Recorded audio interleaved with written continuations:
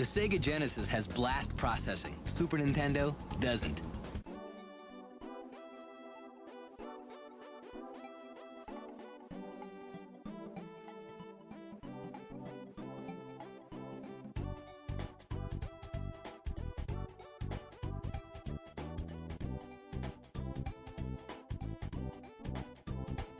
Oh my God.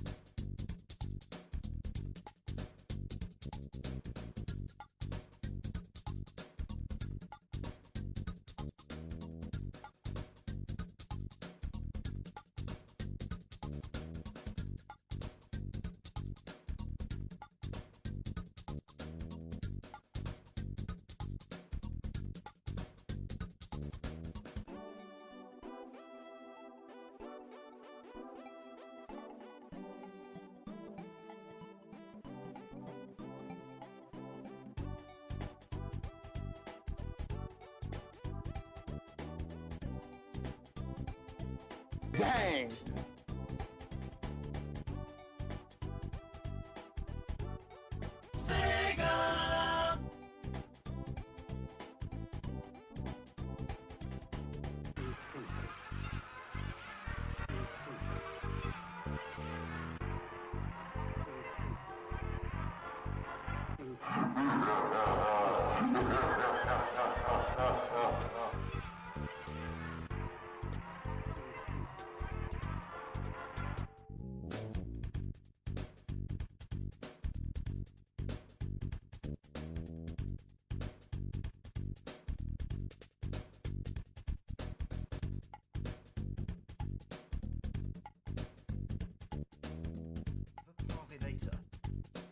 What's up, guys? What is going on? Welcome. I have to admit, when I hit the intro or the next scene button, I don't think I was ready. I was like, oh, hey, what's up? We're going. All right. Hey, guys, what's happening? Happy Monday. Woo. All right, that's good. We're off to a good start. Just like always. Welcome, guys. How you doing? Happy Monday. I'm extra echoey today. I think I might need to open this closet over here. Jeez. Soak up some of that sound that's bouncing around. Welcome, guys. We're look, here's the thing. All right, this is my first playthrough in EarthBound, and I don't know this from that. I don't know much about this game. I don't know what to title the streams. I don't know what to put in the thumbnail. So I'm just gonna go with my gut. And I don't know. I think we're going to follow up on whatever the hell's going on down in that arcade. So we played this game. We're still in the first like major town where you start, and we made it to this arcade. We've done hardly anything. We're just a few hours into the game, really, and just got a little exploring in, and that's about it. But got to the arcade, and I may not even be ready to fight the guy that's out back. So that's certainly possible, but I didn't exactly do myself any favors, and I got Ness. I got Ness killed, or fainted, or he went unconscious. I don't know what this game does. Let's kick a little more light in the situation, yeah, something like that. But yeah, yeah. I don't know. You know, we got to go back and try to take this guy out. So we'll see what we can do. It's funny because I didn't even realize that these were the folks in that arcade were the Sharks. Someone had mentioned that there's this gang running around town and stuff, and I didn't even know. I didn't get what those folks were who were like running around the town, and well, now I know they've taken over that arcade. But yeah, welcome, guys. Hey, sorry for the late start. I wanted to get rolling a little over an hour ago, actually, but a series of unfortunate events And then I had some family calling to, since I live in Southern California, to ask about like, oh, are you safe? Are you da-da-da? We're seeing all this on the news. And I just had to spend some time putting everybody at ease that like, yes, I might get into this a little bit later, but man, it is crazy to kind of see the way that things get the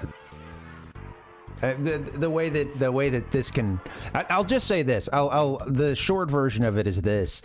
I've seen this city go much crazier when the Dodgers won a championship, and I really fear that there's an overreaction going on here, and that it's easy for them to set up some cameras and make what is essentially just a few blocks that had issues last night, and it's about 5 square blocks or whatever, and then you're getting these headlines, or you have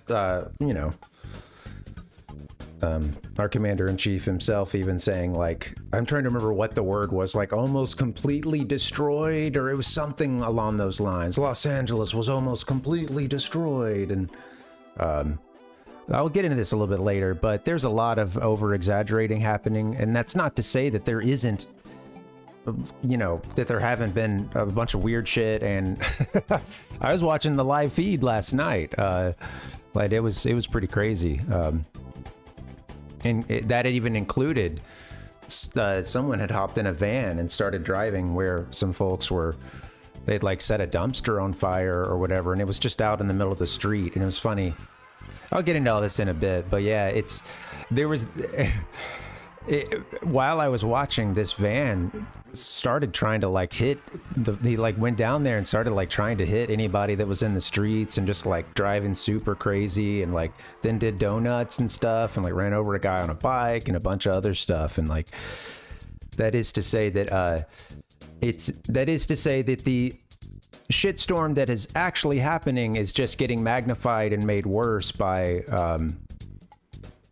honestly, coverage of it, the announcement that the National Guard would be sent in even after Friday.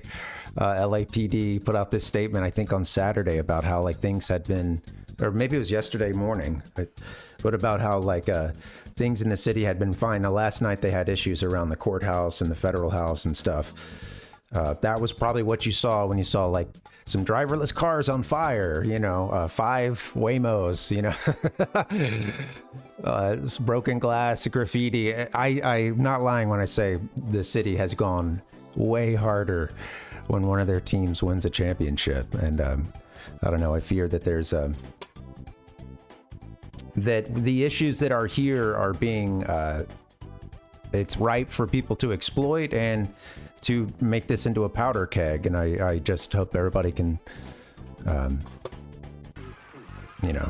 don't know. I hope things are cool and people stay safe, because I think there's a lot of folks who want to see shit go down, and that's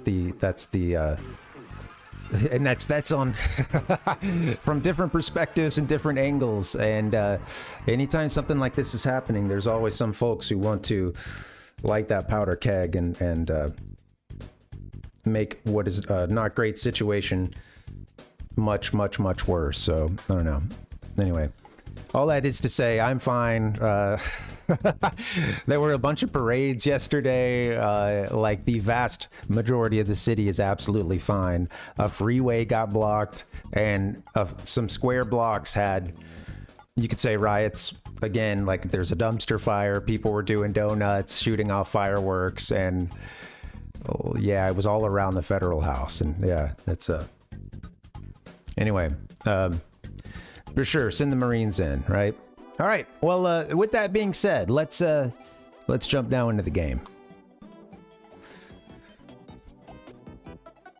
Yeah, sorry. I'm a little fired up because I just had to talk about some of this, and I was watching the coverage last night, and yeah, I'll get into this a little bit later, but they had this reporter on the ground, and it was just a really funny like series of things that happened, where it was like it was made out to be the worst thing ever. And I promise you guys, I'm trying to be reasonable here. Like, but it was, I just, you know what, while I'm on it, I'll just knock it out. But it was, And yeah, thank you, Seth. Seth's like trying to help me out here. He's like, hey, he's turning it to the EarthBound. Thanks, man. Yeah.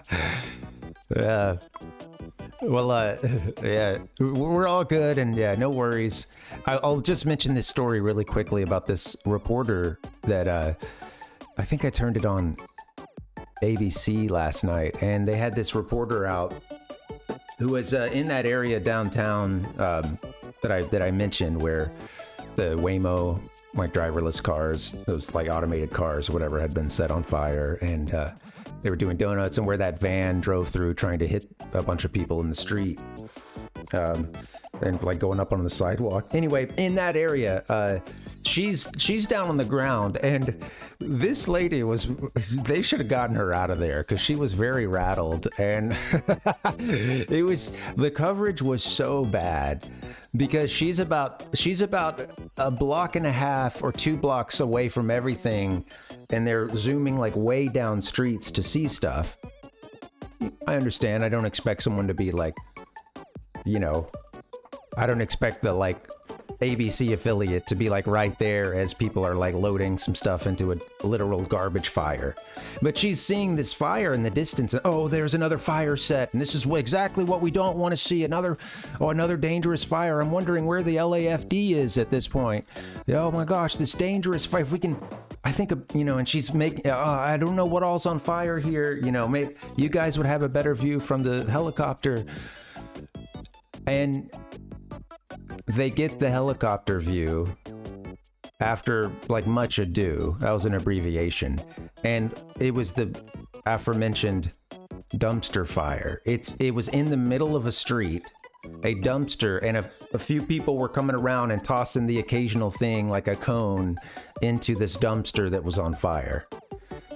And I'm not exaggerating when I say that I watched for about 30 minutes, and everything played out in a similar manner with like, oh, we have here, they showed this one part where it was like, she's talking about how destroyed that section of downtown was, and graffiti everywhere. There was broken glass for these buildings in these blocks.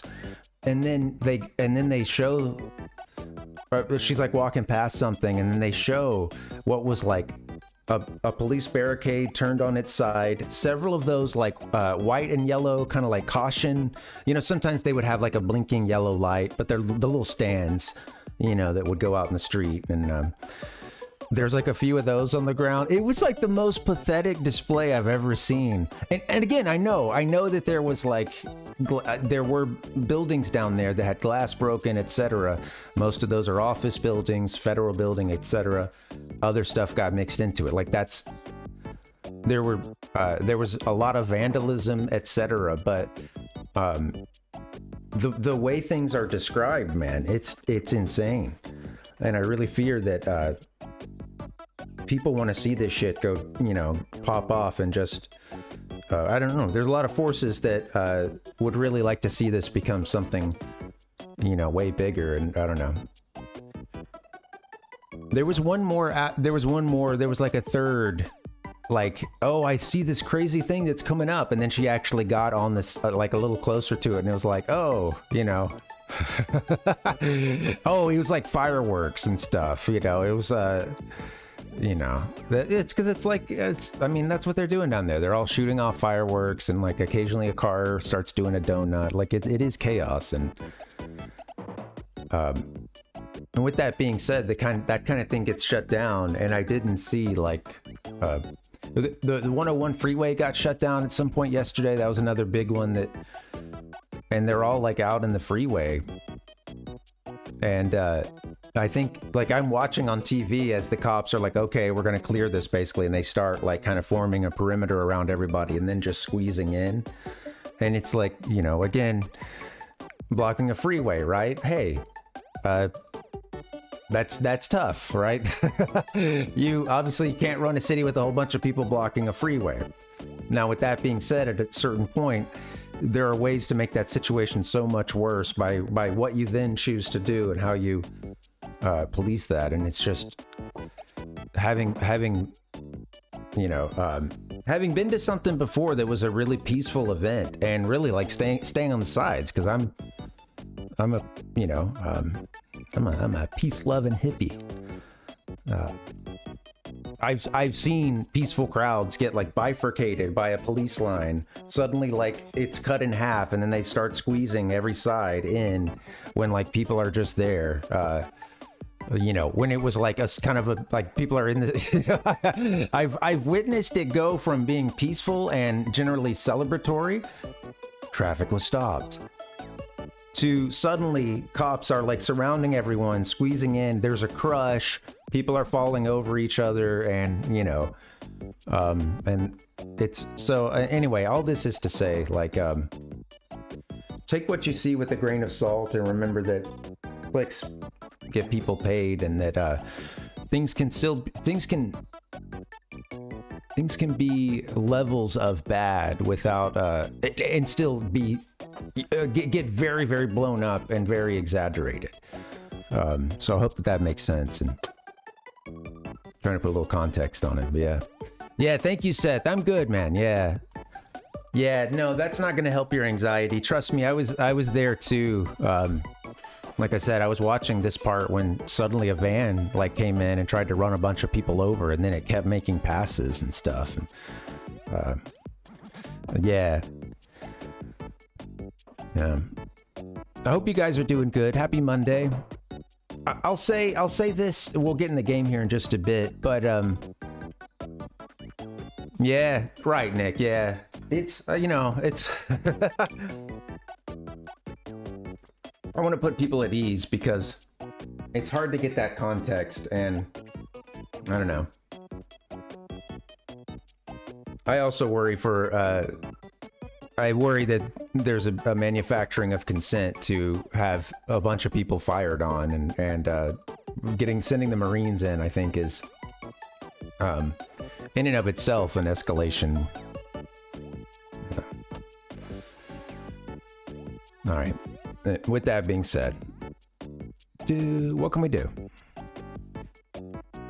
What can we do? Let's play this game. Oh, I wanted to say, you know, Nick had a great idea, actually. He mentioned this, that he had asked about, you know, my thoughts on spoilers or hints. And I'll just say this, that so it varies based on the games. And some games I could even do a first playthrough of and not even really care. But something like this, of course, I really do want to try to play it as blind as possible. So there's one thing that needs to be corrected, and that's like, I've not been good at really setting the expectation, but I think it's probably best. What I really want is like pretty much nothing at all. No hints, no tips, no like greater context, like getting an item and then you tell me how that item is cool and it's going to be doing the, you know, or hey, look out for this. If I'm stuck, or if I look like I'm,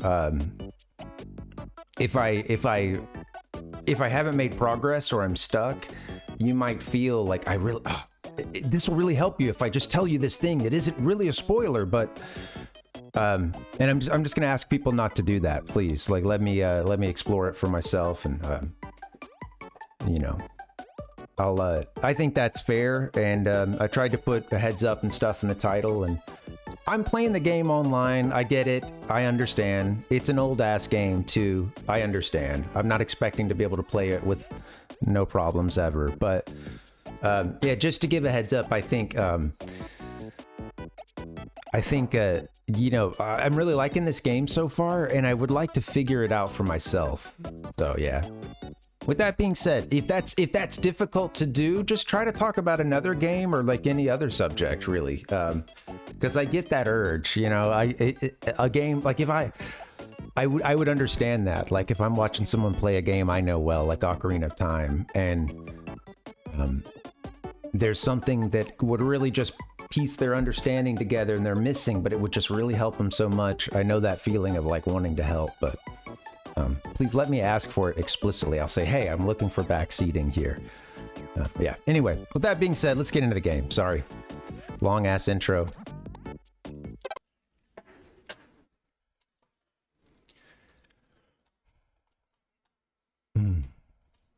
Yeah.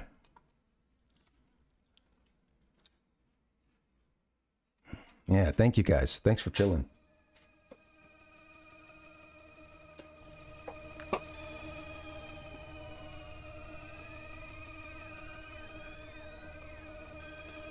That can sound mean, and I don't at all mean it to, and I will say it's more of a like, hey, from now on, right?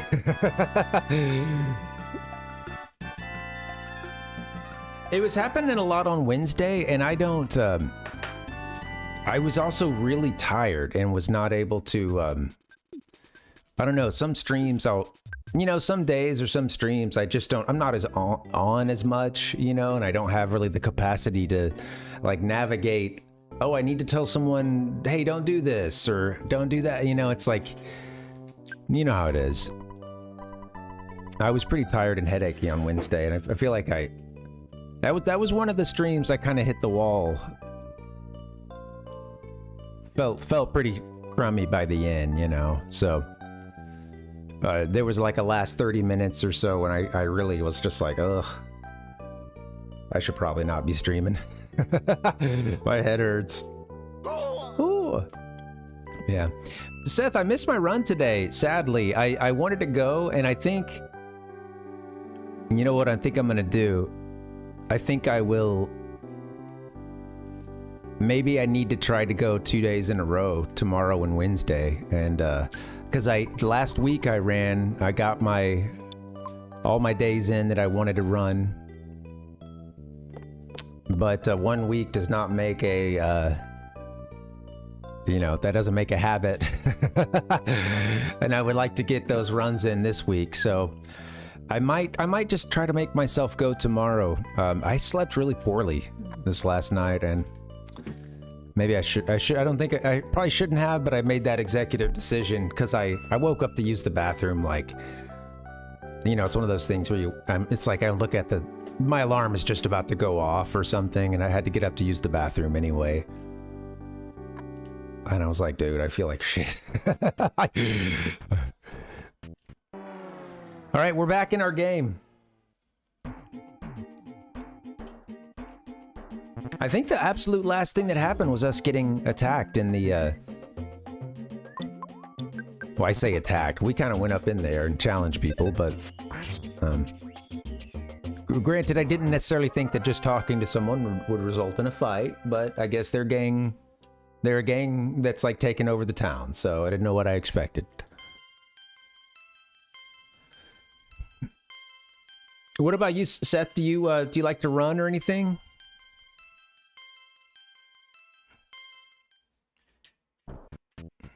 Nice. Yeah, I think it will. I think it would help me burn off a little. Helps me get rid of some of that excess energy. Oh, I gotta let this cat out. Yeah, right. No worries, Nick. Yeah, thank you. Sorry, give me 1 second, guys.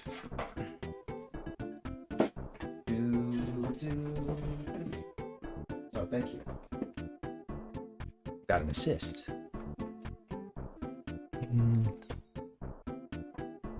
Oh yeah. You mentioned you had some. I saw you mentioned you had some stormy weather earlier. Yeah, and right now, huh?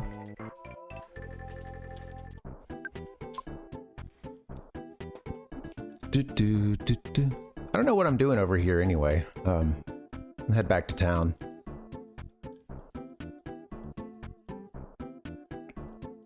So I can't avoid them, I guess. All right. Back to town. Oh, I mentioned that I got this Genesis recently, and I had ordered some cables for it. And one of those is supposed to be here today. I believe I ordered a SCART. It's like a RGB with C-Sync over SCART. That'll plug into the Retro Tink here, and that thing's gonna look sweet. Honestly, it doesn't look... It's not great, but it would look playable for the stream at least. I would still... I prefer just a little nicer, but... I mean, I grew up on AV for, you know, I mean, we had RF for a couple of points, an RF connection. So, you know, AV, no sweat. The Genesis looked decent with the, you know, even with just its AV cables that came with it from the secondhand store. Sadly, they, you know, and my buddy had bought it, and they packaged a kind of a really cheap power supply for it. And I even looked at that power supply the other day, and it says on it SNES. And it's a common thing that, like, oh, you can use a Genesis power adapter for your NES, or rather your Famicom or Super NES, Famicom. No NES or Super NES. And never plug anything in before you look it up either. But certainly not based on the things I'm telling you here, because I get stuff mixed up. But when I was looking at power supplies for the Famicom or Super Famicom, I was directed to Nintendo's official part, HVC 002, or at least that's the one you would need replacing. And there was a lot of stuff online about, hey, you can get a Genesis Model 1, I think, power adapter, and that will fit. That'll be good for your Super Famicom. Now, I can't tell you why, but I read somewhere else that it is not good to do that reverse. Super Famicom to using a Super Famicom power supply or whatever on a Genesis. I'm getting lost here, but yeah. And they had packed this dinky little cable, and like I said, it had all this audio and video distortion on it, and it sounded really I mentioned this, but every time Sonic gets a ring, it had this really crazy on the end of it, you know, just bad distortion. And if you allow enemies to approach you from your back or side, they may get a surprise opening attack. Okay. When they approach you this way, your TV screen, no. I mean, the world in front of you will show a red swirl for a second. On the other hand, if you approach an enemy from the back, thank you for trying to not break the fourth wall there. I appreciate that. Doing his best. On the other hand, is this Mr. Rossetti? On the other hand, if you approach an enemy from the back or side, you may get a surprise opening attack. In that case, your TV, oops, again, the world in front of you shows a green swirl. Okay. The point is, try to fight so that you always have the advantage.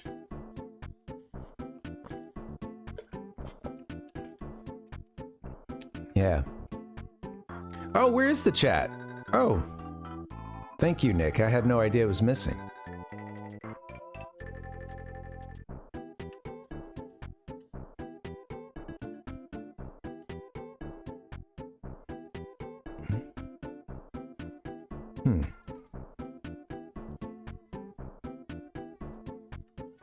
What's the deal? Testing. Sorry, guys. Let me get this chat up here. I don't know why it...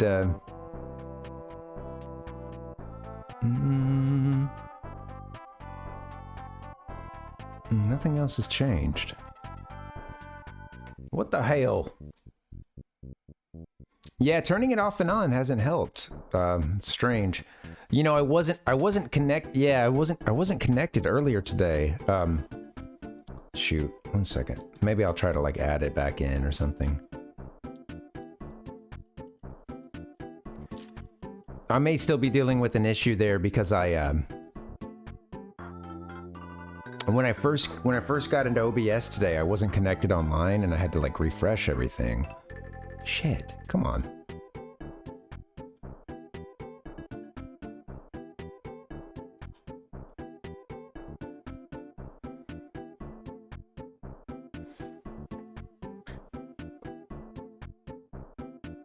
Yeah, I know that it's strange, and I have it at the very top of every element here, and in fact, it should be like huge right now. All right, guys, give me just 1 second here. I think I can fix this. I'm just going to create a new source. Maybe that'll work. Jesus. Chat again. Hello. Do do do do do do. There we are. Thank you, Nick. I'm surprised I didn't catch that yet, man. Yeah, I bet that's the issue. So let me it's like none of the chat stuff is working. Francisco, welcome. I'm on the struggle bus here today. Welcome. All right, one more time. Let me just come here real quick. Let me drop the chat. I'm gonna need to put it in like every other source too. All right, guys. What a stream. You know what? I'm quite tired. I think we better wrap this up.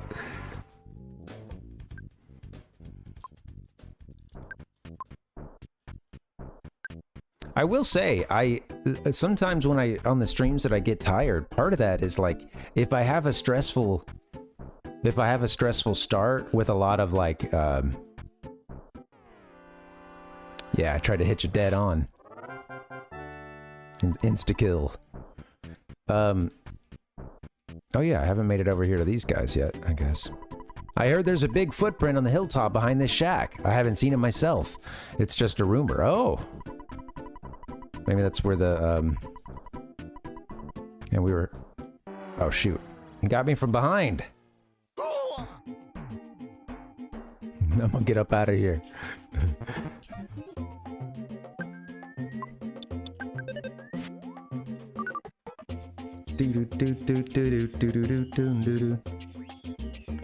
I love that this source is just called chat again. You know. Take two. I'm gonna have to add that into every other like scene I go to. Oh well. Let me start working on this coffee.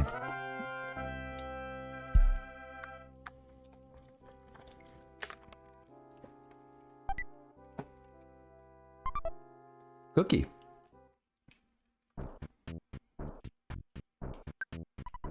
This shack was locked by someone from City Hall, so we can't use it. Yep, the reason it was closed was because a punk named Frank may have trashed the place. What a drag. We can't even change our clothes, and hotels are too expensive. Man, Frank's really screwing it up for everybody, huh? Traveling entertainer's shack. I don't want your shack to be screwed up, guys. It's weird. I've had to do that for a source or two recently, like just create it out of like the same thing, just recreate it, and then it works fine.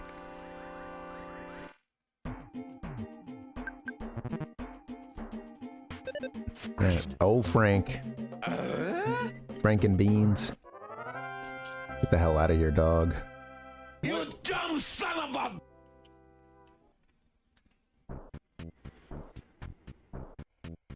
Dreadlocked Rasta. A girl named Her lives in Tucson. Her mother runs a preschool out of their home. I can't remember the name of the school, but I heard her is really special. Why is she special? I forgot to ask. Oh well. I love how freely everyone in RPGs just volunteers this information, you know? I found that in real world, sometimes people aren't nearly as friendly, you know? You just walk up to them on the street.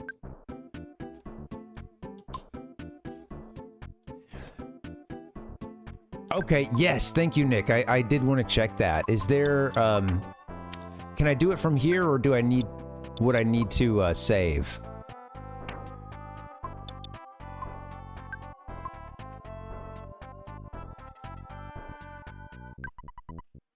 I wasn't seeing anything right off the bat that... Yeah. Okay.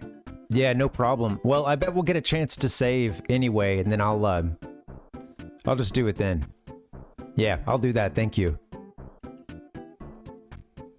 Interesting. I love the little map in this game, and it's you know, it's funny because I didn't even, I don't think I may have noticed it, but it wasn't acutely on my mind, that there's no, you know, sprint in this game, at least, I haven't seen one so far. And then I did see some thumbnail on YouTube. Since I went to go find some of the music and stuff, I get some stuff on YouTube that is, of course, it's an old game, so, you know, there's not much of an expectation that there won't be spoilers and stuff, but I started getting all this EarthBound YouTube content, and I'm like, nope, that can wait until I'm done with the game. It's these guys. You want to meet Frank? You don't want Frank to beat you up, do you? I'm gonna... Oh! Whoops. I'm gonna try to take on Frank. I'll just make sure I have a little more HP.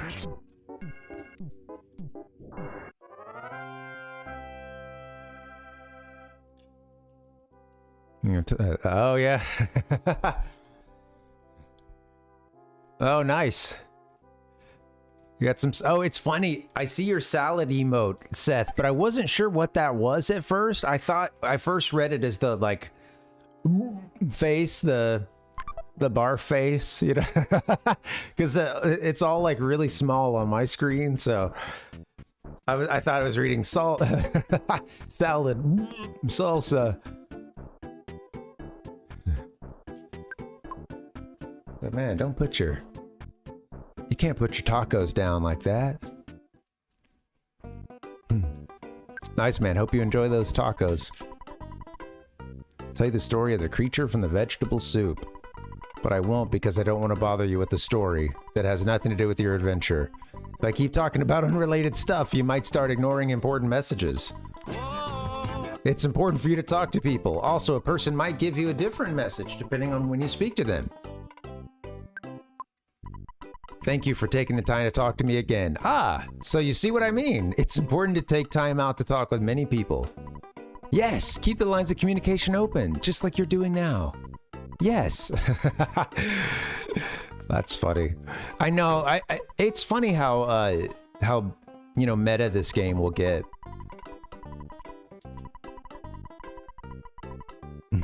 Every bakery's making sandwiches. They're kind of like fortune cookies, except you can win stuff. Oh yeah, and it's a sandwich. Okay, so maybe it's not like a fortune cookie. Anyway, the best thing that can happen is recover PP. I just wish I knew what PP was. I like cottage cheese on bread. You haven't tried it? It's the latest craze in culinary circles. This cat now wants to go inside.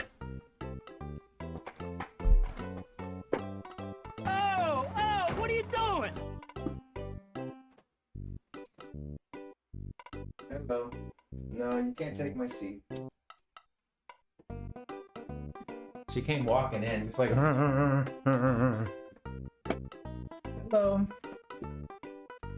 You want to sit on my backpack? There you go.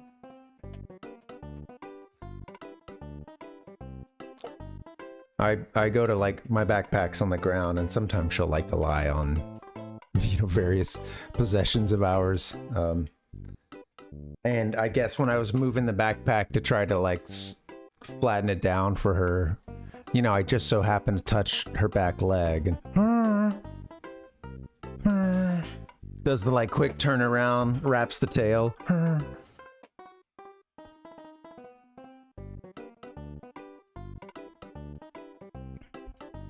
Damn. Wind's up to 100 miles per hour. Jeez, dude.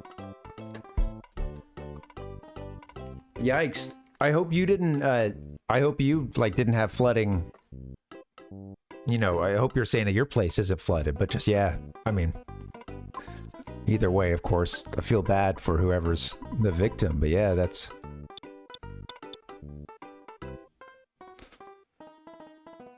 Yeah, I hope you're okay, staying dry.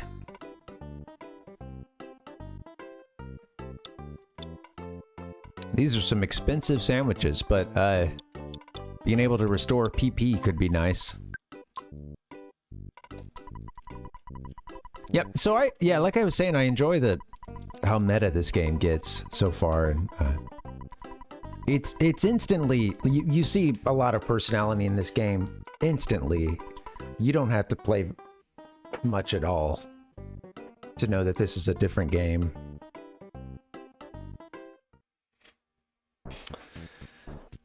God damn it! Got a leaf blower outside. Case of the Mondays, indeed. Oh! Speaking of which, Jesus, I got hit while I wasn't looking. We got a skate punk. I like the skate punks. He's got some good stripes kicking off.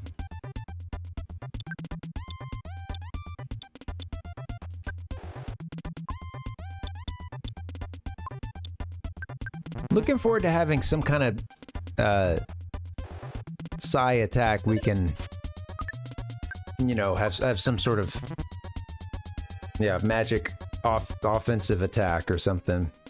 That'd be nice.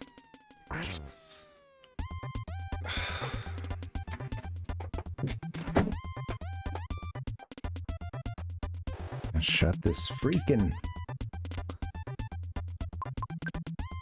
Shut the window. Oh, shoot. I might die here. I'll be careful. He's faster than me, too.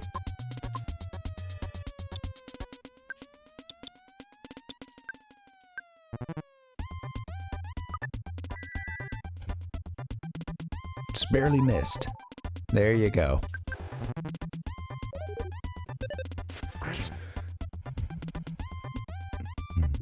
Yeah, I know, man, it's frustrating too, and it's like, you know, it's all, since I have a bunch of apartment complexes nearby, it is every day, every single day I'm hearing some leaf blower, just because, you know, of course they all have like different crews that do it and stuff.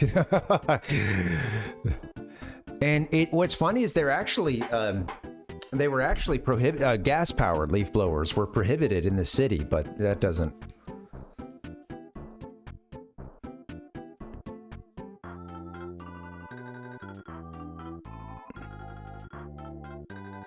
To me, it's a... I think it's a tool that has some usage, but when you're like... When you're doing like just landscaping in an area that isn't that bigger, or that really isn't that big, and you have a bunch of apartments nearby with folks who may need to have windows open because, you know, it's hot, it's apartment living, etc. And yeah, man, it's pretty brutal. Rotes, what's up? I think something just came through. I don't know if I heard it.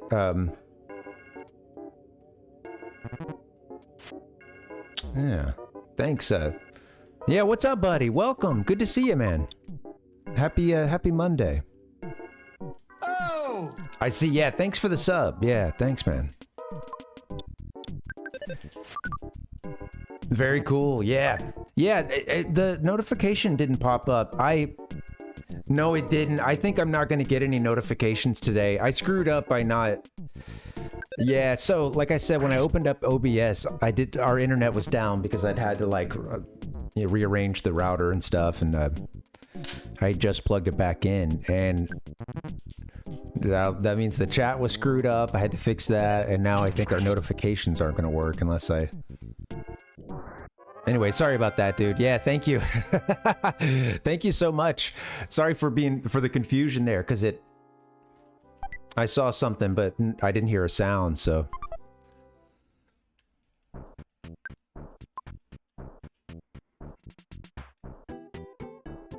All right, oh wait, what's the button for just your HP? Trying to talk to the truck. Okay, well, we're low on HP again. I don't think we've explored this way. Yeah. I can call you Jason if you'd prefer, but yeah, there you go. I got no problem with it. For me, it's a bin sometimes, you know. Others, you know, the Parvinator, right? Yeah, it's truly either is fine.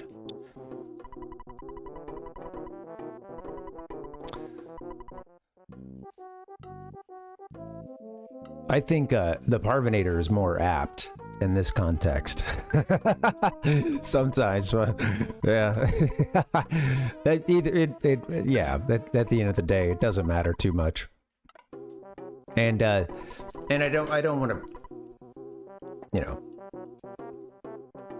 There's a distance that can be created sometimes intentionally, but that's not really what I'm going for with that. So yeah. That is true. That's the thing about having a screen name, you know. As you can hopefully you can have something unique. Man, am I steamed? Don't even try talking to me. It's not going well down at the police station. They're stressed out. Townspeople are in a state of confusion at times like this. It's times like these the riots break out again. Oh my God! Or people start acting wild, so we police are being ultra cautious. Jason. Jason of the...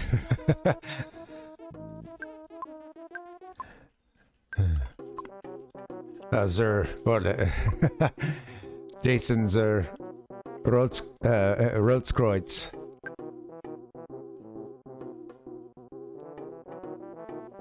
Hey, what? You know, hey, that's why God gave us 10 fingers, you know? He figured we were probably going to lose a couple along the way. But damn, dude, sorry to hear about that, man. And, I will say that is a big, crushed finger and 4 hours is a huge commitment, but to have the car fixed, I mean, great job, man. Yeah, you put some work on it too, dude. That's not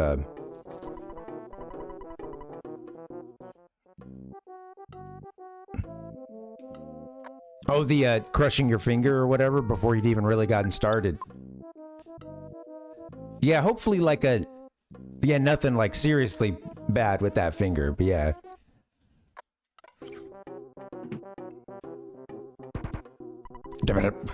Machine gun knocking. That sucks too, hurting yourself before you're even like, you know, going with the repairs.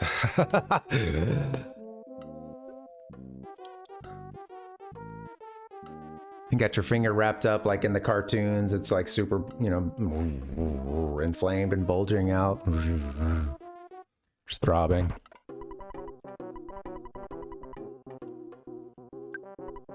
Psst, I'm not really one of the gang. I'm a cop, even if I don't look like it.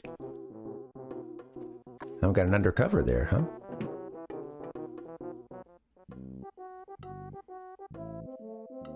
Oh. Ouch.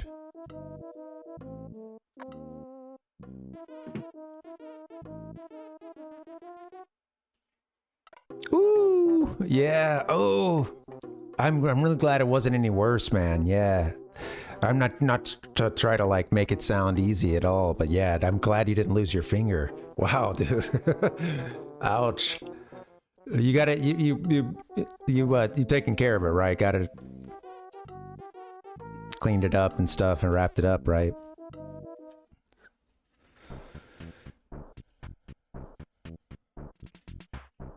Ouch, man. Hopefully not anything you needed stitches for. I'm guessing not. Probably would have mentioned that. Keep the lines of communication open. All right. We'll talk to you, lady, at the bakery. Oh! Yeah, you know how to do it, right.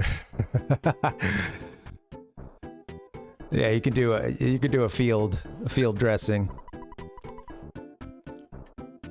Good, yeah, man. Well, yeah, I hope you feel better soon. And I also like that. It sucks having to work on anything when you've cut or like banged your hand up or something. I hate that feeling, and it's like, then you're like, you can't hold things right. It's yeah.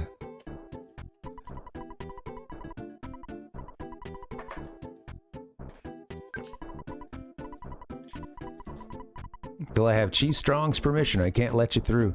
Like when you're cooking dinner or something, and you get a cut on a finger that's not like it's not going to be a, you know, it's not going to be a stitches kind of situation or anything crazy, but you still have dinner to cook after that, and you're going to have to go clean it, deal with the blood, you know, wrap it, etc. And then you still have to cook dinner, you know?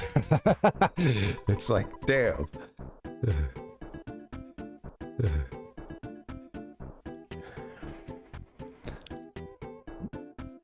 I mentioned this on... Oh, cool, dude. That'd be fun, man. Yeah, get some... You had mentioned you had been wanting to get some retro stuff rolling, so that's your ticket, huh? Getting the... Oh, shit. Did our stream drop? I think it might be back now.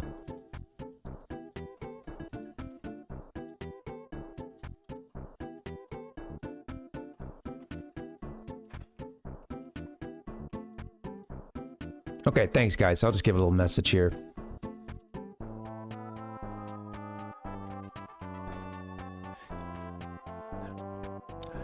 Yeah, I saw the chat. I got a little restreams chat thing here, told me that the chat disconnected, so yeah, kind of wondered. Yeah, they cut the communications. What is it? What's the line from episode 1? What is it? A communications cut or break? I can't remember how he words it. You know, it can only mean war. It can only mean one thing: invasion. I think is what it is. I gotta look this up now.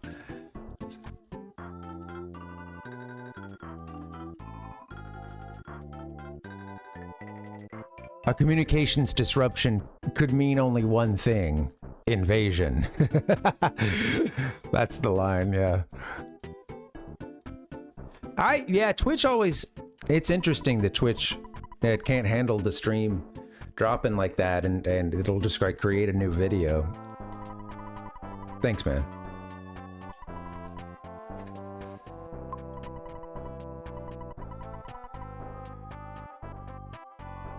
This guy just playing his must be the happiest man in the world. I can practice my trumpet in this scenic spot. I'll send my haunting melody throughout the town.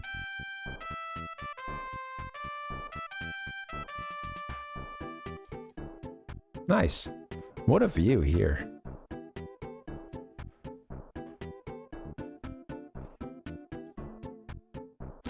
It's interesting because I was reading a thing that it was talking about the critical reception of this game when it first, you know, when it first came out, and graphics were mentioned as part of the, like, as a downside, or maybe one of the aspects that didn't snag American gamers. And I think it's more referring to like sprites and some of the cutesiness of the game, but I like a lot of the environmental and like, yeah, and the cityscapes and stuff too.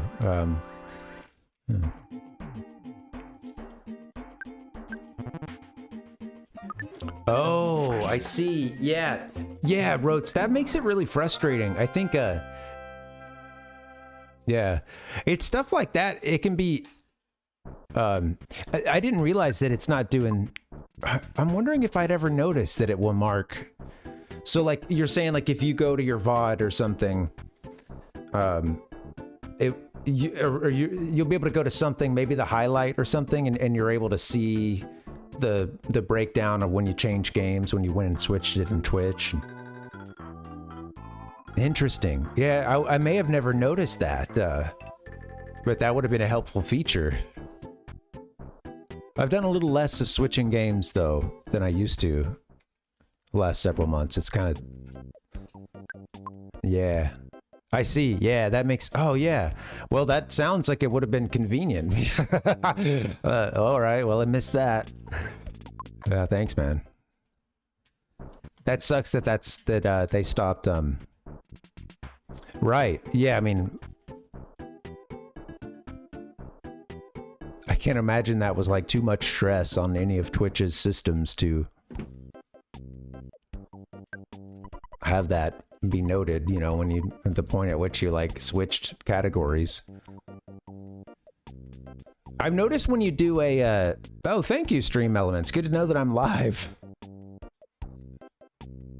That makes me think that I wasn't live there for a second. I mean, I know we had that one reset, but hopefully no more. Thank you. I happen to see it come up. No sound or anything, but... Bump, bump, bump, bump, bump, bump. Let me try something real quick. Notifications, where are you? I want the notifications. This isn't gonna work either, I bet.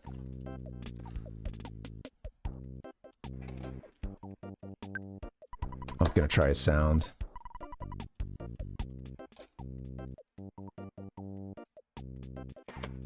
Not gonna work. Beep, beep, beep, beep, beep. Damn it. I should have, Oh, you guys probably heard that, actually. Hold on. I think I'm almost done. I want to turn notifications on. Shit. I don't know.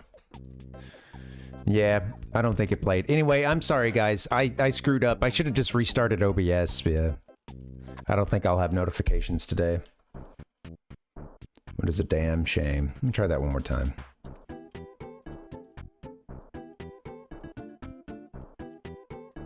I love creating new browser thing. How about notifications again? Here we are.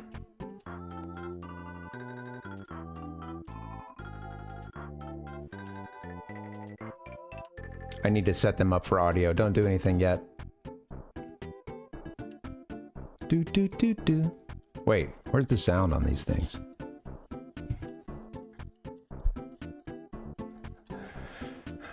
I'm sorry, audience. This stream has been a hell of a Monday.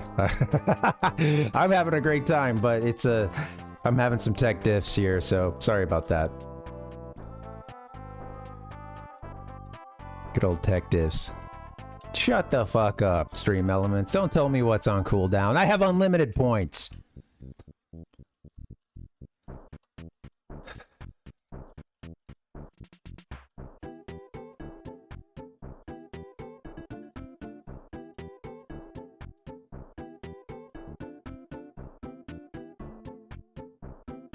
Seemed like that worked. At least I heard it. Yeah, that's what I was trying to play with that. But yeah, hopefully, I don't know. It's weird. Nothing's showing up on my meters here. I should probably move on again. But like, even when I played that sound and stuff, I wasn't getting any feedback from the audio mixer that anything was different. And yeah, it's strange.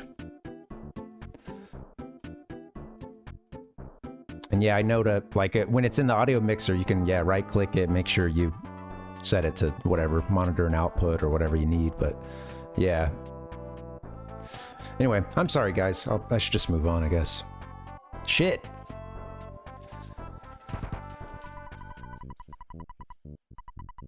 Go away. We don't read the paper. We don't want any milk either. Damn.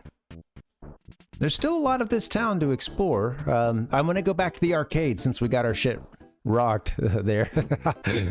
I'll head back there in a little bit. Maybe, I moved here from the way away next town. In the next town, there is the, what is the name? Polar Star Preschool. The preschool is at Her's house. Right. Her uses, what is it called? Magic. Do you get a chance to change anyone's name in this game? Because I would not be totally against changing her name, you know.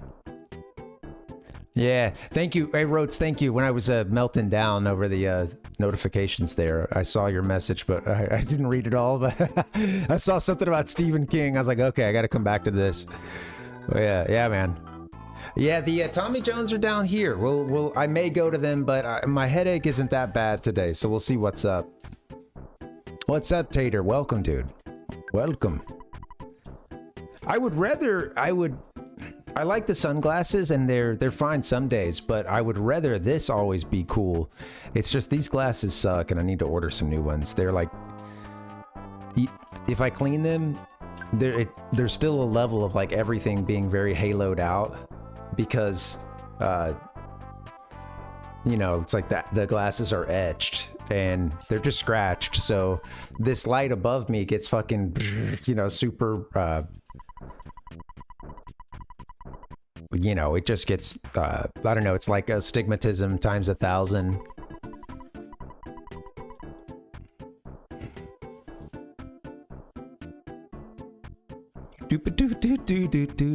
How are you, Tater? Welcome, buddy. Welcome. Strange crew, strange brew. Rumor has it the Shark's boss is hanging out near the giant step. And Frank must be maybe not a boss, but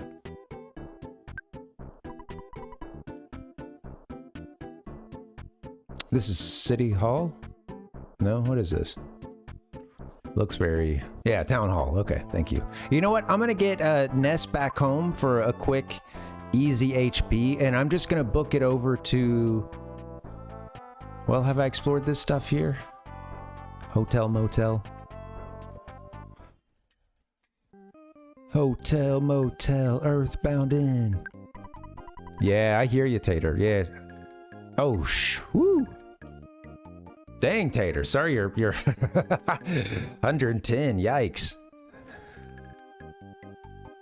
That's hot, man. Yeah. Stay hydrated.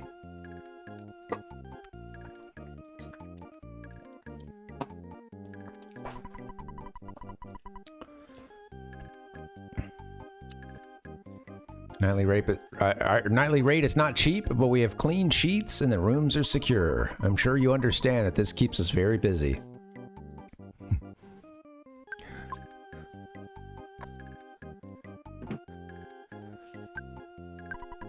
Who are you talking to? Welcome to the automatic teller machine. Oh, okay, cool. Too bad we lost half of our money. Do.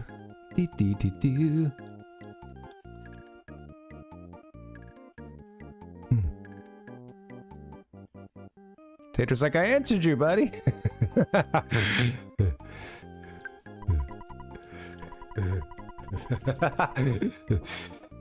He did a general answer, and it was a smart man. It was an answer that could answer you and answer me, because we both kind of asked him what's up.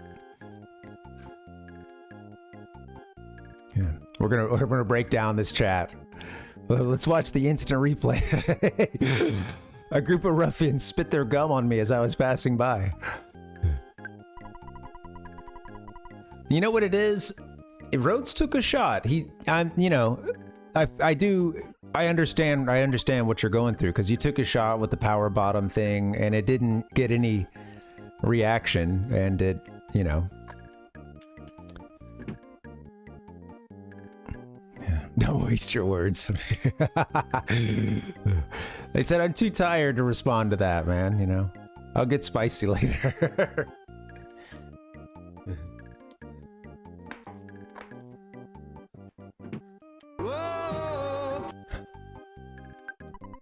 Look like you'd be a real target for the sharks. Thanks, lady.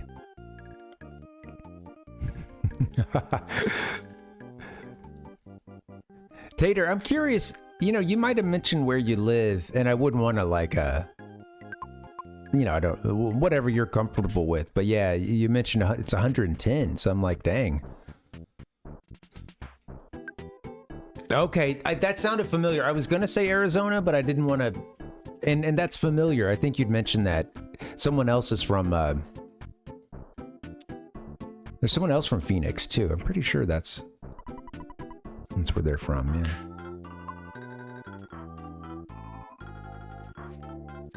Rhodes got 10 hours of sleep. Oh, nice. Recovering from that finger smashing.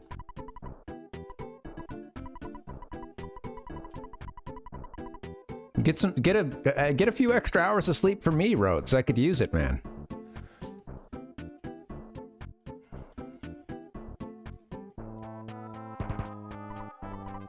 Yeah. Yeah, I've only been to Arizona once, and it was visiting my partner's, well, my wife's, her grandma lived in Surprise at the time, which is a great name. Surprise, Arizona. Surprise, it's hot as. Yeah, it was like she was in a retirement community or something, and I think there's like a ton of them there. And we didn't do any. Yeah, we didn't do like anything you would want to do when you visit a place. Really, it was more of a family. I mean, you know, we were there to visit his grandma. And at the time, she's doing a little better now, but at the time she wasn't that mobile, and I think so. It was just, you know, we were just there to visit family. A lot of hanging out, sitting on the pad, or well, actually not sitting on the patio, sitting in the AC. Well, yeah, you'd walk outside and you could still feel the heat radiating off the ground. The sun's down and everything. Boop boop boo. Yeah, dude. Yeah, something on the other side of the valley is, yeah. You're probably going past a whole lot of folks too. You know, I mean, it's a big city, and suburbs are really, you know, like the area itself is really big and can be really spread out. So yeah.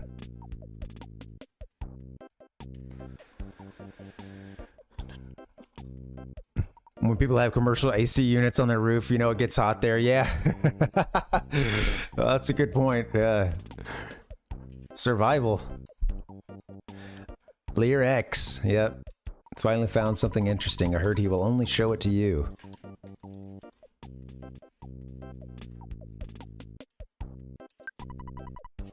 Yeah. My sister and brother-in-law came to visit us, and while they were here, you know, so it's like, okay, well, we're in Southern California. We'll do, you know, let's go see San Diego. And they had something they were going to do in San Diego, or a reason to bring them there. And yeah, it ended up being like a 3.5 hour or 4 hour trip.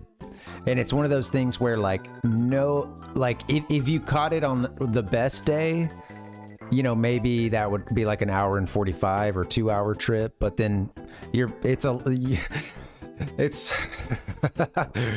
well, you know, I understandably everybody was frustrated and everything, but yeah, it's tough because it's like there's sometimes I think I have to put it in the perspective of like, yeah, but we also drove past millions of people, you know, it was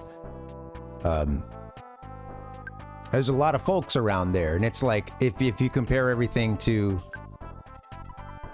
you know, parts of the country where you can generally hop in a car and be there, you know, like 20 miles, 21 minutes, you know, there's still a lot of parts of, you know, small town and country, etc., where it's, you know, it's not going to take you much more than a minute, a mile, or whatever. But yeah, what are you passing, you know? It's versus just a super congested city, and it's gonna take a long time to drive around. All right, I've done a lot of exploration of the towns, the houses. Well, apparently not enough. Could give you a great hint for just $35. Okay, you know what, we don't need a hint. I'm gonna stick to my plan of getting back home, and let's get Ness healed up. Yeah, I love that line, Tater. Yeah. Rotes, were you talking about having visited Phoenix? You mentioned 2 weeks in and out.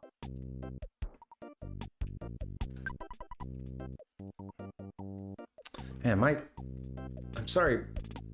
I feel like my just my neck and right shoulder are really bugging me. I feel like if I need someone to like crunch down my shoulders, I'll turtleneck out. I see, yeah. Okay, right. It was like a corporate, do they have their corporate office there or something? Do. Do, do, do, do, do. The Road Warriors. Life on the road ain't for everybody. That's what I'm talking about.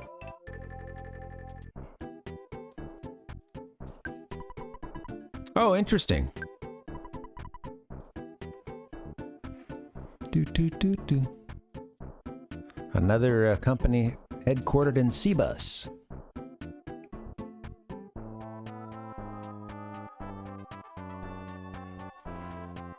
I see. Yeah, that shift people around and stuff. Yeah, that makes sense, right? Go in, kind of get them back into shape and stuff. The team of ninjas that are sent around to put out fires and, you know.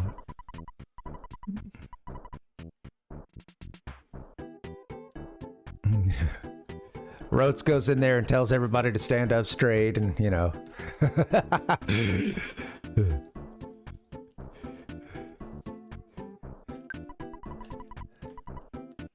Oh shit. Well, I guess I'll start a fight with you, sure.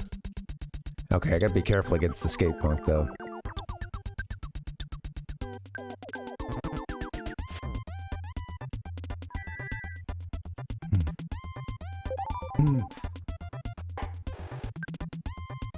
Let's trash the skate punk.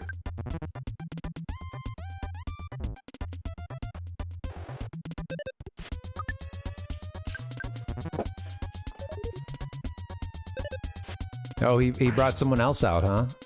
Jeez Louise. Yeah. Interesting. So you were still doing part of a, like, Southwest kind of tour of the Southwest. Yeah, I still very much remember just that time around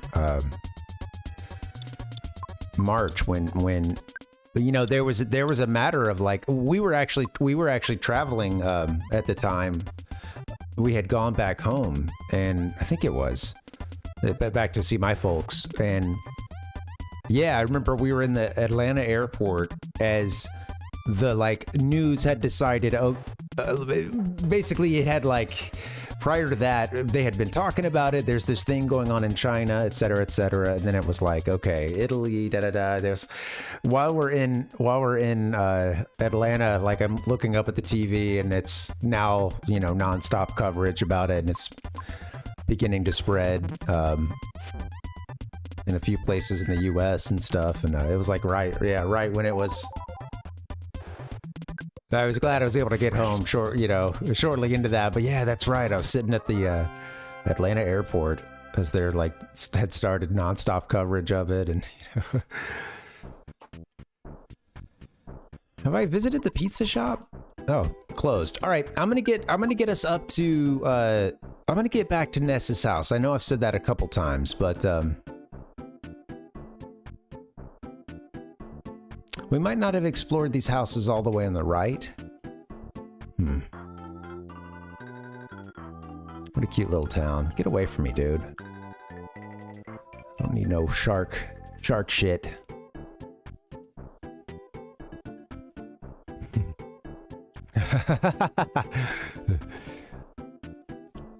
It is quite vivid. It really pops. Who's there? It's creepy in here. What? You won't answer? You know what? Let's knock again. Didn't we learn a lesson earlier about always checking people? Who's there? It's creepy in here. He's knocking like the popo, man.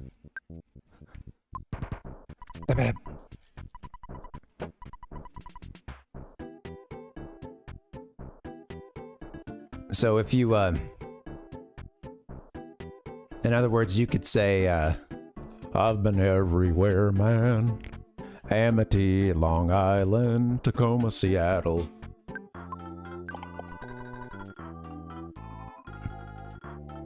SeaTac. Who are you talking to? B.H. Perkle. What a name, B.H. Perkle. The mayor is proud of the people on it. I'm loving this game so far. Sorry, I know I've just been walking around. It's been a bit derpy. I know. But exploring and taking your time with this game feels right. Feels like one that you don't necessarily have to rush through. Okay, thank you. We did talk to you. All right, let me focus on getting Ness back home. We'll save, and maybe that'll be a good time actually to change the text and stuff.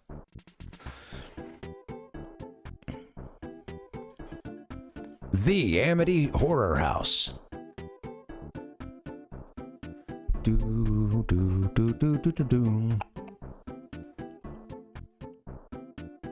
Yeah, I don't know much about the actual events or you know. What is the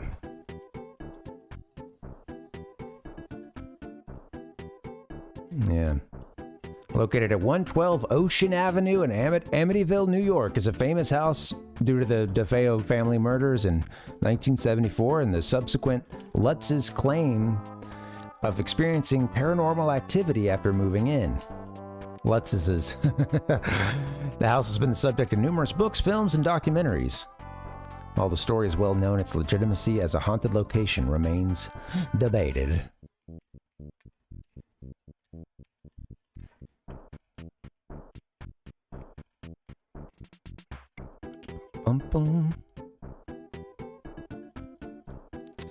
Some of that Phoenix OJ, Phoenix oranges. Interesting, yeah. Well, yeah, that's what's pretty sweet. Like, I remember, like, when we first came out to visit my partner's family in Sacramento, and it was it's an interesting city that had it's interesting as well because, like, it's still got a, like, mild Mediterranean climate, but it gets a little more seasons than Los Angeles does and San Francisco. It does get, like, you do have something close. I mean, you have fall, you have the seasons here. It just, being from a place where there's a ton of trees that would lose their leaves for autumn, that's around, but you may not see as you don't see as much of it sometimes. And I remember, like, being in Sacramento and a few just like seeing a lot of citrus trees everywhere. Man, this is awesome. And yeah, anybody that had one, it was like, you know, you've got more than you know what to do with, so you're hopefully you're giving them out to neighbors, or, you know, anybody who will take them.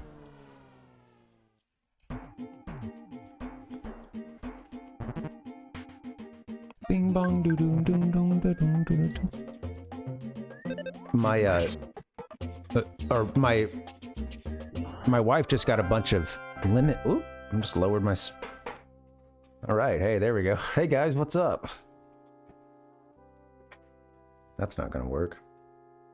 Congratulations! And all the way up with you, all the way up.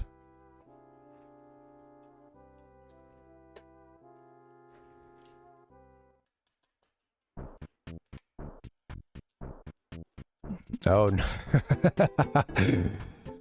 Is it so Strawberry Chapel, is it do they get a lot of folks coming through to try to, because the area supposed to be closed off or anything? I don't know much about it. My wife had just gotten a bunch of oranges from her friend. Wait, is this our house? This is ours, right? And that's pretty sweet. It's funny because we both managed to make lemonade, and then, like, a week or two later we made some lemon bars. So I feel like life gave us lemons, and we did what you're supposed to do. We actually had that thought because she was just like, I have all these lemons now and I don't know what to do. And I was like, yeah, you do, babe. You do. When life gives you lemons. She's like, I've never made lemonade. I don't really, you know, she hadn't made it. And she's like, I don't like what all goes into it. I was like, oh, I'm pretty sure it's very simple. I think it's just, yeah, you know, squeeze the lemons, sugar, water, and I think that's about all you need. Turns out I was right. It's just getting those ratios correct. That's the right, that's the potentially tricky part. But it's lemonade. Kids make it and sell it, so you know it's.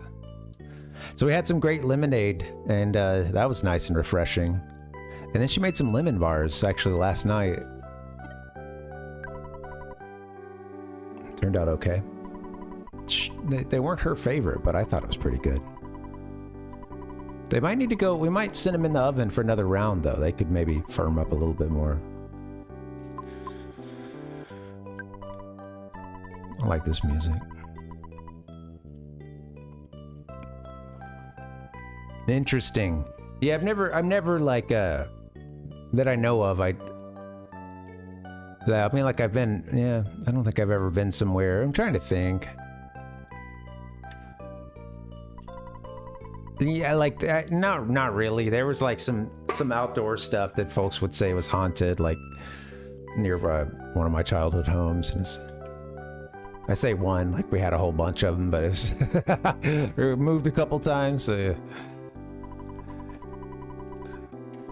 It was just this area where there were like some rocks you could climb on, and it was kind of like in a hill, just covered, like just, you know, in the woods, totally covered with trees, but. Yeah.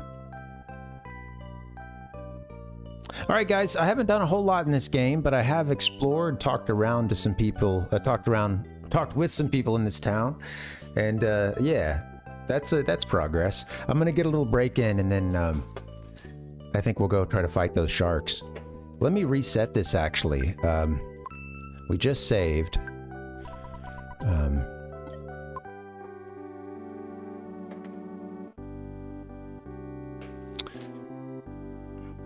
Just saved. I think we're good there. I'm gonna reset this thing, and we'll I think I'll be able to change the text.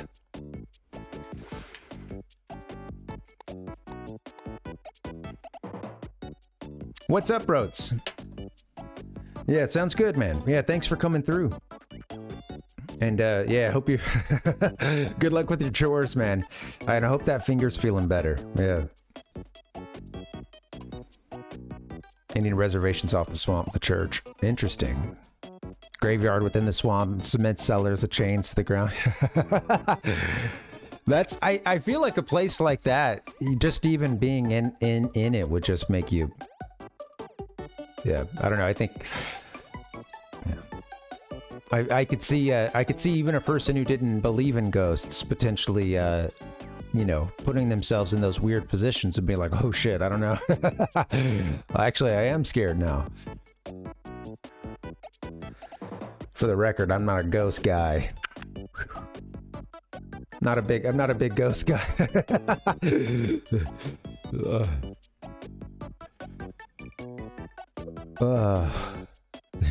I've never used that phrase. I mean, I'm not much of a ghost guy. It's totally unnecessary applause. Don't do that.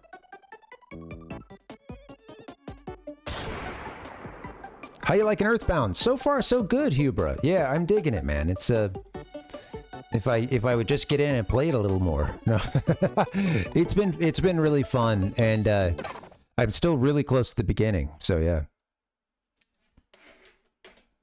Do do do do do.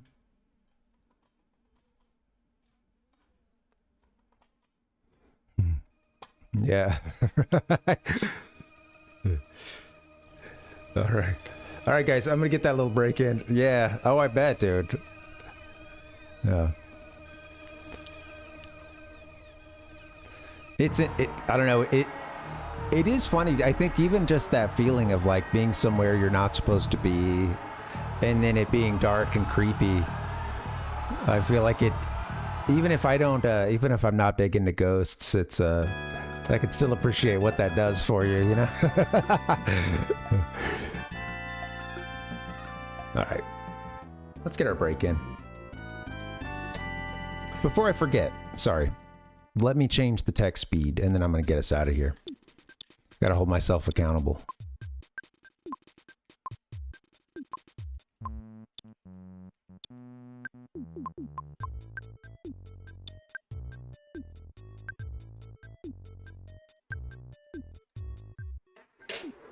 We're good to go then. Yeah. Yeah. You know, actually, you know, that's funny. Like when I visited Charleston as a kid, and we went to Fort Sumter and you know, I actually remember, I think that there were, like, at that time, what was I doing that for? I don't remember if that was, I think it was just with my parents. Because, yeah, they had some family that lived, like, Myrtle Beach or something, and, you know, we went to Charleston and did some sightseeing and stuff, saw the fort and whatnot, and, yeah, it was funny because someone had, I remember what it was, like, there were folks, you know, trying to hawk, you know, there were people on the street trying to get people to do a ghost tour, and, you know, wrangle folks in. And then I remember later, like, learning that, yeah, I guess it's supposed to be a lot of haunted spots. Yeah. All right, guys, I'm gonna get that break in. What a beautiful green, verdant green. All right, guys, I'm gonna take a break. Happy Monday. Thank you so much for hanging. I'll be back here in just a bit. BRB.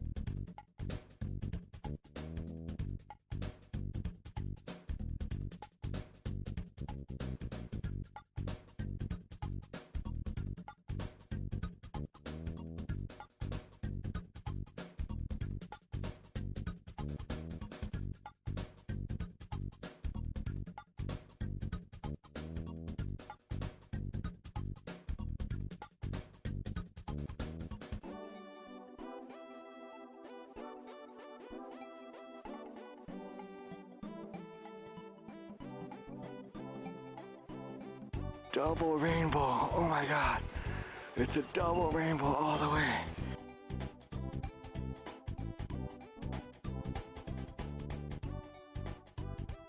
Give me a hell yeah!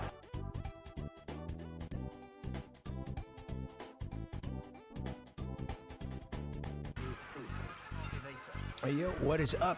What's going on, gamers? How you doing?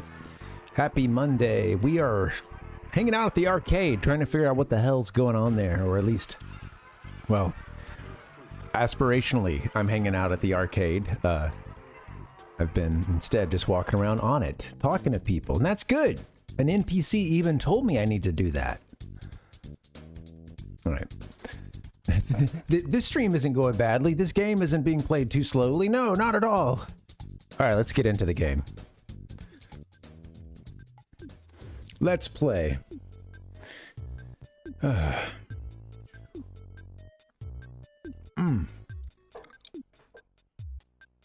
love this Your Name Please music. Such a great track.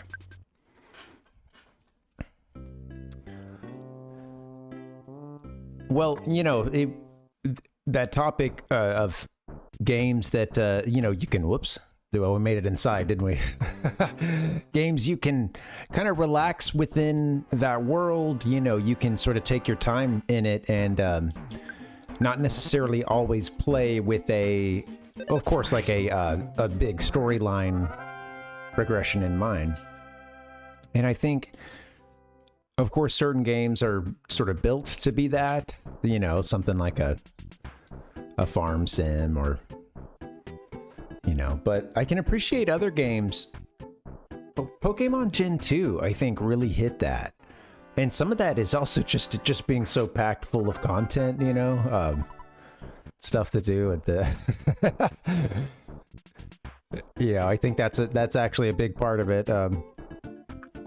But yeah, you know, when I played... What's up, Tintoncito? Welcome. Welcome, man. Yeah. Yeah, cool, man. Yeah. Yeah, it's... Well, that... Yeah, totally. It's not just about the game, right? It's especially if you're gonna... I mean, if you're not streaming it to, like, speedrun it or play it at a very high level, then... Why not enjoy the gaming lifestyle? Hang out and talk to some people and do with the games what I'm talking about, the game inside the game of, you know, of it being something fun you can just chill with and just sit on it for a little while. You don't have to pass it, just sit on it, you know? When you're in trouble, do you think you'd ever like to have a hint? I think I found the hint man already, but anyway, let me go, I'm gonna find that arcade. Yeah, I think Pokemon Gen 2 hits that for me in that, sure, you could go on to get that next badge, to go to the next gym, go defeat the next Team Rocket goon, whatever, right? But I think that the game lends itself to taking your time with it, and all it just by way of having the 24/7 clock and different events and things. You can choose to play the game the way you want to. So, like, you know, that's like one of the fundamental lessons of Pokemon, right? Is that, like, of course, everybody is into it for maybe different things, or right? I mean, they hit you over the head with this in the anime, in the games themselves. Some people like cute Pokemon. Some people only want the fiercest ones. Some people like to work with their Pokemon. You know, some are breeders, etc., etc. There's no wrong way to enjoy it. And of course, then comes the copy. Then comes the copy pasta. You know. With all that being said, I feel that, yeah, Gen 2 really hits that sweet spot of just being a game you can chill with. And when people talk about the Kanto section being, like, so short and it almost not being worth being in the game, or almost not there at all, I spend so much time in that during that period. And granted, I'm talking to, you know, people online, but also just trying to find the legendaries, you know, not knowing where to, like, not knowing or going to look up in a guide the next thing to do every single time will shorten your playthrough. And it is kind of crazy that some people have, like, maybe even never played a game like that. And then they'll sit there and complain that, like, there's not kid game. Jesus, you just got run over. But yeah, they'll, you know. Anyway, rant mode. I'm pissed off.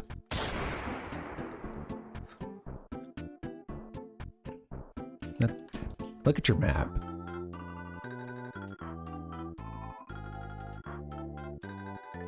I think the arcade is on the next, is on like the bottom street. Most southern street. Yeah, you got it. Yeah. That, I mean, that's, there's a lot of different ways to stream too, right? It's, you know, maybe you speed run, maybe you just do the just talking thing, whatever. There are some streams where it's, the streamer is very talkative, but the pretty much it's like exclusively about the game, or, you know, and that's what some folks are into, you know. It's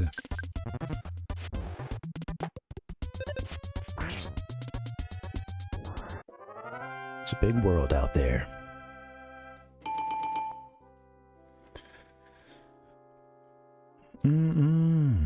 That's what I'm talking about. Need to hit the soundboard more often. All right, I think it's, yes, just another side of the pizza place. And how are we doing on HP? Oh, 25.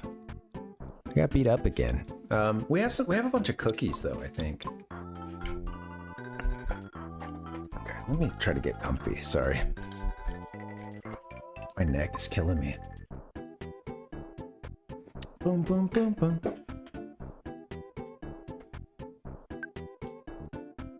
I'm like, where's my neutral? You know? Do you ever feel that way? Like, how do I hold my back? Where's...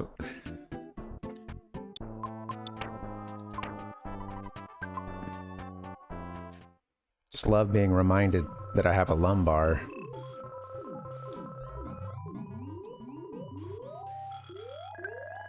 And a spine. All right, so we got our stuff rocked by this guy out in the back. I love this. The arcade music. That's what I'm talking about. How did we get so many hamburgers? Jeez.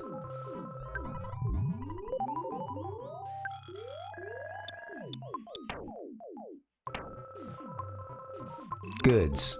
I keep looking for items. Cookie only does 6. What does a hamburger do?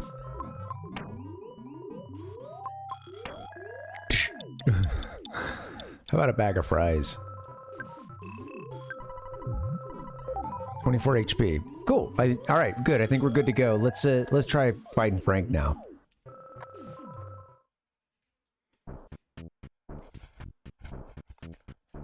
This is the guy we lost to.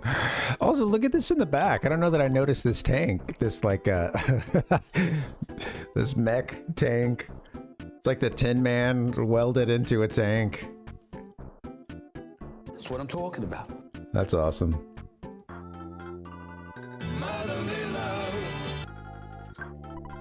Who are you talking to? Wait, didn't you beat our butts? I'm Frank. He gives us a chance. He tries to let you walk away. I'm Frank. You are? Come on, can't you at least say your name? Motherly love is just a thing for you. All right, we're gonna give Frank some motherly love. Here we go. Could use a good offensive spell, but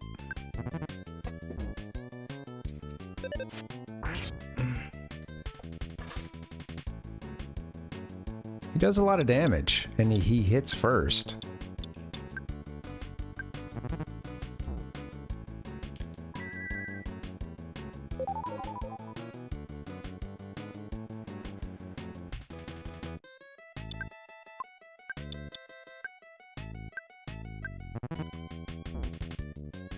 Got me with the knife.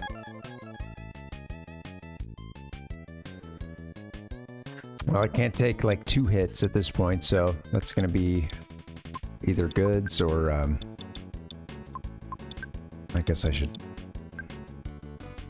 just down to 9-8 PP. Jeez.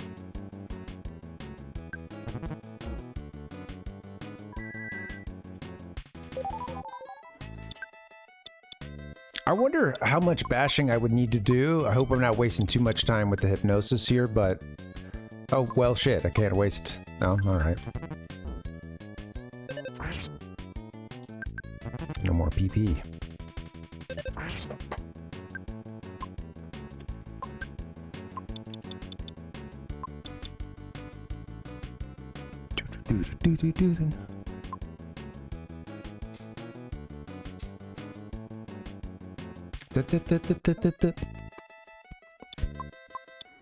I'll toss in my ATM card. That'll get him off of us. Oh, hey, what's up, Rhodes? Welcome. What's going on, man? Welcome, welcome. Welcome back. Heineken! Just in time to see me die. God bless. Fuck that shit!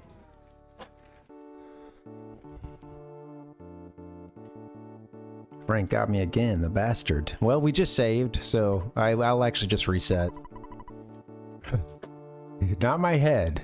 It wasn't our head we got handed to us.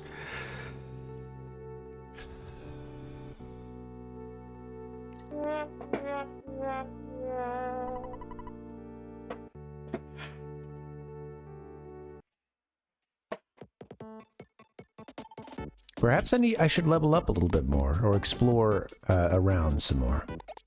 That's okay. We'll get it figured out. We just got our ass totally kicked. I was on the defensive that whole time. I couldn't get a hypnosis in. Maybe that would make a difference if that could land, if that landed like, you know, first turn or something. I don't think I even used it until maybe second or third turn. Let me just try going straight to him again. I don't know that there's anything else we could, like, buy for ourselves. I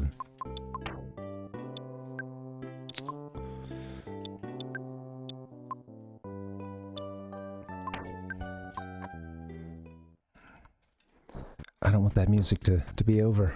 Oh, you were finished. Okay, so I saw something flash. All right, yep. Rhodes just did a little... Oh, shit. Did a little redeem. Story from the NES and SNES days. Let me think, because I'm trying to think of something maybe I haven't told in a little while or haven't told at all. I'll work on it. Let's see.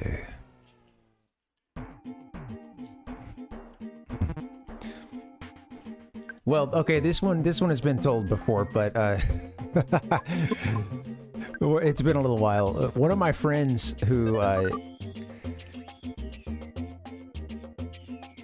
one of my good friends, like, okay, I'm trying to think of when this would be. By the time we got to high school, we just weren't like as close of friends, and I didn't go to the same.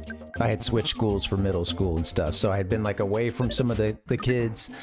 So this would have been, you know, we're hanging out like probably peak. This is like 5th, 6th grade, something like that. And I remember he had a Super NES, and one of the cool things about this kid was that was well, he was all right, but most importantly, he had a Super Nintendo. Now, this kid was also really into wrestling, and his dad was a like regional wrestler that had wrestled with some kind of bit, some big names and stuff. And he was like, I think at the time doing like a regional, you know, wrestling thing. And there was a point when that kid had a birthday, and they actually built a full wrestling ring in his backyard. Like they set the full thing up, and I think this, you know, I'm trying to remember. I was there that day, but I didn't do anything on the... I don't remember doing anything on the, in the ring itself. And a part of me is wondering if it's because maybe I was in there playing some Mortal Kombat. I don't know. There was another contingent, I think, that had broken off. And although as excited as they might have been for a wrestling ring to be in the... goodbye, Cookie. To be in the... to be in someone's backyard at a birthday party, I think there was also some pretty sweet Mortal Kombat kicking off. That would also be, I think it was that day that someone was really good at Mortal Kombat 2 and was actually they were doing really good chains, like kind of pre-combo stuff, because I think it'd be in like MK3 that they really like officially added all the combos and ways to which like you could keep them rolling if the enemy, if your opponent doesn't do this or that to break out of it. And he was one of those first kids I remember that like watching them play a fighter and it just being like, okay, this is another level. Like it's because he was taking down folks that maybe on their little circuit of couch co-op amongst their friends, okay, I'm the best out of that group. And then it's like, yeah, he just, swatted him down really easily. Get away, shark. Leave me the alone. He's got it out for me. Better turn and face him. Whack. So yeah,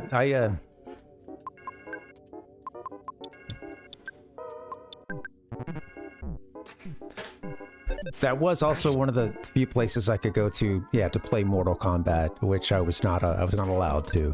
I wasn't supposed to play it at friends' houses too, but whoopsie, indeed. Yeah, I have to admit, as a kid, sometimes I heard whoopsie, sometimes I heard toasty.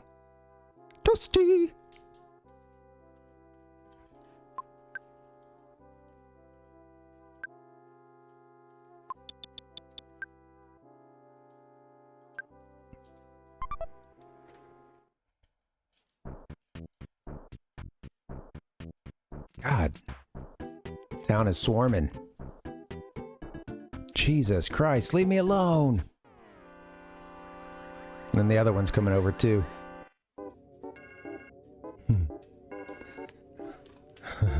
So wait, we've been over this before. What is it actually saying? Hold on.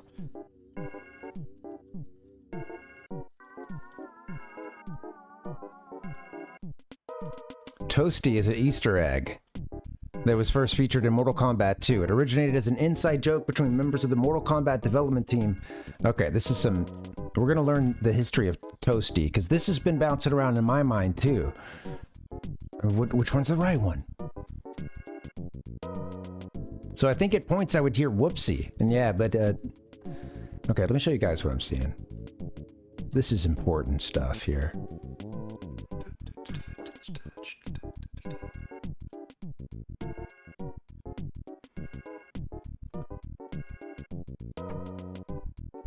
Here it comes. Hey, what's up, Ichigo? Welcome, buddy. Welcome. Good to see you, man. I'm about to get my shit rocked by a couple of punks here. Got it out for me. Where am I? Too many tabs. History. It originated as an inside joke between members of the Mortal Kombat development team and made its way into the game via an image of sound designer Dan Forden appearing in the lower right corner of the screen saying, "Toasty." Something along those lines, in a falsetto voice when the player performed a particularly vicious uppercut. Good luck, and don't fuck it up. And I remember not being sure if he was saying whoopsie or toasty. And yeah. Game Boy version of Mortal Kombat 2 also features this Easter egg, advertised on the back of the game's box, but as the system was not powerful enough for voice acting, it only occurs silently with a brief appearance of Forden at the lower right corner of the screen. You probably can't even see this because this won't get down here, but yeah, it's just, wow, it's a, there it is. That's quite toasty indeed, that one. Well, damn, now. Today I learned again.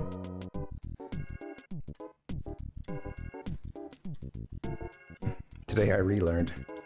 Give me 1 second. Dude.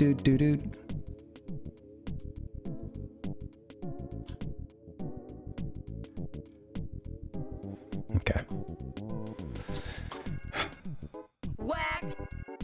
Tired of screwing up, tired of going down. All right, we're getting back to it now.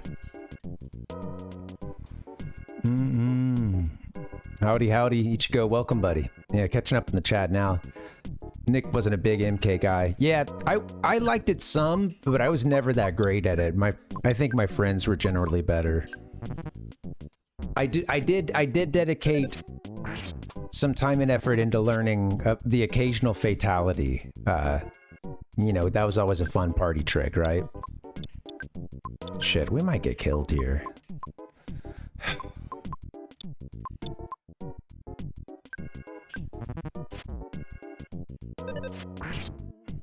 Well, maybe not. It'd be nice if I gained one more level. Oh crap, keeps calling for help.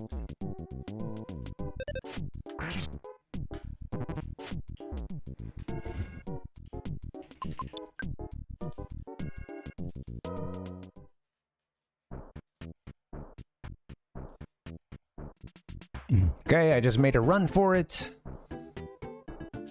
Yikes. Okay, now I can catch up with the chat. Yeah, no worries, Seth. I couldn't remember which one either. I've thought it was both, I think, at different points. Totally, yeah, where are you gonna look it up? I do remember going to the library and my mom took me to they had this like big multi-story public library downtown, and this was always a treat to go there, and you know, and I feel like such a big borrower, you know, you're walking up to the desk with a giant stack, and maybe you read like one of them or something, but yeah, but I remember at one point discovering that they had a video game section in the nonfiction, of course, and discovering that there were like all these third-party books, or like like just, I don't know, unofficial like Nintendo tips and tricks and stuff, and a lot of that stuff had been written, my god, freaking cookie, a lot of that stuff had been written like some of those books were from the late 80s, and it's just funny I remember like having these code books and stuff, and there would be some bad info in there as well, but I do remember, I'm pretty sure that's where I learned the Konami code, among others. I mean, that's a big one.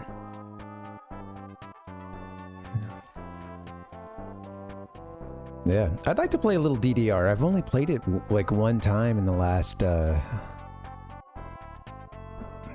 many years. My peak for DDR would have been, it would have been like end of high school, 11th and 12th grade, I think. We had this great arcade. God damn it.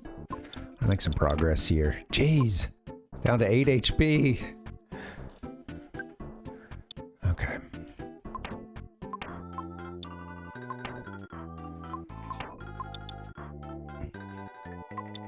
Get your goods. Get yourself some food. You got a bunch of burgers.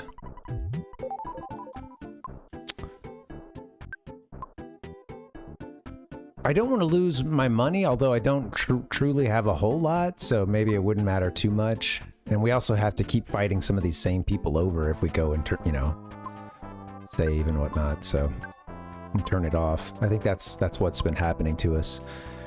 I don't think his psi is all the way up.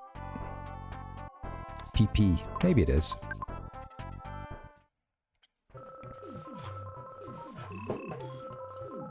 Yeah, what about you, Seth? Did you play a lot of DDR? They had a DDR Extreme, I think was the... I don't know if it was I think it was the first it was a greenish machine. I want to say that sort of green was the color they were playing with, or the yeah, okay, right. It was pretty sweet. It felt like responsive, and the pads on it were great. I thought that the sound system was really sweet, nice and loud. They put that thing positioned so that people could see from the food court. Not the majority, like not like the whole food court, but it was pretty obvious that they knew that was going to be something that would at least get attention. You know, any attention, negative or positive, mocking or in reverence. But yeah, it faced a good little sliver of the food court, so people could sit there and laugh and mock us. Look at me now, bitch. Playing EarthBound, okay? Talking to some pretty cool people online.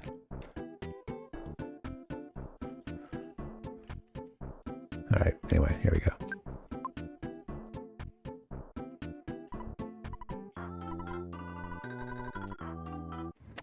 Alright, let's fight Frank again. I'm gonna try to hypnotize him.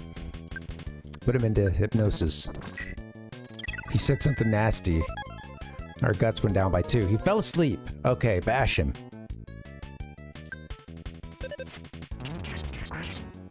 I didn't have full HP when I walked in. I was only down 5 HP, I think, but damn.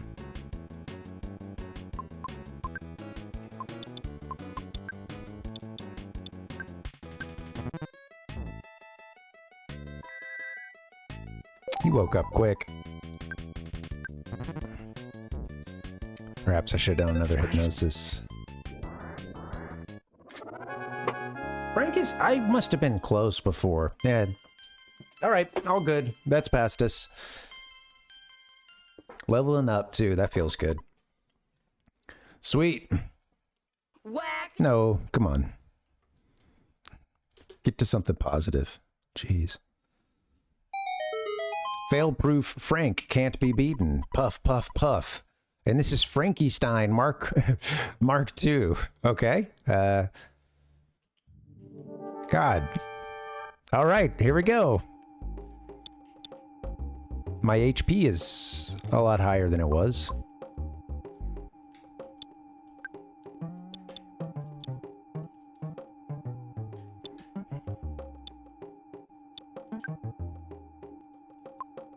Then I can't do life up, which is 5. Yeah, good luck, Seth. Yeah, I hope you can find something.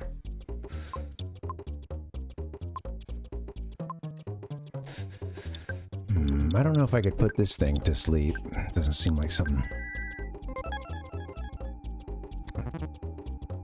Burst of steam, you say? Okay.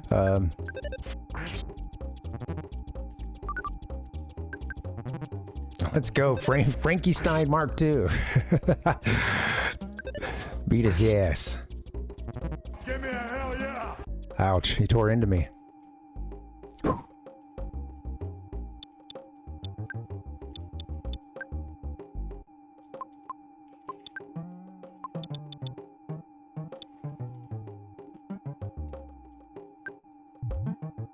Don't tear into me again. It took him a couple turns to do the, like, tearing into, but...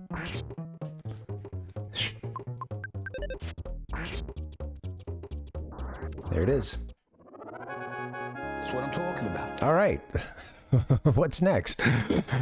I destroyed you and your tank. This is my first defeat. Fail-proof Frank is now just Failure Frank. I know you've been asking around, so I'll tell you about Giant Step. It, seems to be quite a powerful spot. Some kind of special power is stored there. It allows people to perform wondrous feats. However, a monster sucked up all the energy at that spot. It's difficult to get to Giant Step, that's all I know. I suggest you collect more information on your own. What kind of gangster is this? The entrance to the path leading to Giant Step is behind the touring entertainer shack. Perkle. Well, I found it earlier, yeah. That's where that locked door was. Perkle, the mayor of Onit, has a key to the shack.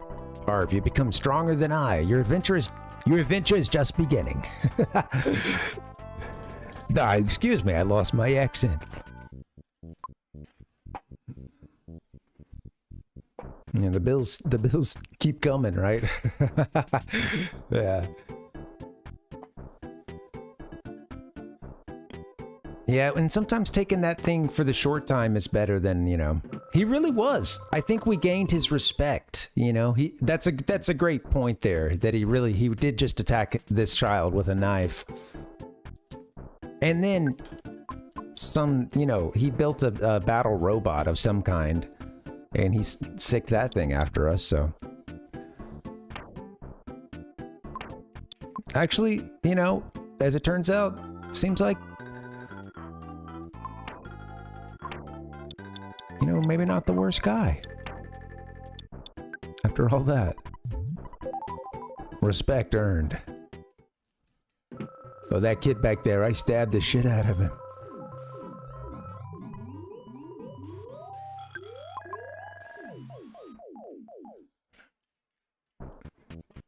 We didn't explore the back room yet. I'm honestly afraid. I want to go save immediately.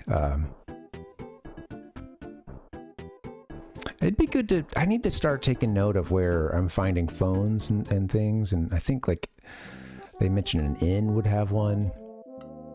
Or a hotel.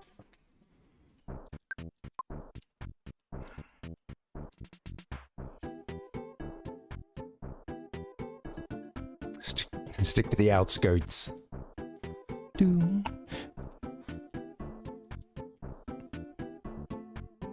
boom, boom, boom.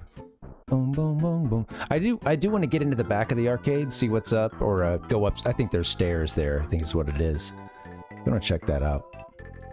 I appreciate your opinion.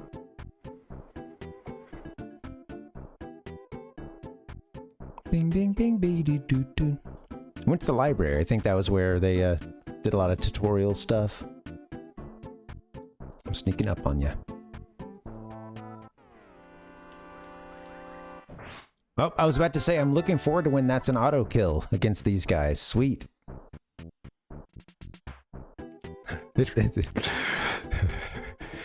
Ness is the one who knocks. The snakes go running now. They scatter at the sight of Ness.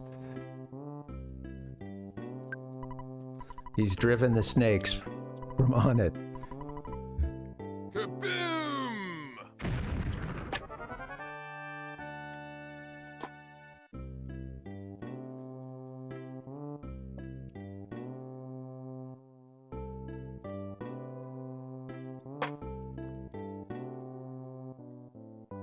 Played a little Final Fantasy VII this weekend. Really enjoying that. We had taken a few days off or just couldn't get to it at a couple points last week, but it's my wife's first time playing it. I have played it. I first played it when I was a kid, like maybe 7th or 8th grade. I think I got to that before I got to Chrono Trigger, but I'm not sure. Anyway, we're in the Shinra headquarters at this point, and yeah, I'm letting her, anytime there's a decision that comes up, I'll let her make that. We do swap off on the controller, just, that's fun. I wish it were like the other Final Fantasies where you could, shit, I don't think I saved. I wish it were like the other ones where you could,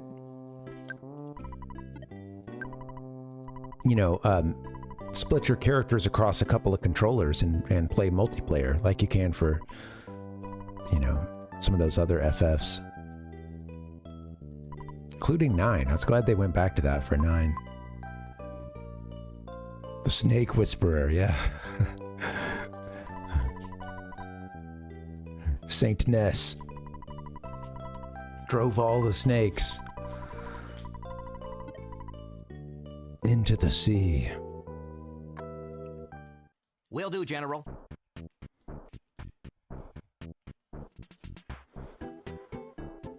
Well, now is easy experience.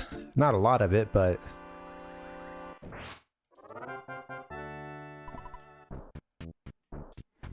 in fact, just a single experience there. Oh, Crow is an auto kill, huh? Sweet. Oh, shoot. Should we... maybe I should, like, I need to ditch some items at some point.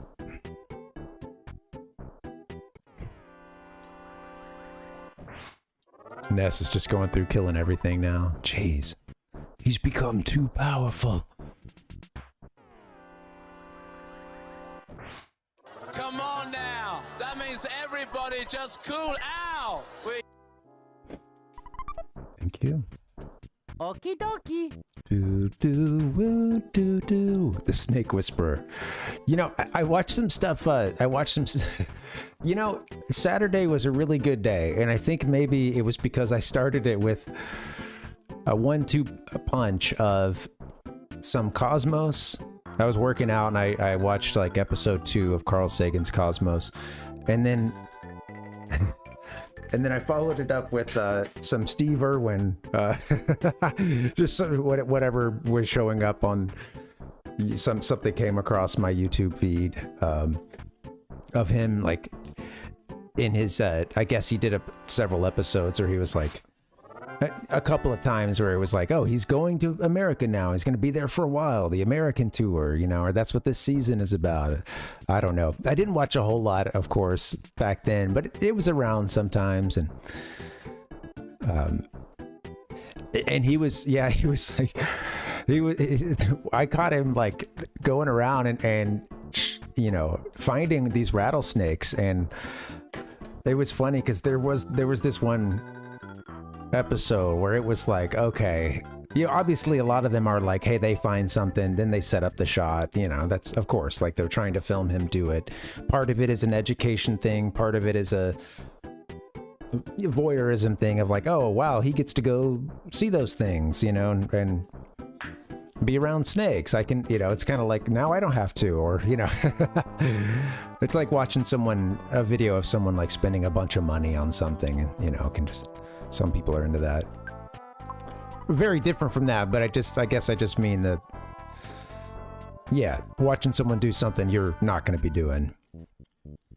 And yeah, it was funny. So there was he was there was one point when he was trying to show off a rattlesnake, and then you see this moment that he realizes that he actually is like pretty much on top of a couple of snakes. Like there's a little thing right below him, and they show the shot of it, and there is a moment where I can tell he's only I feel like it was that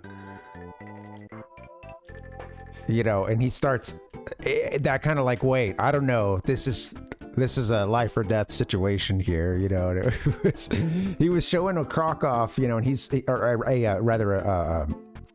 a rattler. He found a rattler that was like I can't remember which one it was, but it was a juvenile, maybe just like a year old or something. And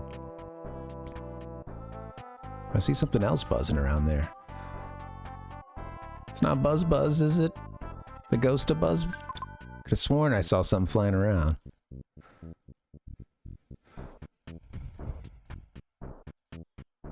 Just hallucinations. But yeah, anyway, like he was showing off this one snake, and he just stops mid-sentence, and he starts kind of talking to the camera, like, and there's a point where he's like, I'm gonna go where you are, like telling the camera like, hey, back up, like I need to, you know, like, oh yeah, it's just. And then, you know, the like handling and stuff, it's like, geez, it's crazy to watch. It always looks like, I mean, you know, of course he did die handling wildlife, you know, there is that, but in all those things, it always looks since I don't know shit about it, it looks like he's always about to be bitten.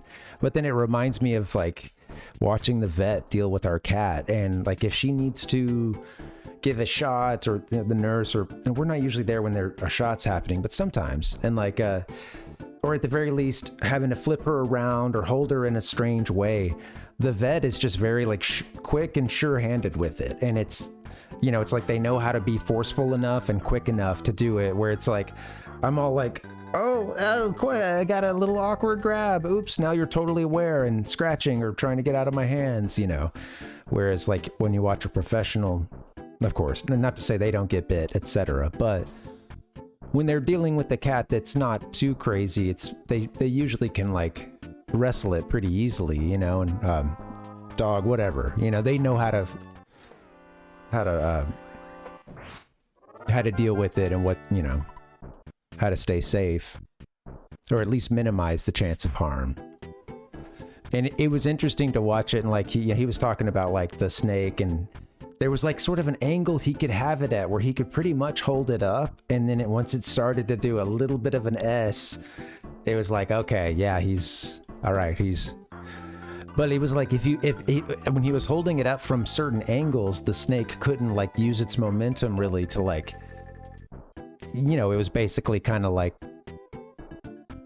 when you are handling it the right way, again, it can still start to turn or get its head around. But it was interesting, like I was seeing like, okay, like yeah, I guess the way that it's coiled here, it was like yeah, I don't know. Anyway, a whole lot to say. I watched some Steve Irwin clips and some Cosmos, and it got my Saturday kicking off on a good note.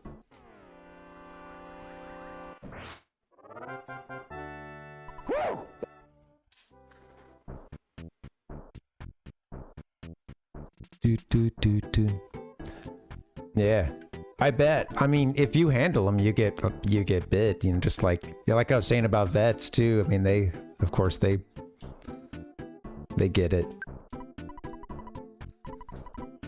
Bit, scratched, etc.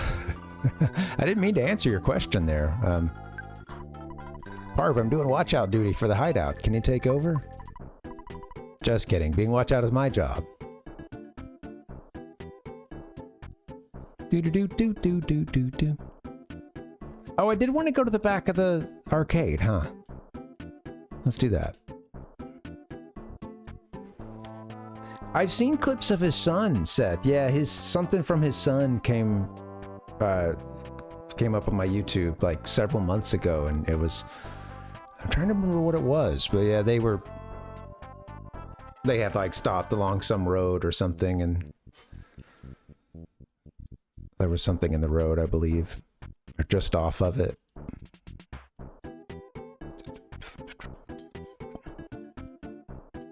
That's interesting, yeah.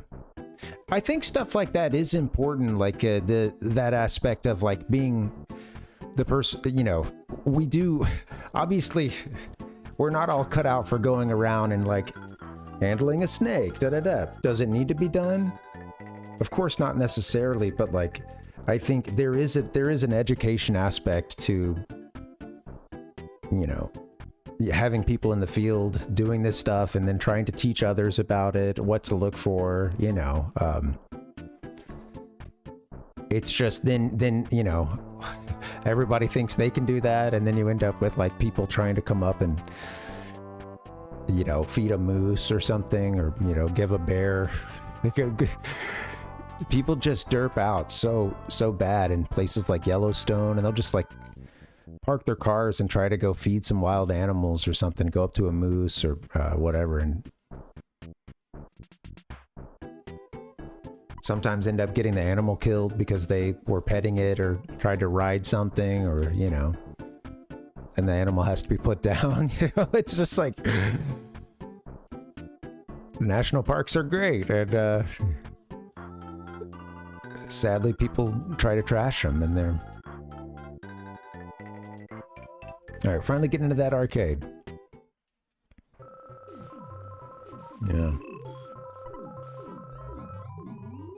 Yeah, I get that feeling, you know, like when I go camping or I go hiking, you know, it's I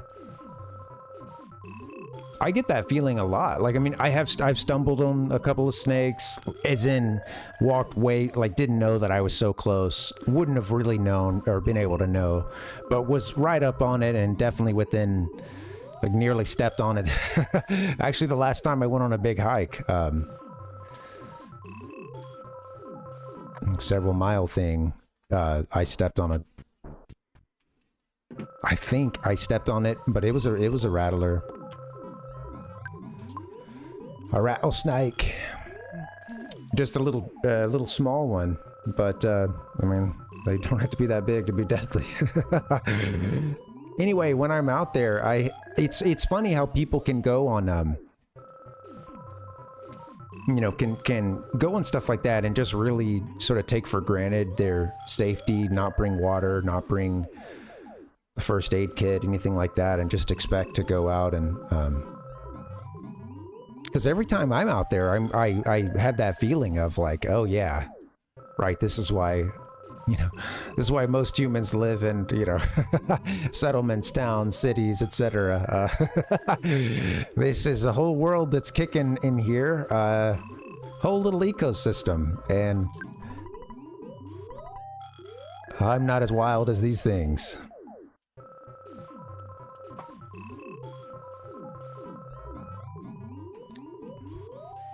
Yeah.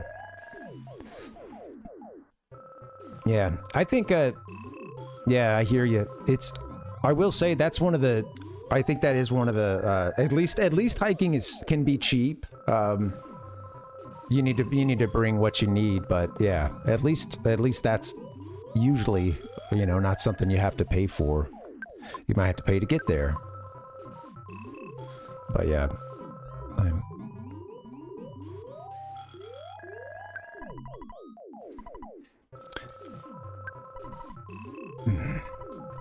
also, if you don't have money, that's that's another thing too. You tend to be risk averse as well, because you know that turning an ankle or something like that, going on a fun little hike is not exactly fun when you're, you know, hardly making ends meet. So yeah, I get that.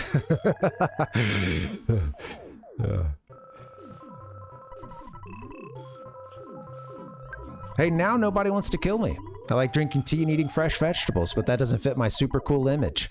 I guess I just have to accept this about myself. I guess so. Spit, spit, spit. Saliva, spit, spit. Do you want some gum? Get your own, twit. So you're a real Rambo type guy. I don't think so. I think we had been upstairs.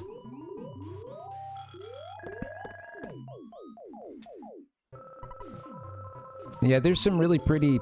Yeah, the mountains are really pretty there. It sucked that we have some extended family that lives in Asheville, and they got flooded really badly in those floods last year, I guess. Okay, I think the arcade is done. Let's go. Yeah? Will they ever fight me? Rumor has it, if you talk to this guy 50 times, he will give you a secret item. Too bad we can't play the game. I really want to play Stare, the game.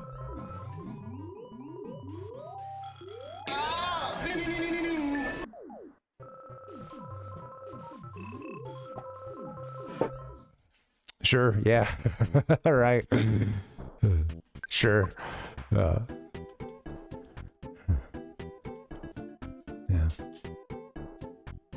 Boom, boom, boom, boom.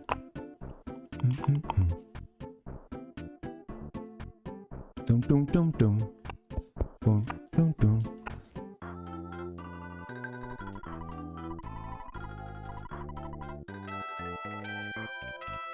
Oh, yeah. Yeah, they got it really bad, man. They got the rain really bad. Flooded.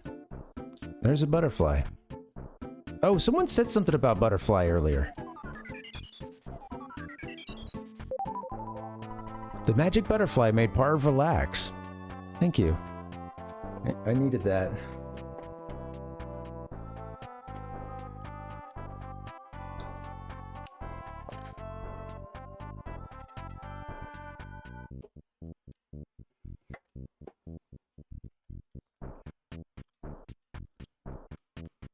Yeah. There are some contra. Yeah, there. It's funny. Well, I say funny, but there have been a couple things recently that I won't notice the price creep on, and then like something will really just hit you. You know.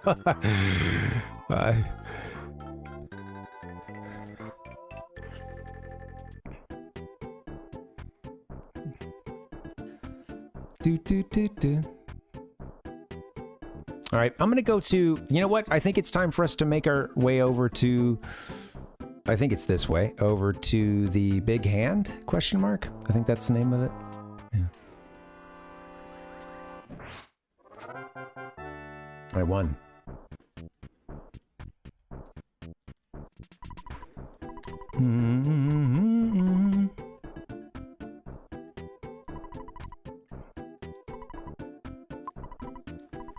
Not here. Let's see. I love seeing that we're at level 6 now. Do.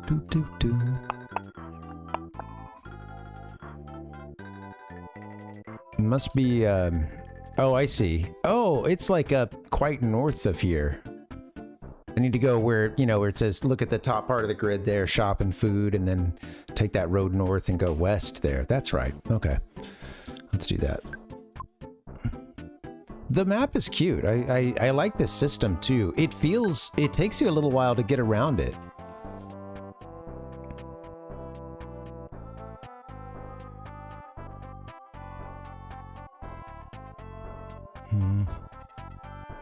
Yeah.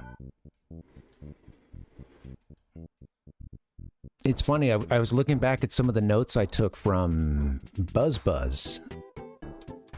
You know, there was a lot of exposition. Buzz was there to give us the background on, you know, or really fill us in on our mission, tell us how many of these big stops we're going to make, etc. Fill us in on the, you know, high level stuff that we need. Okay, no, I missed it. That we need to do. And I was going back and look at some of the notes, and I was like, "Oh, this is." It was some very epic wording. Of course, we are saving the world, and Buzz is from the future, so 10 years in the future, the not too distant future. Sure smells good. I think I missed it again. Keep a lookout.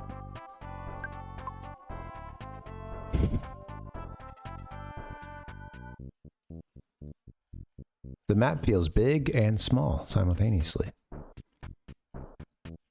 Maybe I need to be... Yeah, here it is. Cool. Now we head left. Yes, past the mole man. Run-of-the-mill mole. Would you like some hints on fighting enemies? Okay, we already got that one from you. Thank you, Mr. Resetti. God, he yaps as much as Mr. Resetti too, doesn't he? Jeez. I'm just kidding. How do you like me now? I don't want to be mean to the mole. He's just trying to give us hints. I'll take them from people in the game. You know what? I should be very thankful for our mole friend back there.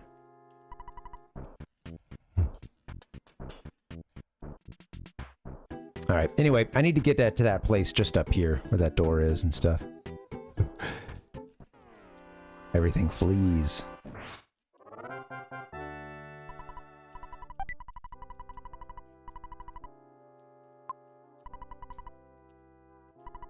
You know what I haven't...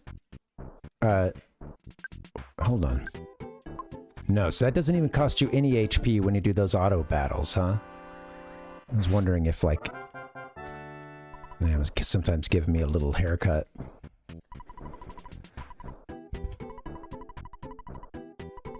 Oh shit, he told us to go to the... That's right, he told us to go to the mayor at City Hall. I forgot. He's got the key. What are we just gonna say? Hey, I beat up Frank from the Sharks. He said I could have the key now. He was special.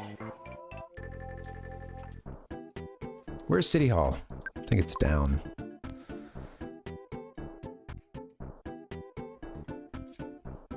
Everything's down. Do do do do do.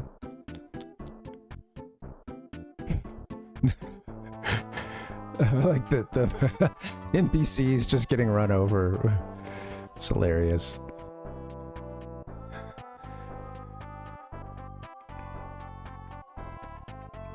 Rasta man.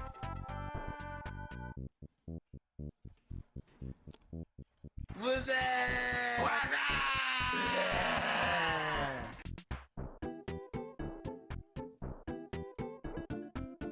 Town Hall.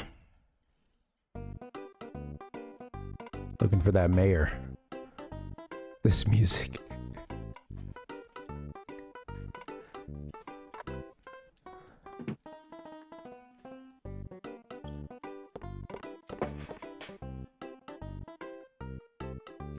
It's such a slow, lazy one too.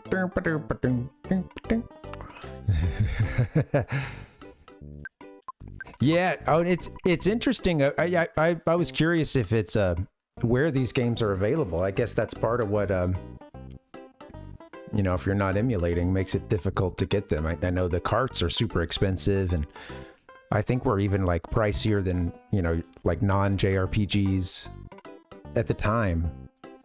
So yeah, yeah. I wonder, yeah, it's interesting. Yeah, the Nintendo Switch Online service or whatever. I feel like that would be obvious. That'd be an obvious, you know, that's what they're using to release. They know that they can tease everything out. And something like EarthBound, it makes me wonder if there is almost that rule of like, yeah, don't have it available in anything until and if we eventually make do a remake or something. Yeah.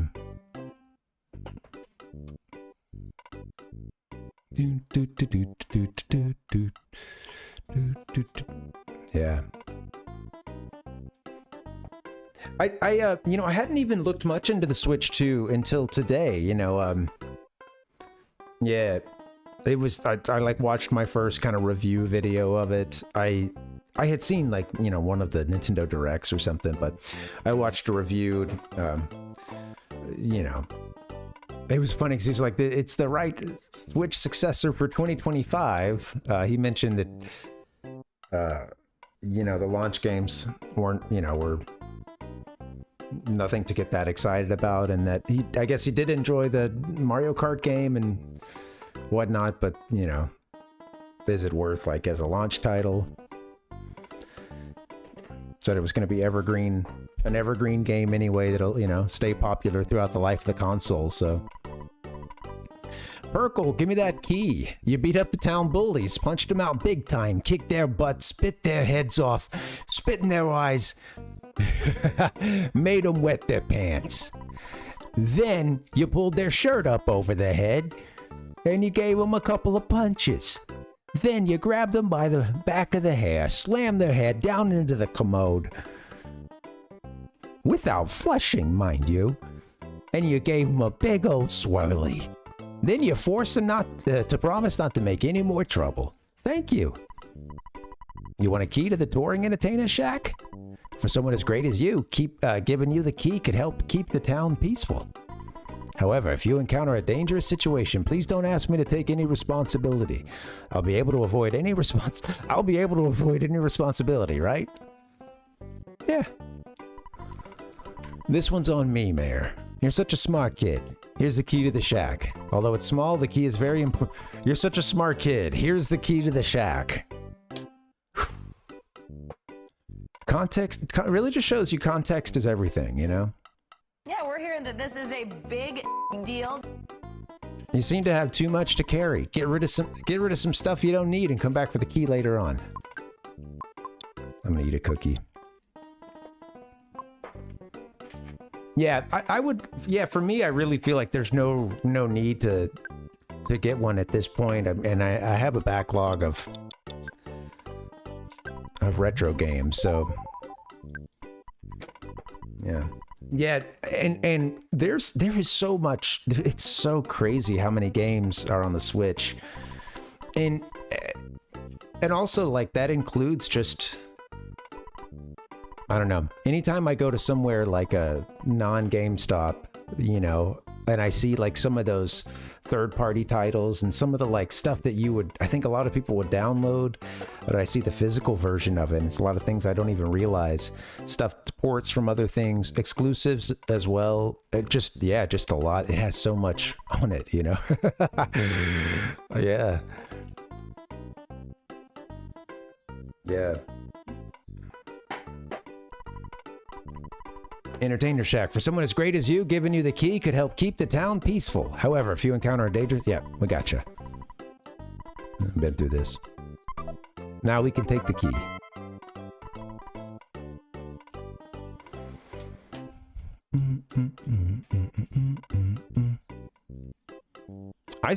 I do want to play Tears of the Kingdom, but I had like barely cracked that game at all, and I just like had some other stuff going on, and I got hung up on one thing that I could have moved on from. But yeah. I want to come back to it. I mean, yeah. I'd like to. I mean, I prefer older Zelda games, but I did enjoy Breath of the Wild. It took me forever to play it, though. I think it.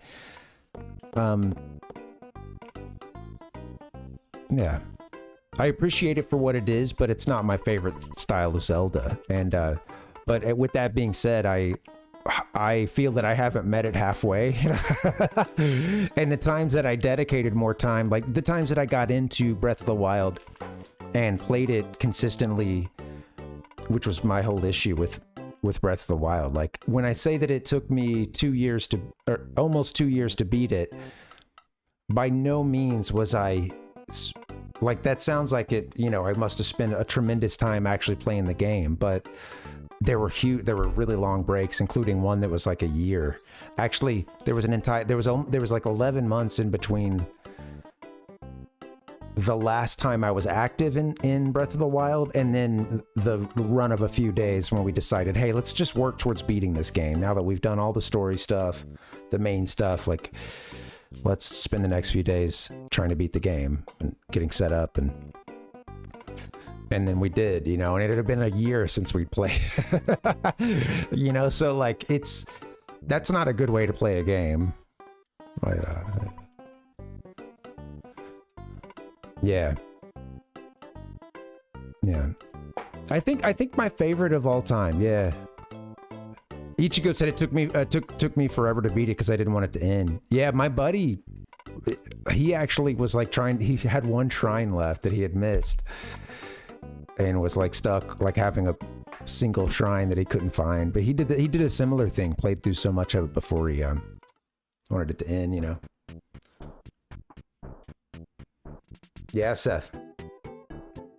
Yeah, I love Majora's Mask. Yeah, I think Majora's is probably my favorite Zelda, but if I could only have one Zelda game, you know, your desert island where you've got access to one video game and apparently electricity and of course a CRT. You know, we're not fucking around with.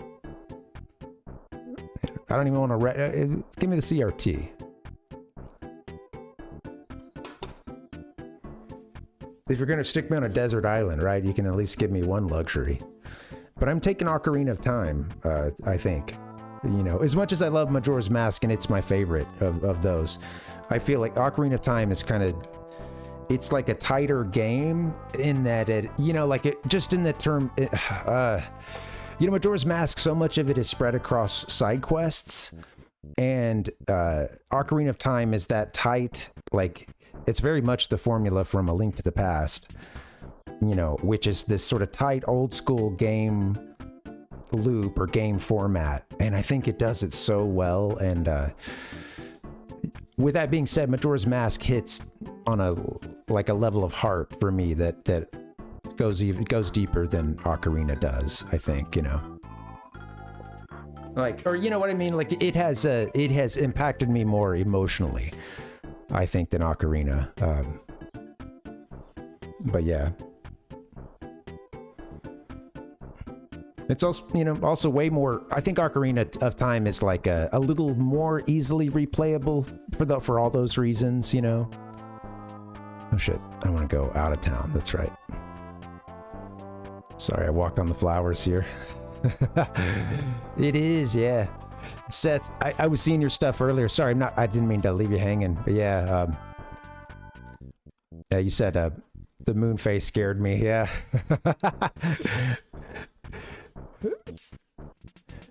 I did a playthrough of Majora's Mask a couple months back that was really fun, and it was my first time doing it.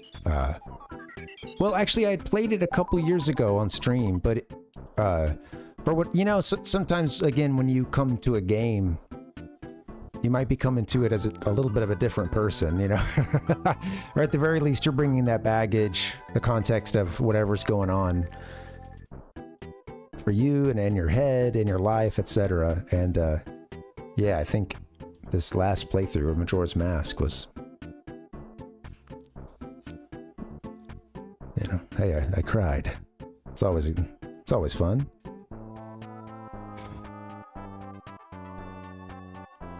Where's The Sega Genesis has blast processing. Super Nintendo doesn't.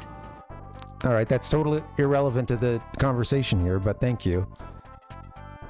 That sort of was Sega, wasn't it? Right? Like people are just sort of mid-conversation and talking about something else, and then the Sega Genesis has blast processing. Super Nintendo doesn't.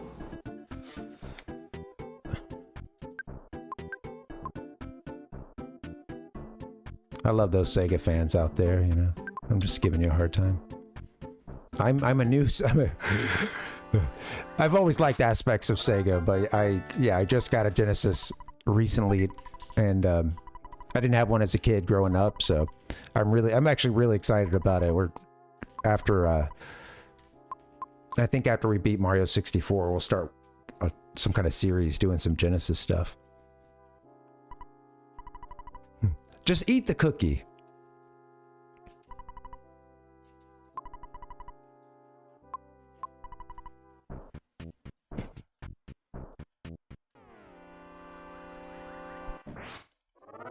Yeah.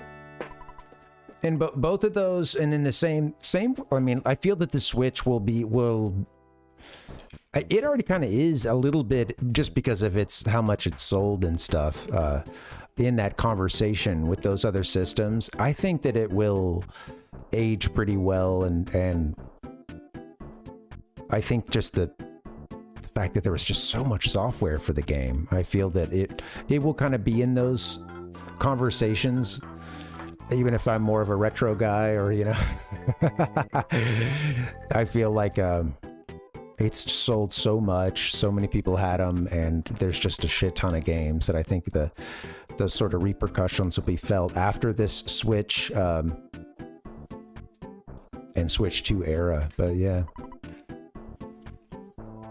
it's interesting how this stuff comes back around. I think it was a prudent thing of Nintendo to do GameCube as the oh, we have a key. Do we need to go to goods? Yeah. There it is. Very Dragon Quest. Very pleasant. I'm loving all the like sounds and music and stuff.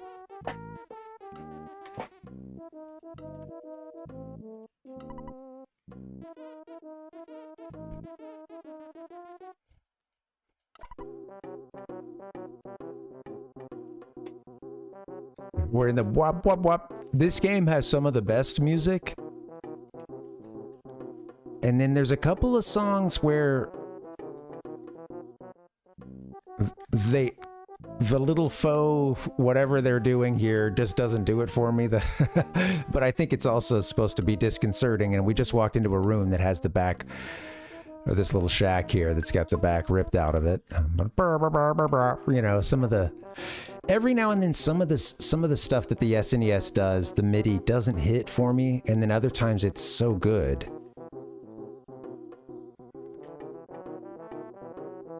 there are a few tracks in this game that have a similar sound font that bug me, and then other stuff will be so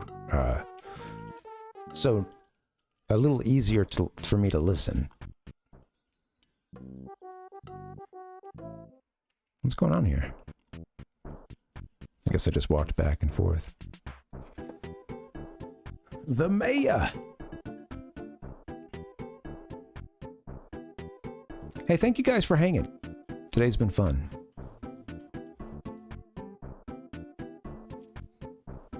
Yeah, it's right. It's too bad it's all subscription service, huh?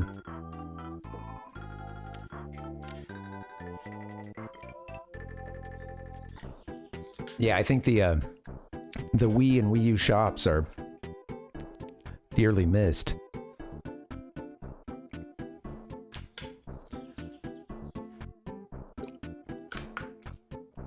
We were talking. I'm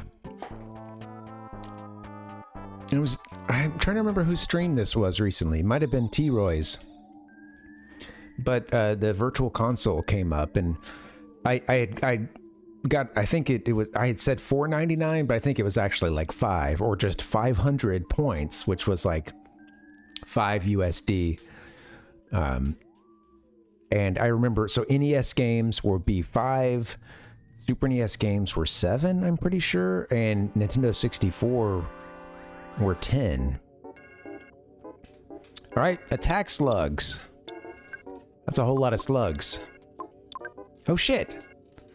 I wasn't trying to run away. I just fat fingered it.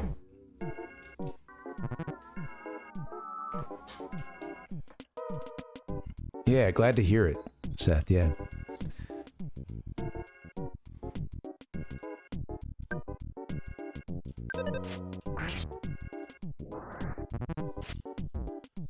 One of the things that I'm kind of bummed about is that when you dock the Switch, it has that and Switch 2, I guess it has the worst, the performance isn't as good. And I always, as a person I'm a docker, baby. I stay docked. I'm gonna die.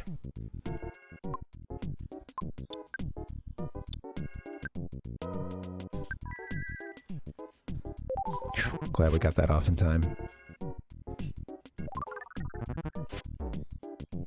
Man, they're hitting me with the crits, huh? Ouch. I like that they become tame. That wording.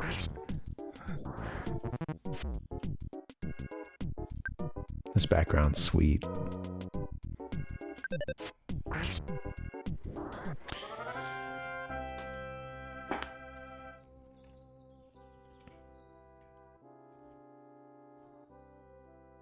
I forgot the cat was still down here.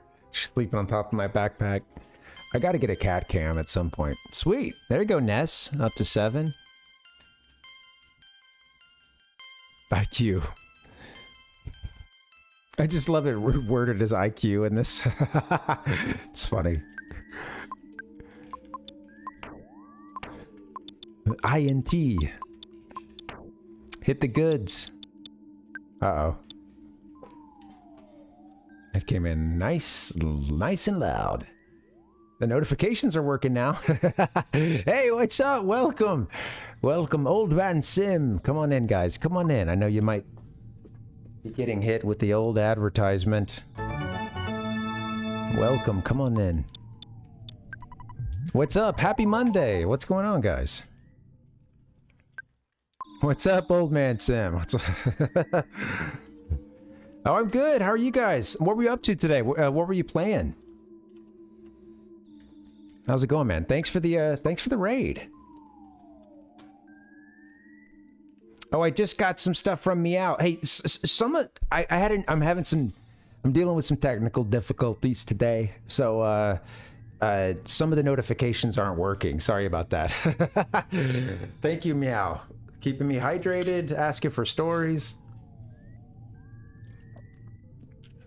You were playing EarthBound. Oh, cool. Oh, very cool. Yeah. Oh, it's like I'm not even that far into it, but you can just tell it's a different game, you know. Gex, nice.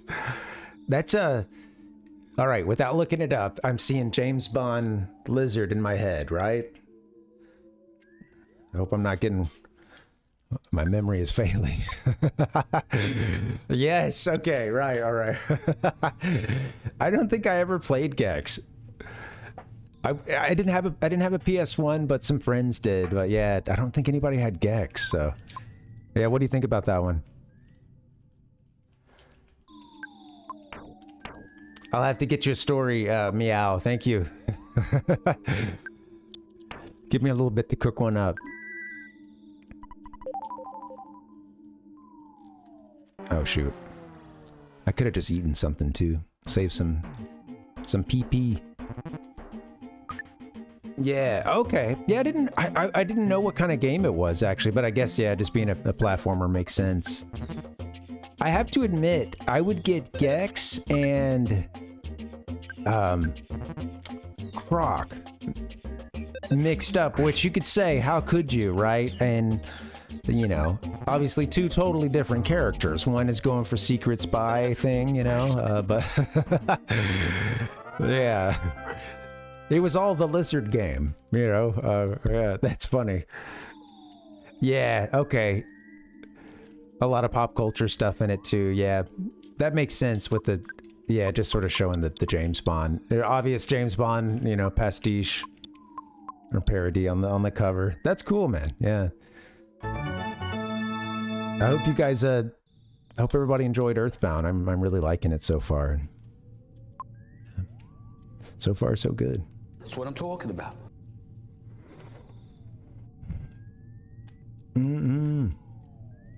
Well, Meow, I'll tell a story that I tell sometimes on here. It's about how I learned how the Super NES even existed. And, I'll just say, it's mostly older stuff, and if it's something newer, it tends to have like a retro lean to it.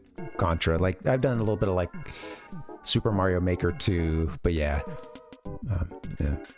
Most of the stuff I'm doing is it's retro, or at least in that, you know, new retro kind of thing. But yeah, hey, sounds good, old man Sim. Yeah, thanks for the raid. Get yourself some calories, and yeah, take care, man. Appreciate you coming through.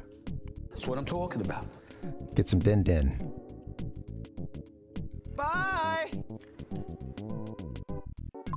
I'm really liking EarthBound. Yeah, so far. You can tell it's different. I might be in trouble here. Let's see.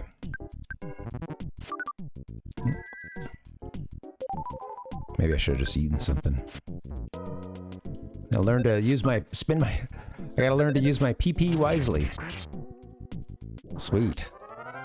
Hit him with the crit. Okay, so I'll tell the story of they really are, Seth. Yeah, they're super trippy. When I was a kid, so when I was a kid, I was like I think because I had an older sibling, you know, it was her NES.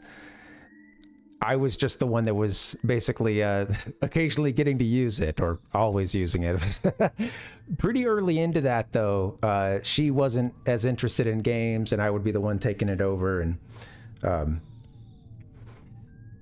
with that being said, I didn't know of the existence of the Super Nintendo until a little ways into its lifetime. I don't know when exactly this was, and I don't think the Super NES was necessarily too old at this point, but I just had no idea that the words Super Nintendo even could fit together. And you know, I was having a lazy summer.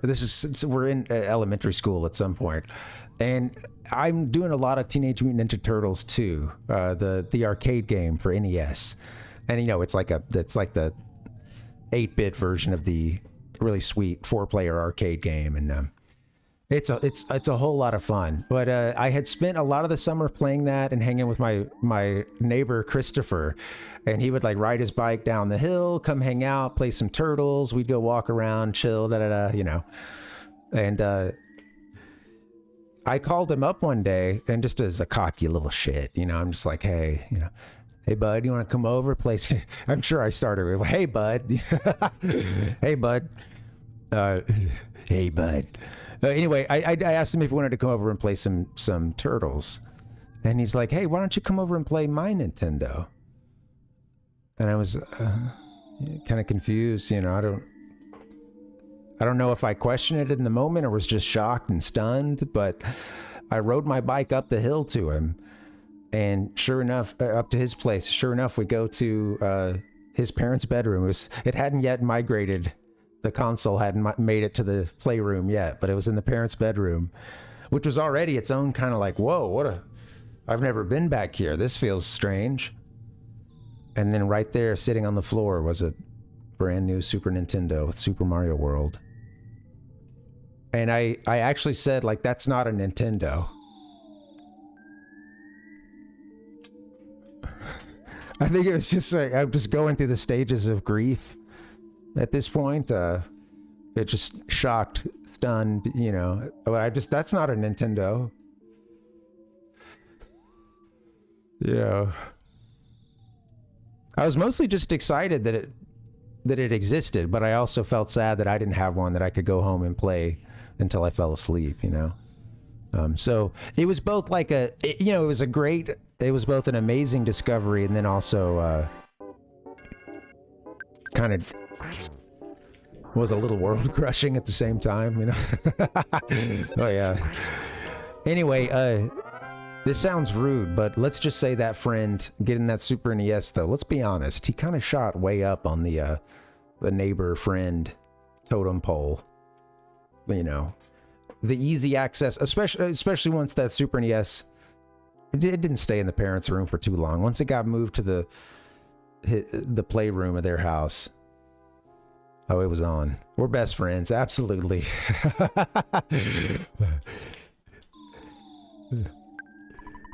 I'd be lying if I said he didn't, you know. I mean, he was my friend, and he was the only person on my street that had a Super Nintendo. So those two things can be true.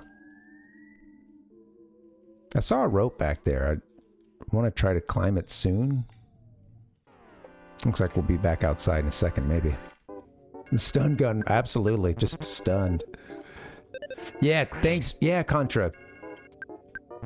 Yeah, absolutely. It's funny how much emulation. I in some ways, I think this is like the best time to be a retro gamer, other than maybe the original period. And even then, I think some people who didn't really live through some of that time can have that idea.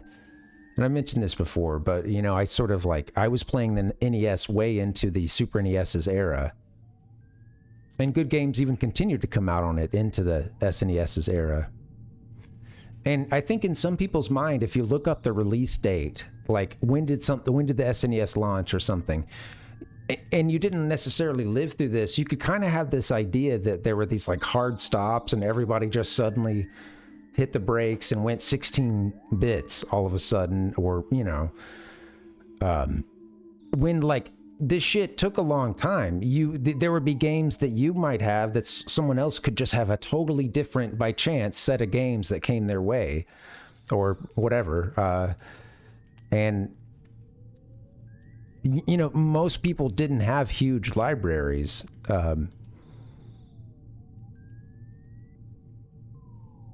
In fact, when I would go to a friend's house who had more than like, you know, 10 games or something, which I mean, some friends had way fewer than that, you know.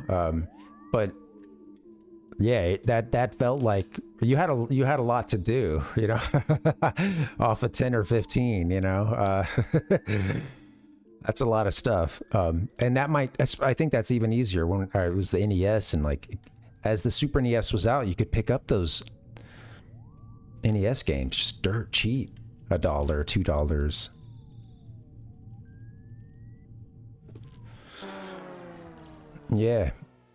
Yeah, totally.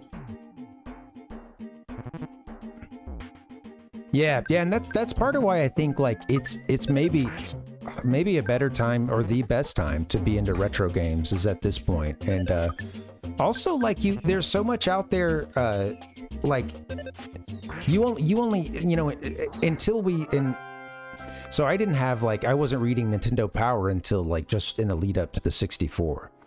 So prior to that, it's like I'm getting the occasional magazine. Everything else is just what I'm hearing from friends, the commercial I might see, and going over to a friend's house and they're like, I have this game now, you know? And yeah, it's,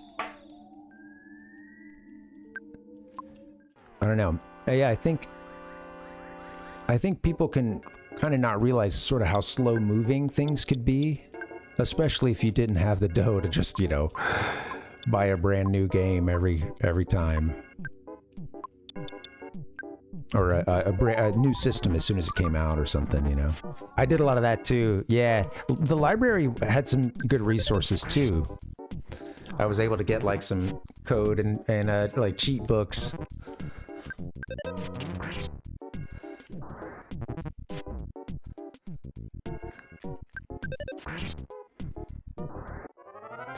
If you have a physical, if you have a console at this point, you can get, it's not that hard to find a magical cart that will allow you to play the games that you choose. And those carts are essentially give you access to like most of a library or an entire library of games. And then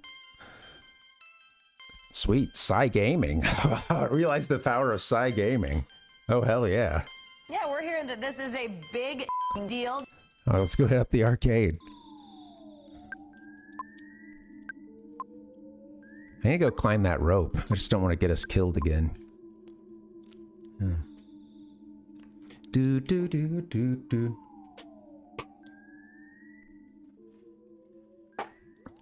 I gotta ask a friendly librarian.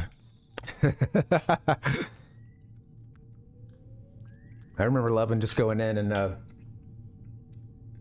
using some of the computers would be old as shit. Some of the, I mean, also like I remember going to our when I was in elementary, we had, and into middle school, and then we were still using it in high school, although we had the computers you could use to search. But yeah, it was card catalog.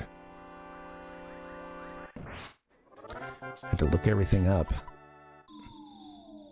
using this little flippy card catalog. The rowdy mouse.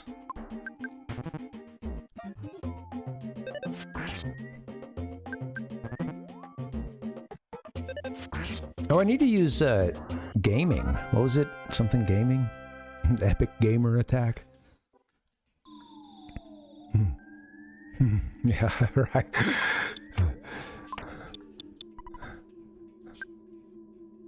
I'll climb the rope now. Let's have some goods.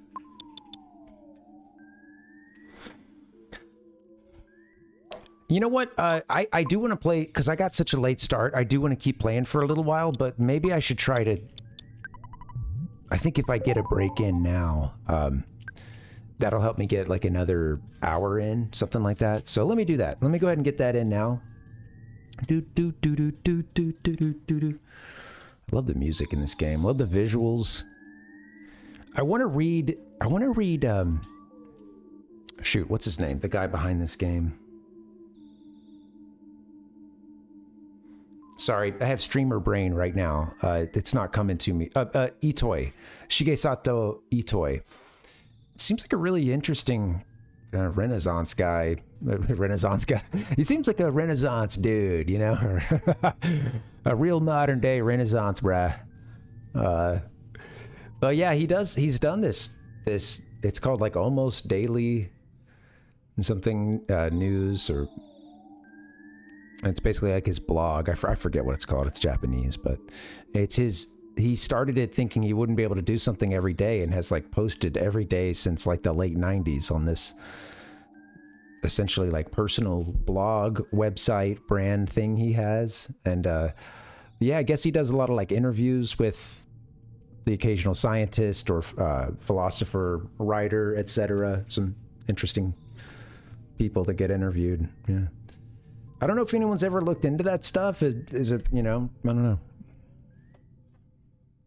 I just sort of, without having I mean, this is my only real exposure to the guys through this, but I imagine that's most people's, at least in the West. The West. Let's get weird! Let's get weird! Or maybe my neighbor Totoro. Parvinator. All right, guys, I'm gonna get a little break in. You should get one too. When I get back, we'll keep playing on this game. Give me a few minutes. I'm gonna get a snack and get some refills. BRB. See you in just a bit.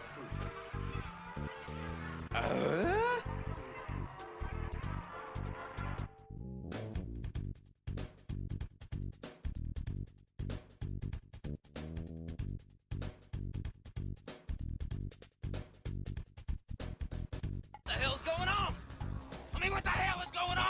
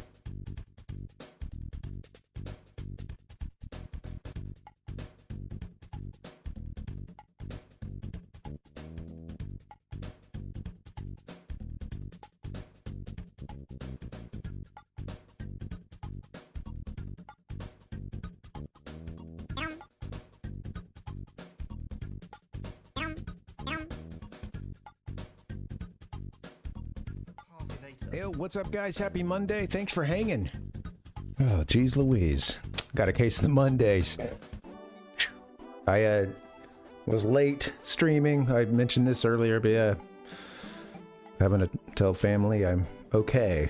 I have survived the Battle of Los Angeles. What the hell's going on? I mean, what the hell is going on? At least so far. All right. Strange things are no longer afoot at the arcade. It's cool. That place is it's groovy now. It's fine. No problems. There's no sharks hanging out there. Their leader pulled a knife on us. Kind of, you know, a little bit of a questionable move, pulling a knife on a child and even using, like, stabbing that child, but we managed to take him down. So this thumbnail is garbage now. Get it out of my sight. All right, let's play this game. It's that's on taco number 2. Nice, man. Oh, look at this. I don't know that I've seen his climbing animation. Doo-doo. He's got a good shimmy. Good, you know, grade school climbing the rope. I saw the other little bugs running in on it, huh? Okay, the attack slugs. Let's try the gaming. Oh, we don't have a whole lot of PP. What do I have that would restore PP?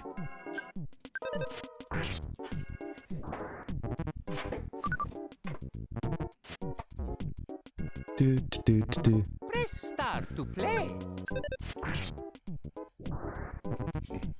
Parv is turning into quite the slugger here with this baseball bat, man. Smash, nice. I like calling him Ness, though, you know? It's I know I named him this, but it's still Ness. Heineken!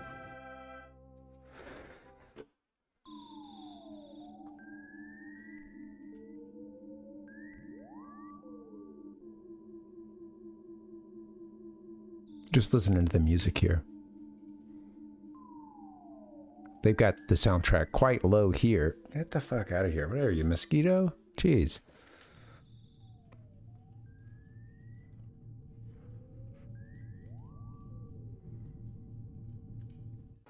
I'm getting bugged and slugged. Oh, cool. It's an instant fight against a single slug. That's nice. 2.5 tacos. Nice, man. What kind of cheese are you rolling with?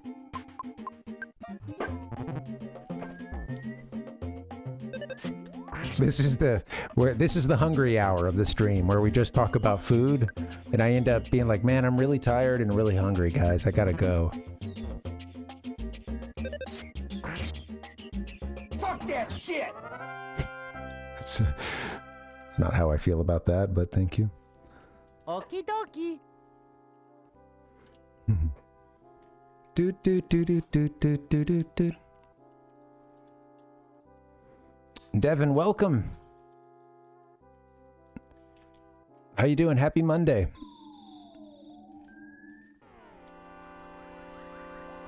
Nice.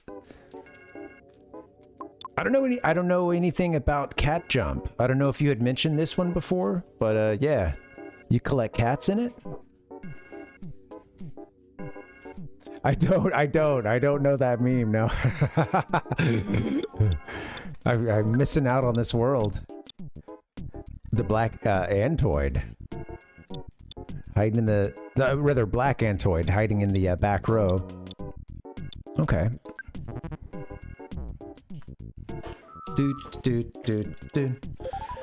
When I think of cat jump, I think of like maybe a cat. It's you know what cat jump? I don't know what cat jump is. And I mean this with all respect to, of course, any cat jump fans. I'm just like, this is just a sort of a fantasy. Like if you came to me and you told me the title, I want you to make a game called Cat Jump. And I would do Tony Hawk Pro. There, hear me out for a second. Tony Hawk Pro Skater, but it's cats doing like parkour off of whatever you want. It's furniture, it could be living room, you know, desk. There's some interiors, and of course there's some exterior courses as well. But that idea of like comboing a grind essentially, and that's just maybe a cat kind of, you know, I don't know, put in some Assassin's Creed, like, you know, rooftop jumping sort of mechanics or some shit, I don't know. And I think that's, if I just heard that title, Cat Jump, you know. Yeah. See if you can chain a combo, you know, keep the cat rolling. You know, you can have the cat go use the bathroom so that they get like the zoomies, and that's when the parkour really gets going. But that costs time. You know, you've only got so much time.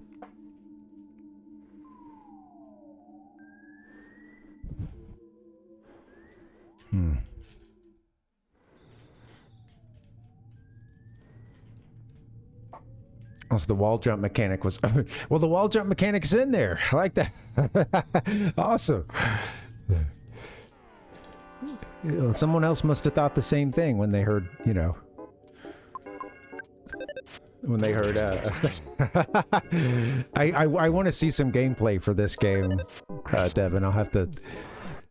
Oh, let's make sure Ness doesn't perish here. I want to look it up because I don't think I've ever searched it before, so... Okay.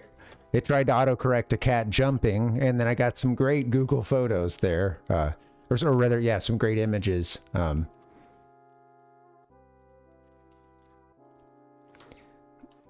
Well, maybe I do know this cat. Okay.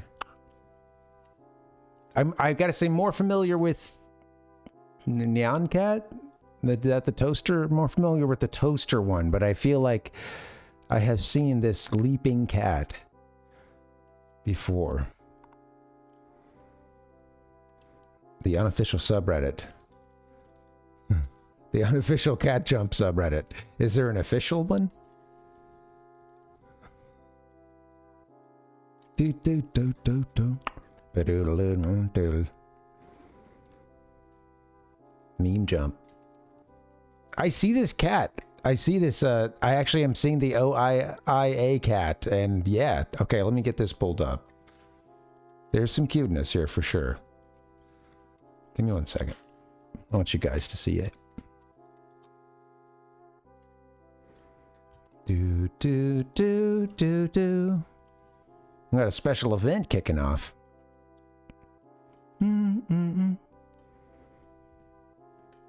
Oh, very cool. You know, I've never played, I haven't played any of either of those Blast games that you mentioned. And I remember, there was a similar like isometric game, I believe, for the Game Gear, and I can't remember what it was, but it was Sonic. Yeah, you were already at 2.5, Seth. I would have. Yeah, you know, what are you gonna do? Keep a half a taco in a fridge? Come on. Game over. That's game over. That's not gonna keep a half a taco in the fridge, you know.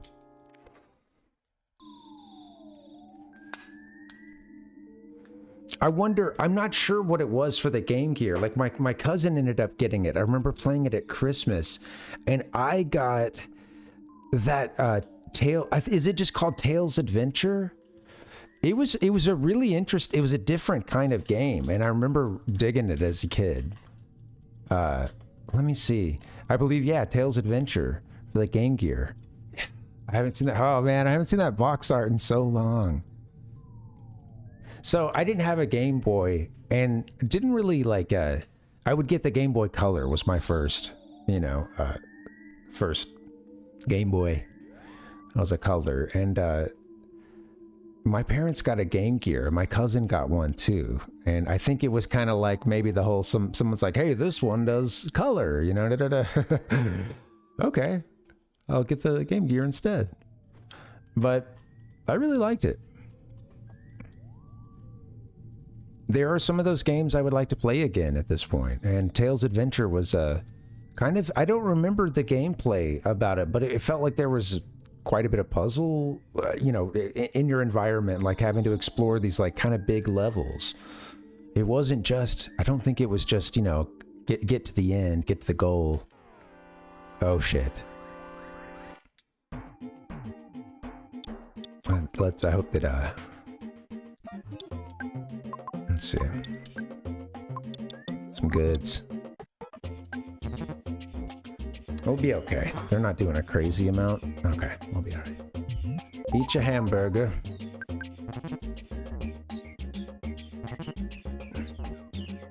Yeah. Yeah, and it's funny because yeah, it's well, you know, I didn't even learn that word for you know, for a style of games until somewhat recently. But when I learned it, like this was probably just a few years ago or something, but I was like, oh yeah, those games, you know. And I guess that there's some too that sometimes get called isometric, but it's technically another thing. I just saw something on this like not that long ago. It's a fresh YouTube.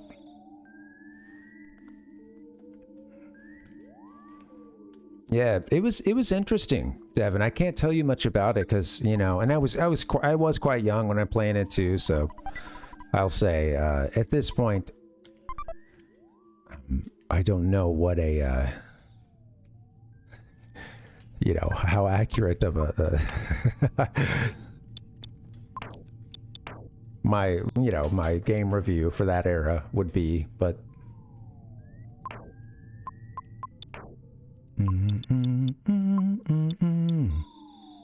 I feel like I'm coming into my own a little bit, understanding a little more about the world around me by the time I got my Game Boy Color. And because I remember like end of 6th grade, it was still, you know, newish, and I yeah, someone showed me how to get Missing No and get a, like spoof a bunch of rare candies and stuff, and I ended up doing that to beat it. It's terrible, but I cheated against the final, or the Elite Four my first time through, you know. You dumb son of a bitch! I'm not proud of it. Just eat a couple cookies. Yeah. Well, and that's what was really cool about the Game Boy Color and into the Advance, was that you could play those. You had access to this huge library, you know. Yeah. Doesn't Tales go into? Well, I don't know. Yeah, in Sonic 2. Yeah, I'm not sure. I don't know. At least in Sonic 2, I guess that's Tails' first appearance, right? And, you know, he just follows Sonic, or if you use a second controller, I guess he... Well, I don't guess. I've played that. It's really fun. Tails will die all the time, and will sometimes maybe be in the way, but it's still fun. And also, Tails... It's not like he's gone. He keeps coming back, you know, so the second player... It gives... Honestly, I feel like it's the little sibling feature. I really love it. And you do have the 2-player split screen, which is different. But if you're doing the 1-player... Yeah, they were like... I guess now that I remember, you could do 2-player, like, sort of... kind of a battle thing. But if you're just playing the quote, 1-player, like, regular mode, the second player could... You could plug a second controller in and they could be... you know, they could be Tails. And again, it was like, you know, I really enjoyed it, but it's looking back on it now, that's a cool feature, man. That's to be able to have someone else play your solo game, you know, your 1-player intended game. And it does seem like, I bet at some point they're pitching that. Oh, maybe I shouldn't have used that. At some point, they're probably pitching it as like, oh yeah, now your little brother or sister can play. They can just watch Tails die over and over, or get squished, or run off screen, or, you know.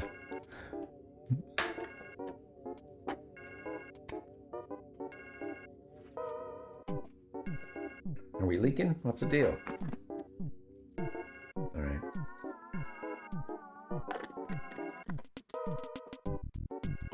We're going mess mode. Making a mess. Oh, what are you doing?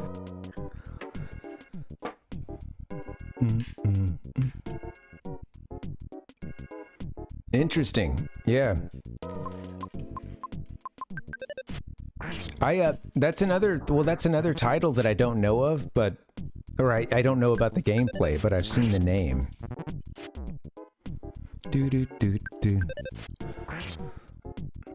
Crazy. There's a video game about that show about like a bunch of high school kids doing drugs. That's crazy. Euphoria? Oh! You're welcome, Soma.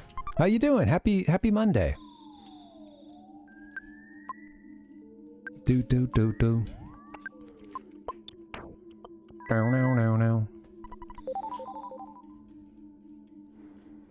Oh, he didn't need to do that. He's losing all his MP. Shoot. Need to be a little more judicious. Judicious? Careful. Yeah. Hey, well, a case of the Mondays. In fact, I forgot to put the logo up. Come on, man. Look, if you make a logo, you gotta... It's the rules. I think I've been off mic for a little bit. There it is. Case of Mondays. If it wasn't in effect earlier, it definitely is now.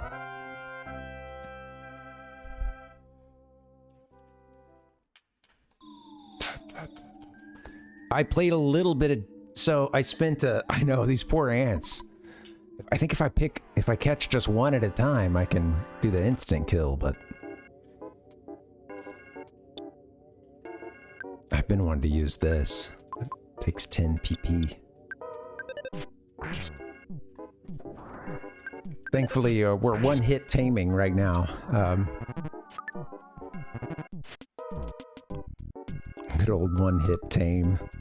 Nani? Doot. These poor ants.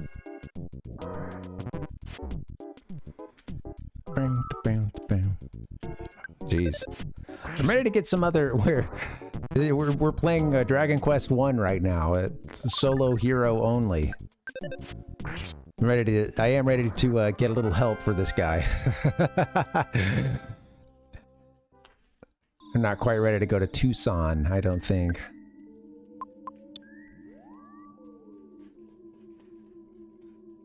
Do. Bow now. You suck. I thought that was going to be the Mortal Kombat one. The Mortal Kombat You Suck, because I have that on here somewhere. And that was really disappointing. I didn't want to hear this guy coming through. No, that's great. I love Brian Wilson's cool. It's this, whoever this is. You suck. I think I just found that on some, maybe even just typing you suck into YouTube, and yeah, it's good stuff. You can find a lot of stuff on YouTube. Like, you can type in "you suck" and you can get a video of a guy saying You suck.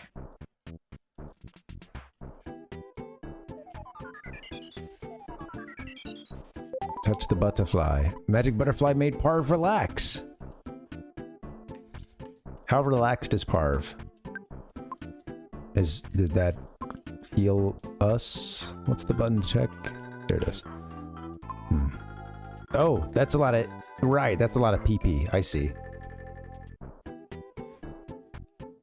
Ironic. Got a bunch of bugs buzzing around me right now.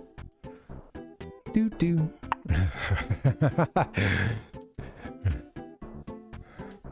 You know, I haven't played much Team Fortress. It seems like those games look hard to me, man. Like... I don't know the humor that well, or I don't get the references that well, but I mean, I know it's a character or hero shooter or whatever. Yeah. Let's look at what the spy looks like. Spy, TF2. Okay, he's got the balaclava. Smoking a cigarette. Nice.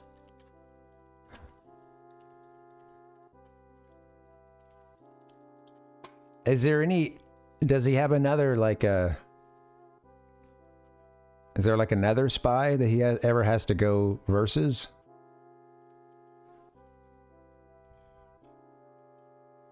What's he like underneath the mask?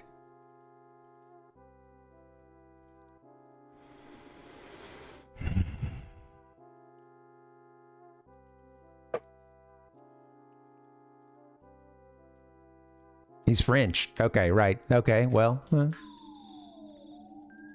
He enjoys a nice cigarette. Okay, right. The man behind the mask. Could be the man of La Mancha.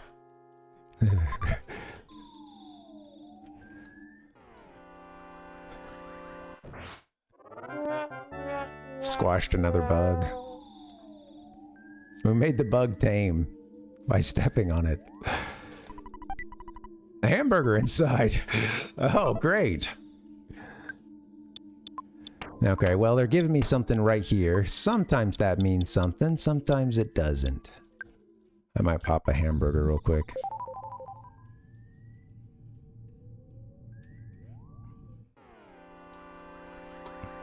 Bomberman plays like Bomberman. Oh, interesting. Yeah, I like Little Bomberman. That's cool. Yeah. Too bad they went weird. Yeah. No. Yeah. So you're telling me okay, I see. Right. Some parallels to this game, like a Kirby's Adventure and Bomberman a little bit. Sorry, I'm running a little behind. Let's kill some black antoids. A and B. I don't want to hurt these little guys.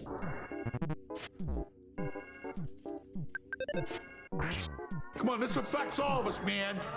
They're basic freedoms.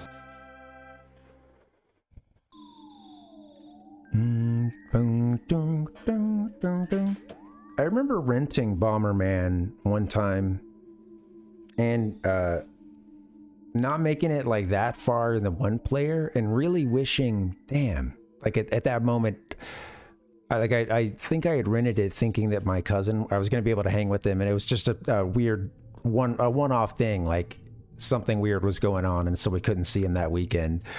And I remember just like being like, oh man, I wanted to play some multiplayer Bomberman. I was just playing the one-player mode and like getting my ass kicked at a certain point. This would have been, you know, an NES one, but oh, interesting. Yeah, I saw someone playing that recently, Devin. Yeah, that's funny. I've Nintendo.exe. I was just holy.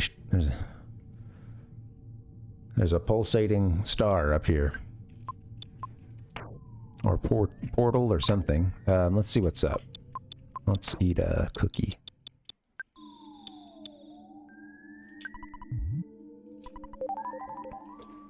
Dude. Oh yeah, I was just seeing that in the title. Someone else I know on Twitch was playing that. Ding dong dee dee doo. Creepy Kirby, huh?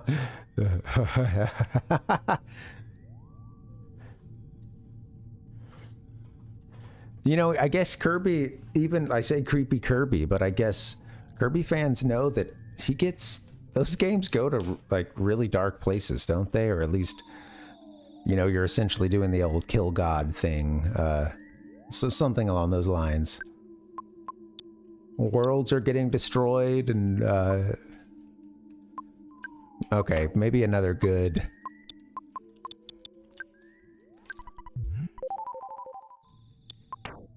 I don't know how much HP we can have. Let's see. Oh, what did I say? 85 out of 90? I forgot about this screen. And you get your, till your, how many experience points till next level. Okay, you don't have to wait till you save. I think, did the game give us that, I think, when we saved, maybe? Dragon Quest touch. You know, you can stop at any point and reset your day. Oh, hey, Devin, so I didn't mention this last weekend, but I'm going to really try to do a blind playthrough, so please, no hints, no tips, or try to even avoid like context, or I think I'll really try to go as blind as possible, but yeah. Thank you for that. Yeah, I appreciate it. Yeah, so stuff like your last comment there, that's would fall under that, so yeah. Thank you. Yeah. All right, thank you. Yeah. All right, let's hit this star. Let's see what's up. Hold on. I think he can get just a little. He's got 5. What does the bread do? He's got 5. There we are. We're maxed out. This is the first your sanctuary location, but it's mine now.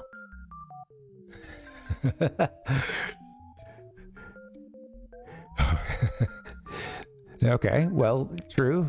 I guess you occupy it. Oh, no. Take it from me if you dare. All right, here we go. Look at this background. Titanic ant. Anyway, on to the madness. Exactly. All right. Okay, we've got... so there's 2, huh? Let's see... I see that second ant. I'm just talking through this stuff. Let's see. He's got some kind of helper. Oh, there's a couple back there.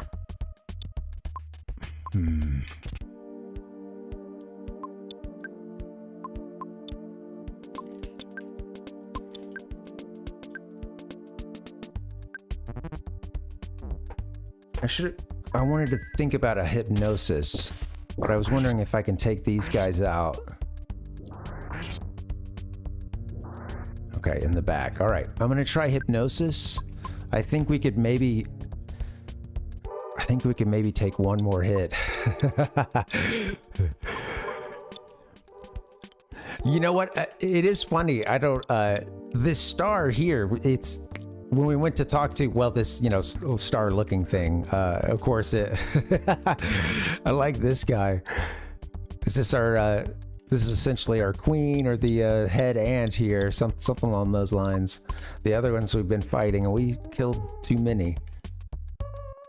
I'm sure too many for this guy's taste.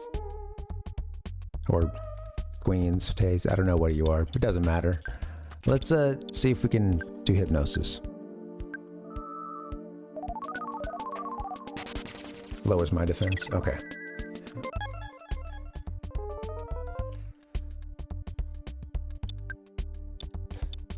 I don't think his bashing would do more than Psy Gaming, but let's try one round.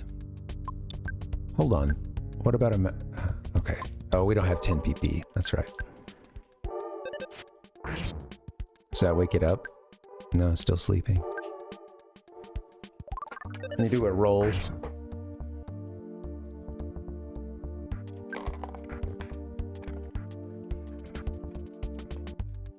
I've only got one more heal available to me. I wouldn't be able to use hypnosis and heal, but I have like a... It's fun, isn't it, Devin? The music is so wild in this game. Wasn't it like 2 main composers, I believe?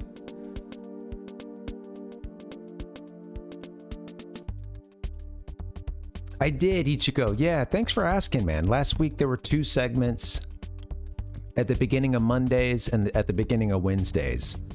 There was a good old days. Well, I think you might have been here for us doing some of the strategy guide, or that huge 135-page booklet or whatever that came with the game in North America. That was Monday, and then Wednesday I did so that was a sacred text. You know, these titles are important here. And then Wednesday was good old days. And yeah, I basically did a book report on this game without having read the book yet, and was try to be upfront about that and say I tried to look some stuff up without having much spoiled, and you know. Oh, that's a good one. I really hope that works. Oh, okay, we're in trouble. I don't think we'll get a... Damn. That's right, no more...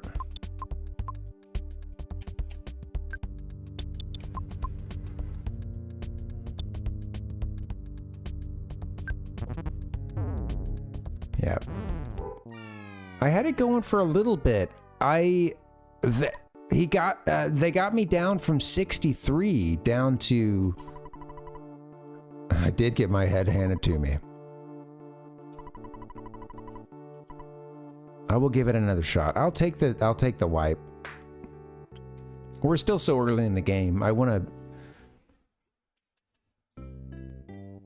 learn how to make this work.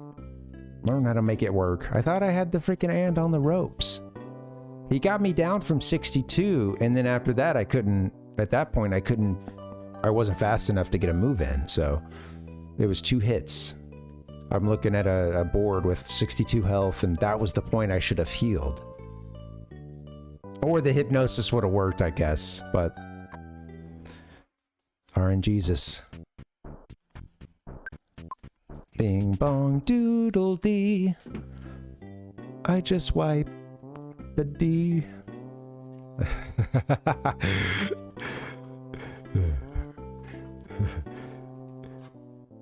I love this music here too. The intro is funny. It'll start and my brain doesn't always recognize what's about to happen. And then this part hits. Zulu Child, what's going on? Happy Monday. I hope you're doing okay. I was looking for a sound to play and I was seeing Welcome to Earth and I clicked past it. Oh, hey. Welcome to Earth. Yeah, well, welcome to the stream and Earth too, I guess. You know. Oh, cool. Yeah. Sweet. Yeah, I love that game so much. I played one just for me last week. No cameras, no recording. Actually, I did record the just to get some footage of the game, but yeah. It was fun.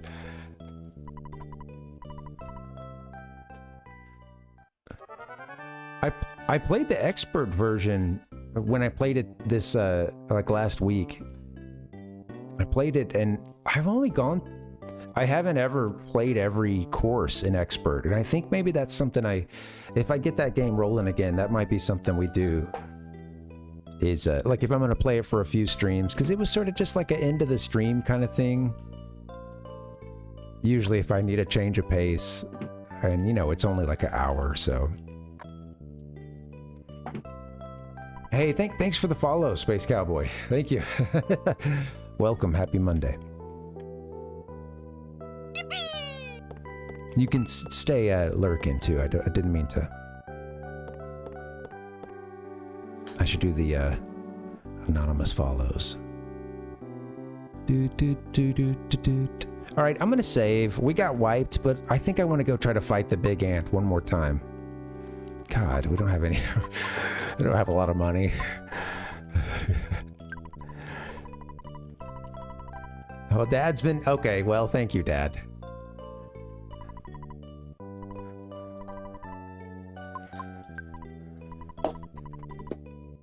We could go withdraw some, I guess.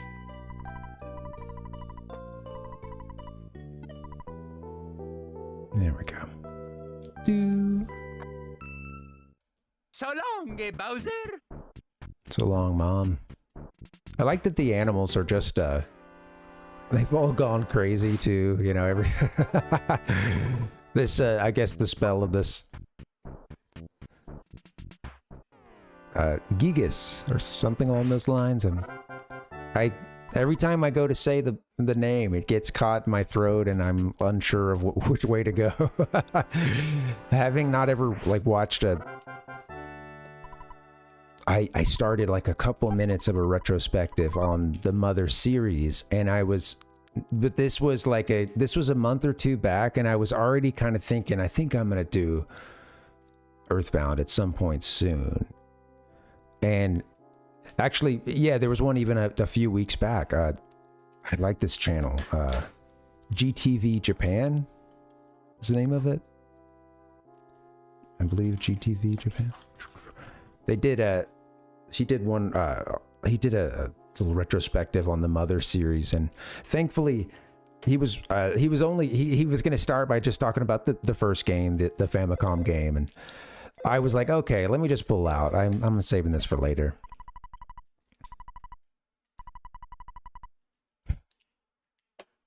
Dad, I was just home. Dad's concerned about my video game consumption. Thanks, Zulu. I'm really liking it. Have you played this one before? Space Cowboy said, EarthBound's so beautiful. I love that people are still streaming it. Yeah. Yeah, me too. I guess last year it had a big anniversary, right? That was 30 years.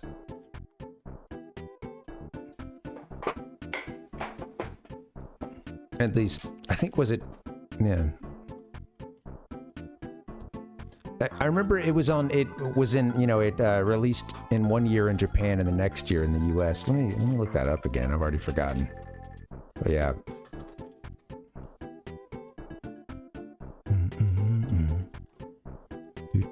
Yeah, 90. Okay, yeah, it was a 94 and 95. So interesting.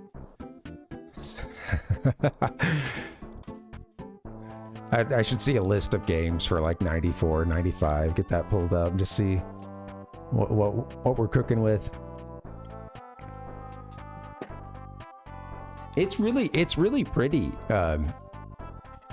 Zulu, and like I had heard a lot of good things about it, but had avoided for the most part avoided spoilers, or just not really been in spaces where people were talking any more than to say, I really like EarthBound, you know, just the very surface level. And as a kid, like my introduction to it was seeing a Nintendo Power article.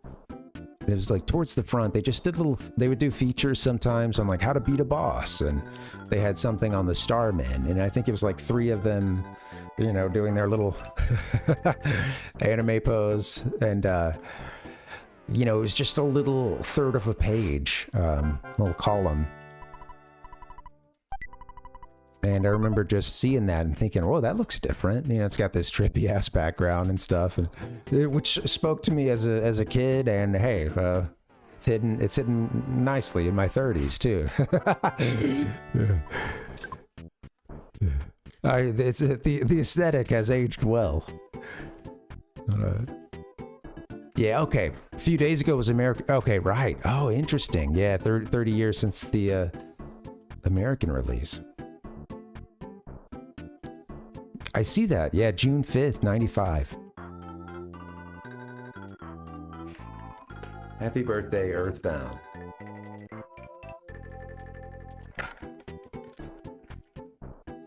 Get to the celebration stuff. That's what I'm talking about. Kaboom! I don't know, I've got like some... I need that. Okay, party noises. That's the file. There it is. Happy birthday.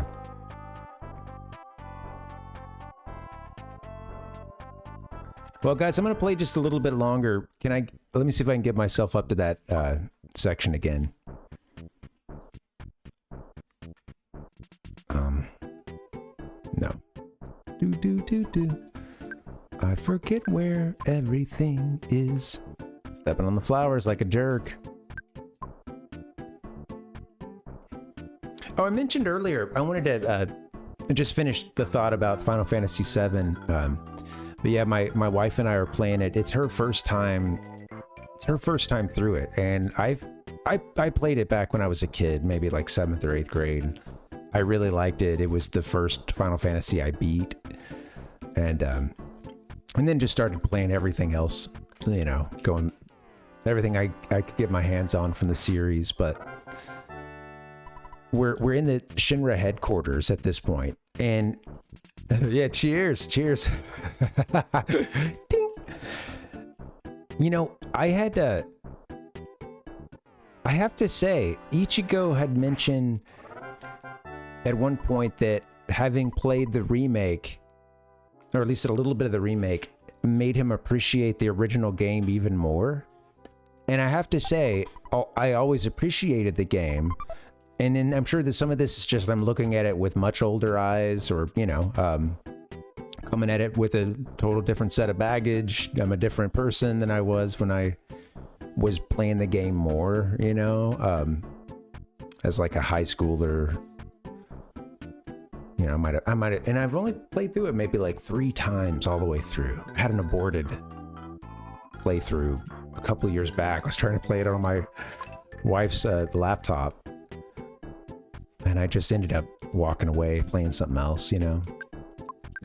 Or it was like I didn't play it for several nights, and then it just got cold, and I didn't want to get back to it or something.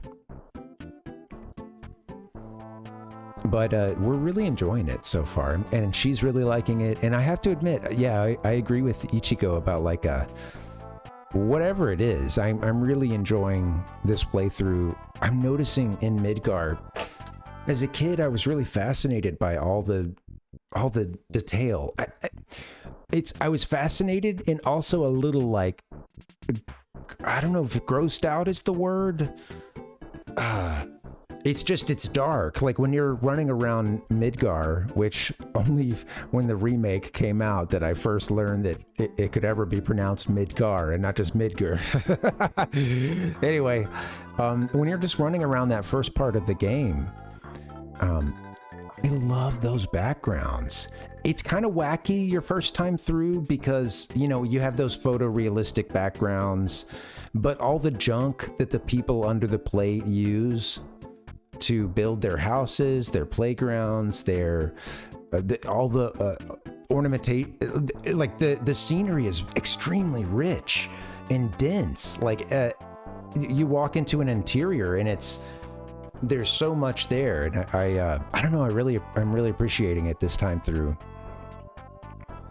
And I think as a kid I saw that too, but it was always. I mean, of course, it's like a bummer seeing, you know, all that stuff repurposed, but it's also like that's what the slums, you know, it's how people get on, right? And it's supposed to be wow, this just in, you're supposed to be a little bit depressed by life under the plate in Final Fantasy VII, you know.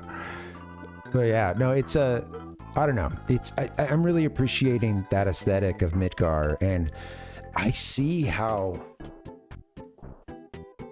I have to admit, I was like, I didn't know a whole lot about the game other than Cloud is cool when I first started playing. And Sephiroth is cool and has a long sword, which is essentially all you need to know to play the game. The game will tell you that stuff early on, but you're good with just that info. But that made getting out of Midgar, I knew it had to happen at some point. I heard friends talking about stuff that, yeah, I'd hear the occasional town name or, you know, like something about chocobo racing or, you know, or like chocobo breeding and going over a mountain. So like I had heard some of that stuff from friends at school, but I think that I felt that impact of getting out of Midgar and, you know. Yeah. Well, yeah. I think, yeah, and I feel like that's not the best word. That's not really the most accurate word for what I was thinking. It wasn't so much a grossed out as much as like an uncomfortable feeling or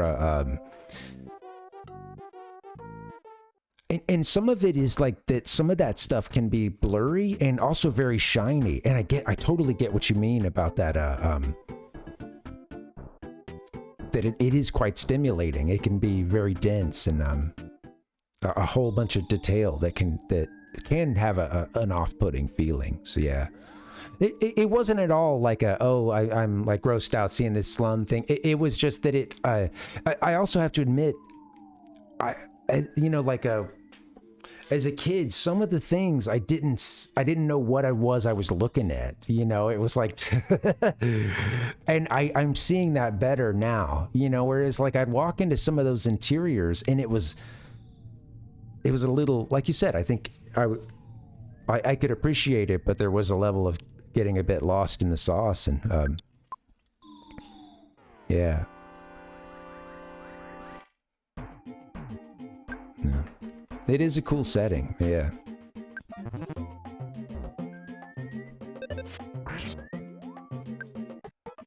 Maybe I should have some hamburgers and stuff. I'll make sure to save all my PP. Alright, we did level up. Oh, healing. So like a next level heal. Yeah, exactly. Totally Zulu. Yeah, that's a good way to put it. Yeah. And I mean, it's funny because I remember sort of levels of that feeling that I'm describing with not always being able to understand what you're seeing in a game. And of course, like when I'm a kid and I'm playing something on the NES, I wasn't always able to read what was going on with the sprite artwork. I feel like I'm a lot better at that. It's funny to think that would be any sort of... Isn't it funny to think that would be like almost an acquired skill to like be able to decipher what's going on in pixel art? But it is both, like, as you get older, you can have a more discerning eye, of course. You can... Maybe you're not so overwhelmed by the overstimulation of a dense picture, but yeah.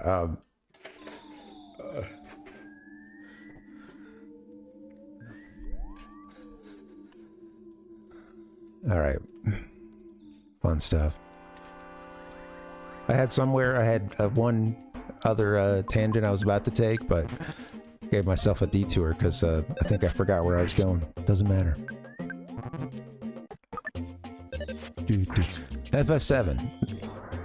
Seen it with a whole new eye. Seen it with a whole new set of eyes. That's what I'm talking about. It's a whole new world. Comedy is subjective.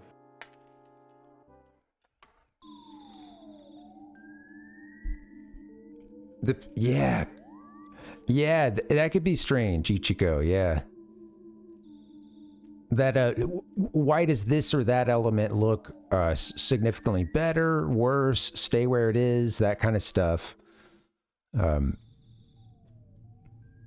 as a kid, again, I couldn't read some of the sprite artwork. Like, it was difficult to decipher. And I was gonna say, like, with anime, I think there can be a similar thing where if you've watched a lot of anime, you can forget that some of the like kind of anime tropes, you know, my favorite, where they suddenly their teeth go all like, you know, suddenly their teeth change to like super sharp chompers or something.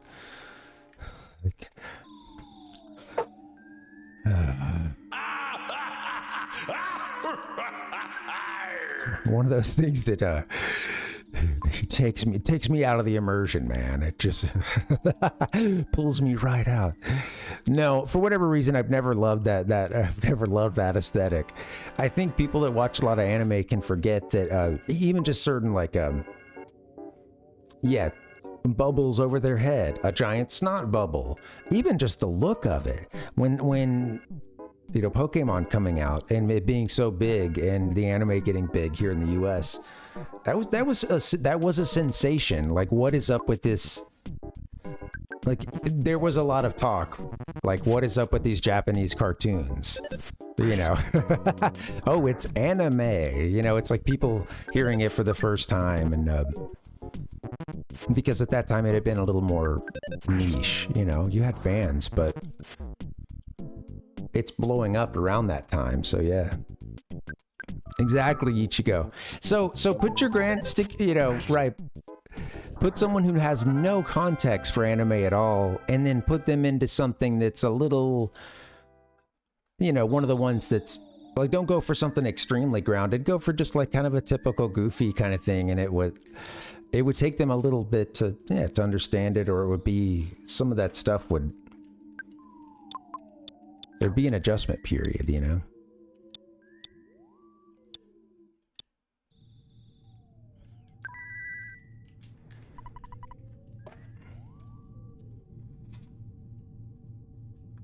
Right. Yeah, I've been trying to do some of that, Space Cowboy. Yeah. I'm trying to go as blind as I can, so, you know, I'd say that's a light hint, but, you know, I think like that in general, it's funny because I'm already trying to do that. But yeah, anyway, I'd like to try to go like as blind as I can, which is, I think, part of the reason why sometimes I'm not even talking about this game, because it's a oh yeah, thank you. I'll try to take no like hints or tips or anything like that, but thanks for hanging. Give me a... Alright. Found my way into this folder. Holy we're almost dead again. What have I done? You're good, Space Cowboy. It's okay. Thank you. Thanks for understanding. And that was a I would say that falls under the rule. So it's like something I wouldn't, after this, I wouldn't want to see. But it's like not a big, you know, like with all that being said, I understand that you're not like throwing the biggest thing at me. And I know that some stuff is going to happen, and I'll have to repeat something like this a while. But yeah, it's all good.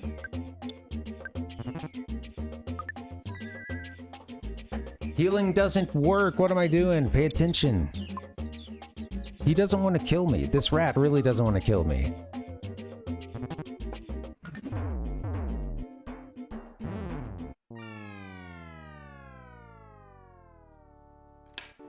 That's a series of unfortunate events. I had the worst explanation about like, oh, hey, you know, no hints. I just butchered the hell out of that. Only to watch Ness get killed here.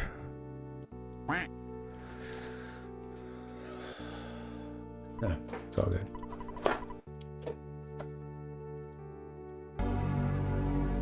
We leveled up, so there's progress. Space Cowboy, have you watched much? Are you a... Guessing you're a fan of a certain anime featuring a space cowboy?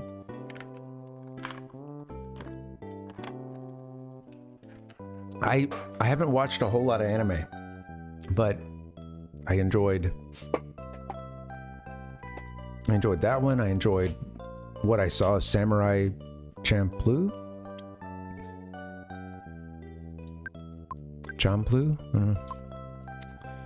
If I sleep, will our PP get healed? Let me...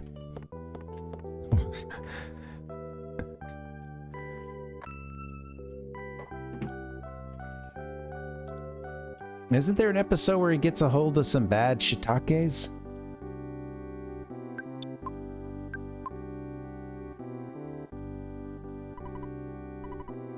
Ding dong doo dong doo.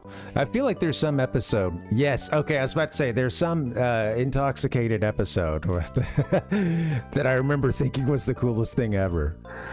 Yeah.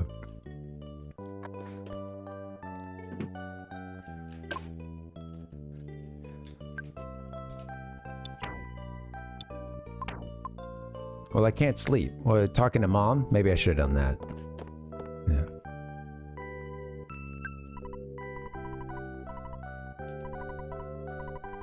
Eat some bread. So I gave him his favorite food as we named it bread, but I guess that there's also bread lowercase, or it'll just a capital B and the rest lowercase in this game. So, well, we got to go to Mom when we want the bread, all caps.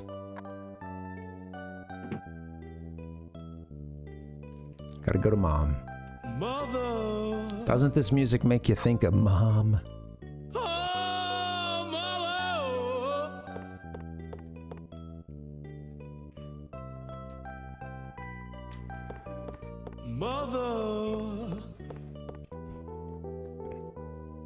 All right, let's exit.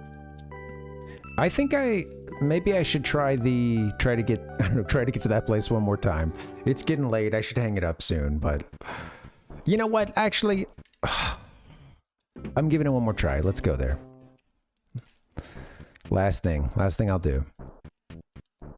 Fastest way. Yeah. Ding dong dong do. Oh, I could just fight those easy crows and stuff too. I just don't want to have too many detours. Is his psi filled up again? The PP?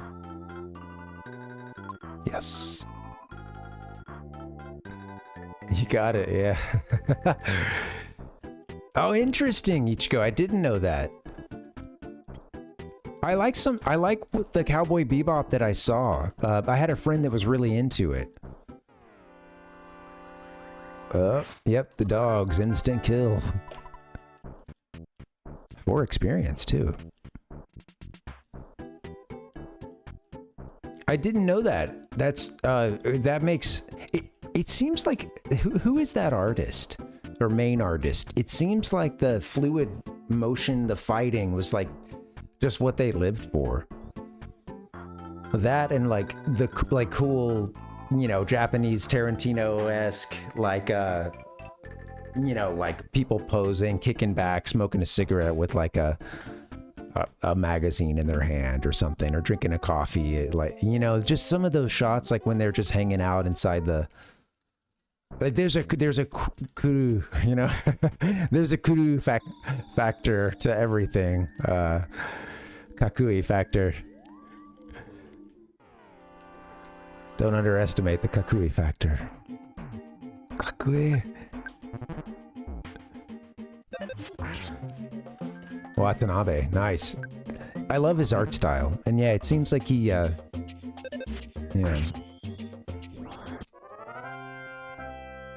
Right, and that style has aged well, Ichigo, yeah. So I clearly didn't go deep enough into Cowboy Bebop to I saw maybe like just a few. I never saw the beginning either. I don't believe. This was just I would catch it by going over to. I had some friends who it was like it was one of those situations where my friends in senior year were all like at that point they had graduated. I was friends with folks who were just a year older than me. I had like a few friends that I was closest to, so they were already gone for my senior year, but that also meant that they're like, some of them are living the like punk lifestyle. They've, you know, they're they're renting a house together and working and not in high school anymore. This is crazy.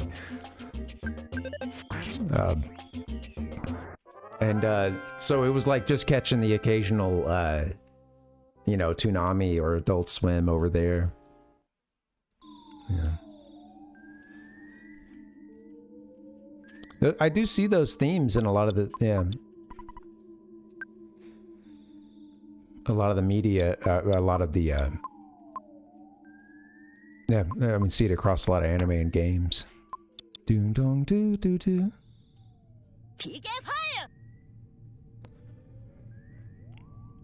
All right, I'm gonna try to get to this. I've only made it to it once. Well,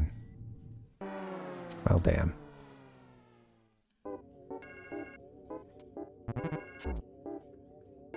You can really lose a lot of HP if you're not paying attention. I should possibly go buy some more things, some more food and stuff. God damn it. It's HP 12. Mm-hmm. One of the things I appreciated about I appreciated well, I would say like with Final Fantasy, one of the things that I enjoyed about it was that although these things were ripped from their context and often quite different from the original version, like I appreciated like some of the summons and Guardian Force, etc. through that, learning about mythology from other cultures, and I think that it was a good jumping off point, because I would just like watching a show or movie or something, seeing something and then being interested in it, going, and then maybe trying to read about it, or learn a little bit more. And I feel games were a good kind of activating thing for me. It started to get me into a good jumping off point for reading and learning. And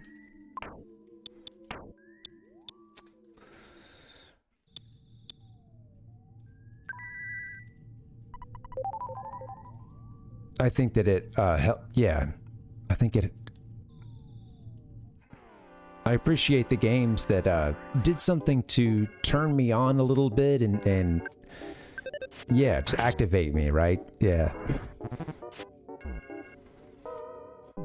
I said it. I want to be activated. No, yeah, it is a good vehicle to jump off to other things, and games like Tomb Raider, yes, teaching you about whoa. Well, you get a lot of archaeology.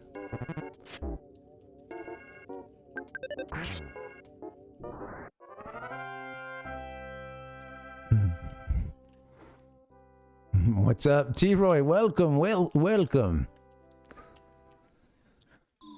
Ding dong doo dee dee, da da da da bee. I'm eating a cookie. How you doing, T-Roy? Welcome. I'm looking down at a bunch of really negative sound effects that I don't want to hit, like You are a stinking piece of garbage. And What are you talking about, you idiot? And then there's a really vile one that I'm not going to hit. It's especially NSFW. Yeah. So I'll just do this one instead.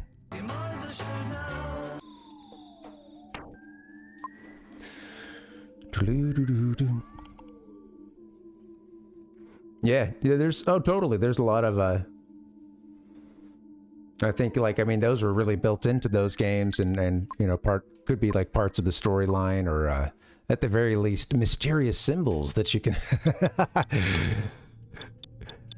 anytime you want to zhuzh it up a little bit. It's something vaguely old and of the East. I don't know that I've ever actually hit this one. It's pretty full on, but it's about it's from the wrestler the Iron Sheik,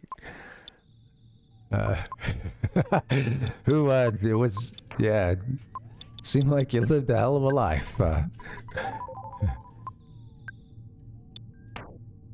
gonna use all the goods I can, and then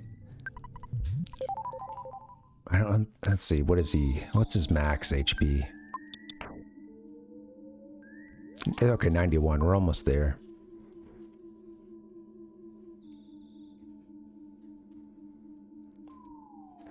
All right. Oop. I'm gonna play a vile sound from Iron. I say vile. It's not vile. It's really just more of a threat of sexual violence. There's that, right? Not great, but he's saying it in this macho way. That's and it's to a caller on the Howard Stern show. So it's the context there is important, and I also like that.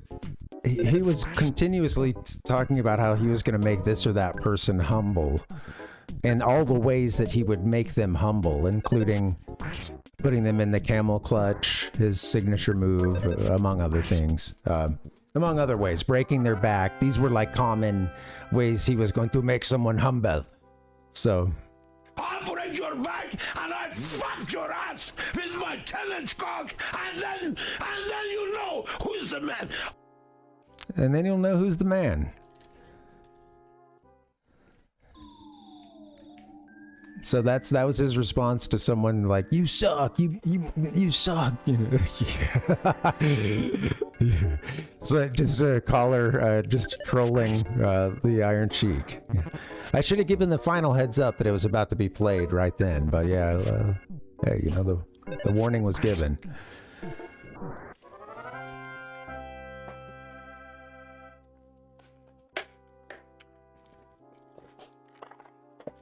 That's why that one doesn't come up that often. A lot of ways to make someone humble, apparently. He's, I would be made humble. For sure, if that happened to me. I would be fucking humble, dude.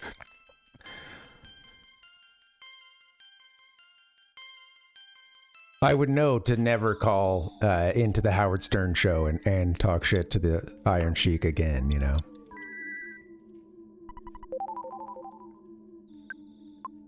Yeah, right. Totally Space Cowboy, yeah.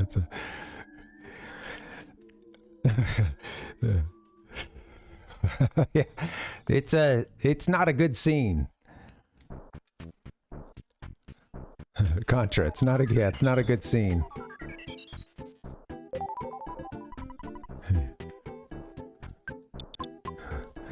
All right, so did we came out of here? Right? And then we're going here. So that was our MP relief, I believe. Yeah, okay, I think there may be next room or just up a little bit.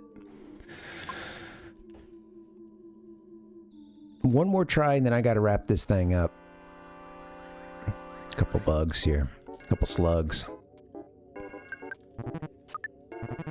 Bugs and slugs.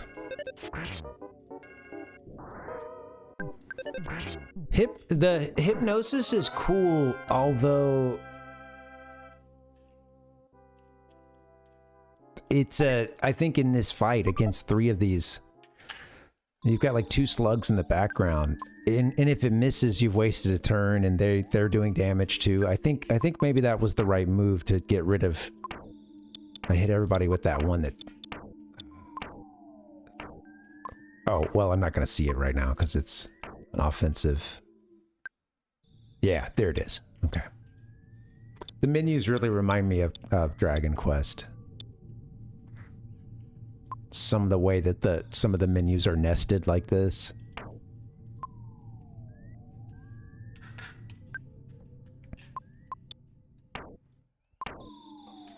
Lot of Dragon Quest 3, but the Super Famicom version lately. So, oh, cool. Oh, sweet. T-Roy played Mega Man 7. Oh, the poor guy. Yeah, if you get a chance, T-Roy, don't mean to call you out, but if you get a chance, I'd love to hear how that went. I have it down here somewhere. I haven't gotten around to it yet. I think I'll play it it'll be sometime this year. It's on the like it's on the periphery. It'll be the next Mega Man game I dedicate a couple streams to.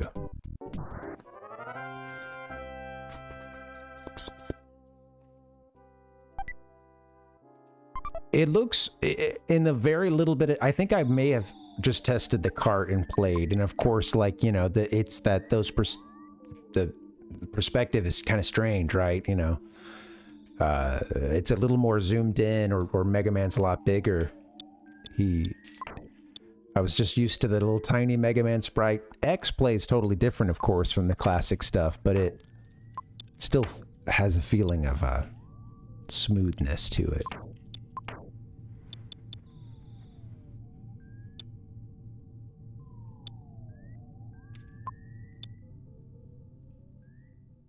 Maybe we use like one heal out here and then we can use some items after that. I don't know. Like, is the bag of fries going to take me all the way to the top? Should I? These are just, I'm just asking myself here. Sorry. Hey girl. How's it going? You want to sit with me? Come here. Come here, little kitty. I'm sorry. I know. I'm just wearing shorts. I know. Not your favorite. No, I know like bare leg. This cat wants something, and I don't know what it is, but I think she really wants to hang out and be near, but she's disappointed that I'm wearing shorts. X, as a kid, I thought the X stuff was so fun. I thought the, like, you know, like those Dr. Light, you know, finding those portals or those capsules that would have the holograph. Sorry, I've lost my ability to speak here. I really thought that stuff was so cool as a kid. All the upgrades, seeing the upgrades too, watching Mega Man get more badass, and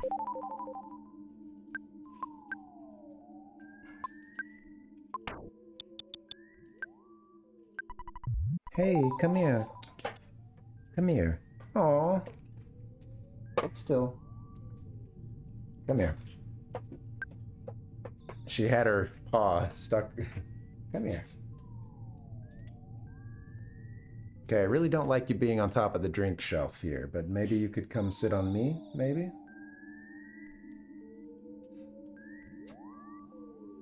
I know, this girl's like, hey, it's time to hang out. Why are you still playing games?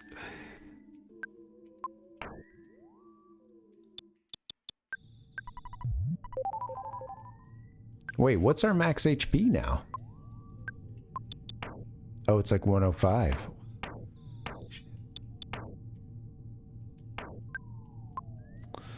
This is... I didn't play that well. I should have maybe just used a... Oh well. I don't have any more... I think this skip sandwich should be saved, of course. But we're not... I mean, I guess I'm just...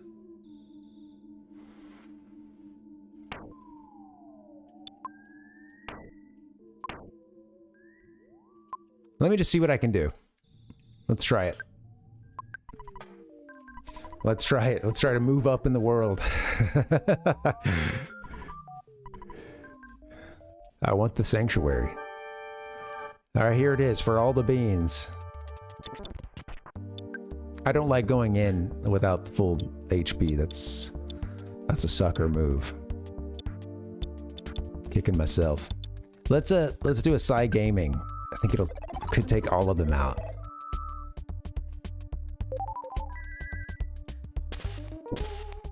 Sweet little graphic. Okay. The support staff has been killed. That's good. This thing has a shield. I wonder if the shield is blocking psi stuff too.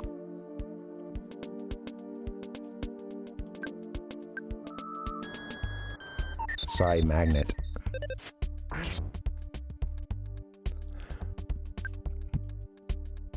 I'm almost afraid to do hypnosis because just missed, you know, it's just gonna be a missed turn. Good night, Ichigo. Thanks for hanging, dude. It's a cool song, Space Cowboy. Yeah, it is. Ichigo, good night, man. Thanks for chilling. I know I'm going long. Goodbye. Yeah. Oh, perfect. Thank you. All right, dude. Say nothing more. Just exit. You can't get any better than that. I'm not in the habit of telling people to leave, but you know, you got to cut the scene when it's at its height. When it's at its peak.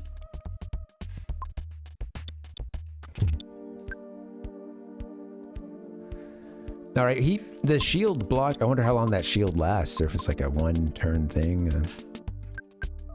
Shit, you know what? Okay. I need to be careful here. I'm actually going to heal at this point. It's life up that I want. Yeah.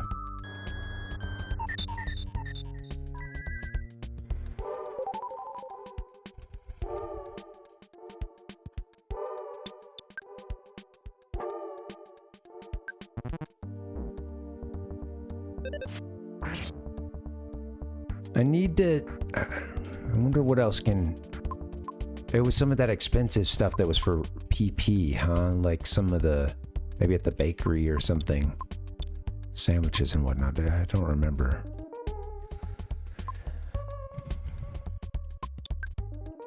See, they can get out of hand here because I think it's faster than me, isn't it?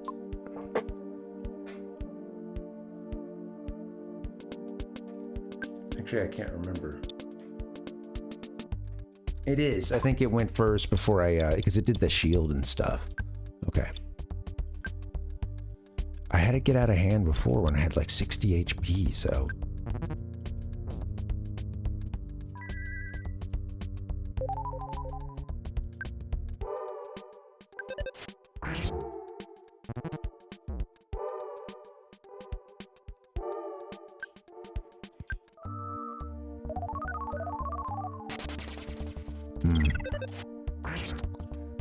I really hope this thing's dead soon.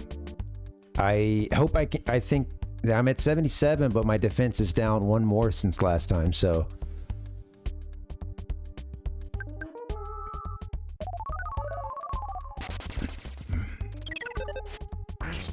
Come on, just gotta hope I take it out before. I'm hitting before it does sometimes.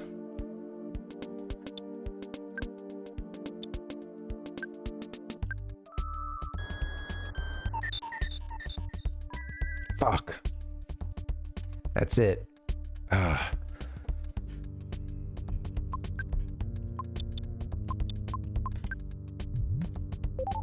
6 HP. I had no idea it was going to be that low. Oh, damn. Yeah, I think that's... Hopefully it's like just about to die. Yes! Oh. Goodbye. I was like, God, okay. I've had a couple of battles like that where it's the difference of do you, like the next hit needs to do it, the next turn, next turn or you're screwed. Oh man, dude, that's great.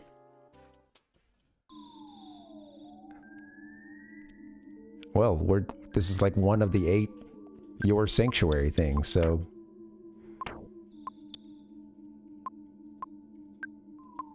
Yeah. Goodbye. Goodbye, Ant. Yes. Adios. Yeah. Yeah. T-Roy, how much, so you played it today. How, I only know like surface level about it. I guess it's like split into the 2 parts or whatever. Did you make it all the way through? Still chipping away? It takes, when playing a new Mega Man game, that's best done in, I think, you know, it's a lot of pressure to try to beat one in one, a new one in one playthrough. I love that music. That little chime there. Parv caught a glimpse of a small, cute puppy. Aww.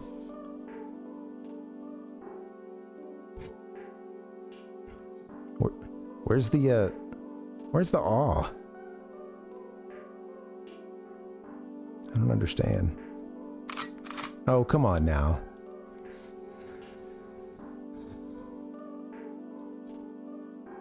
Give me a hell yeah!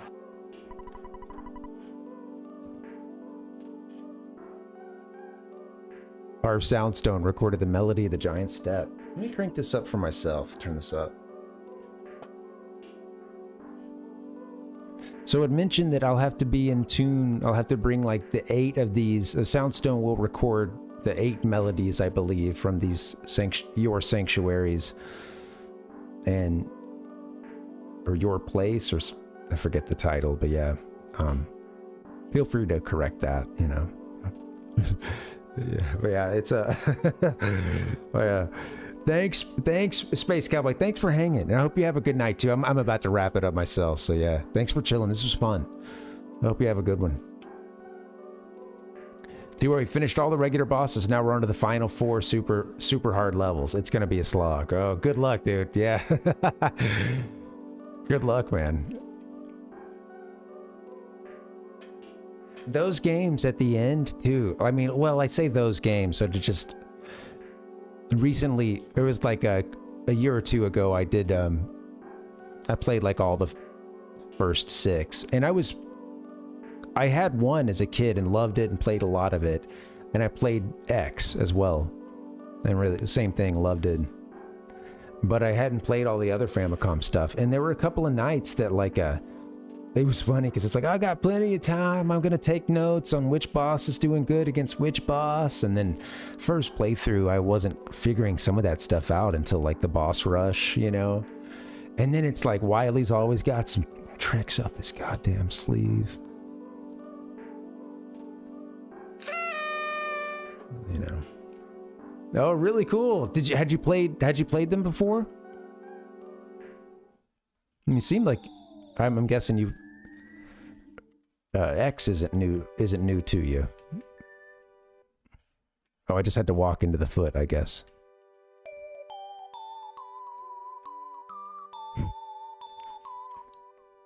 This is our sound, huh? Give me a hell yeah!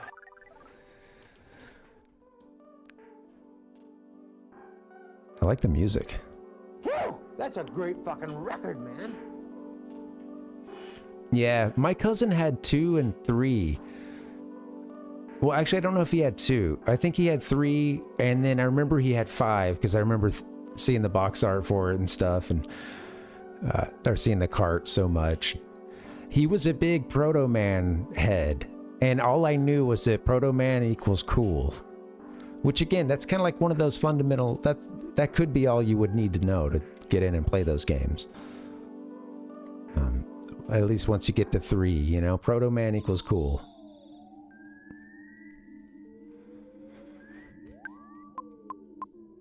Can we get out of here safely? Okay, we're all healed up. I think we're done here. We've recorded. I liked it, this little sanctuary, and he told us to, like, spend time here. Buzz did. He's cool. And I feel like he's that... It's that friend that he's cool and you really want, like, oh, I want them to think I'm kind of cool too, you know? And he sort of is like, you know, he's not going to give you that. He's going to stay distant. He's going to do something on his own for the ending. He's not going to hang out with you. He's going to find like a cliff top or something to look off from, or...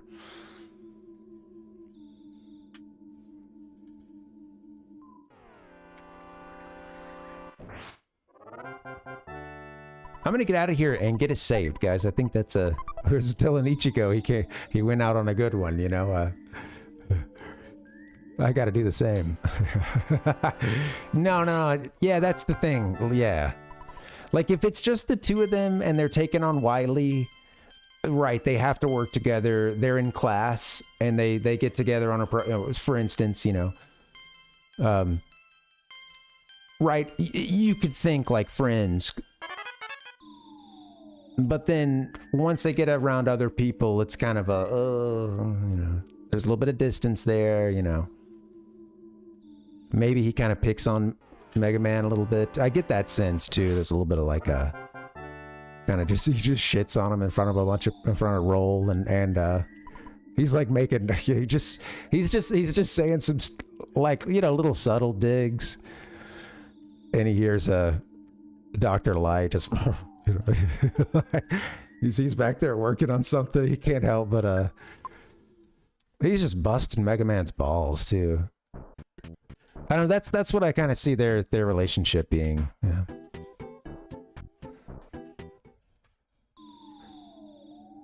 He knows he shouldn't. Dr. Light knows he shouldn't laugh, but yeah, it's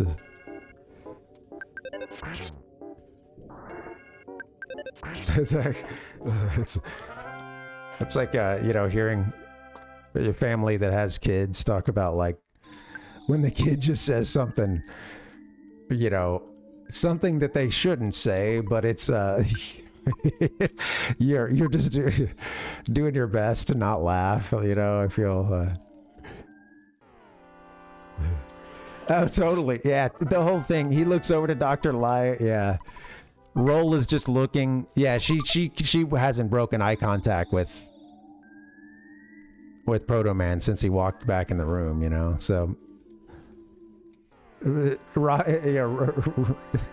Mega's sort of looking over for that same thing, kind of, you know, the occasional, like, hey, come on, sometimes you bail me out a little bit, or, oh, come on, leave him alone.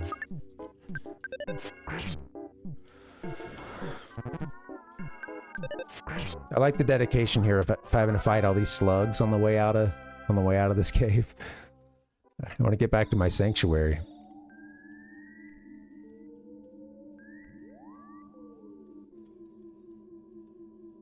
Everything's running away from me. I think if I fight them one-on-one, it'll be an instant kill. Oh, well, I guess not. Oh, it wasn't. Oh, the little Antoid joined us. Come on, I killed the queen already. What's going on here? I guess they don't just stop, you know, it's you're...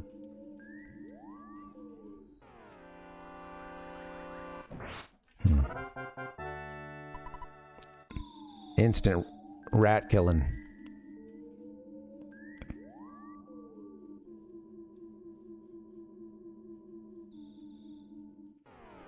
There it is.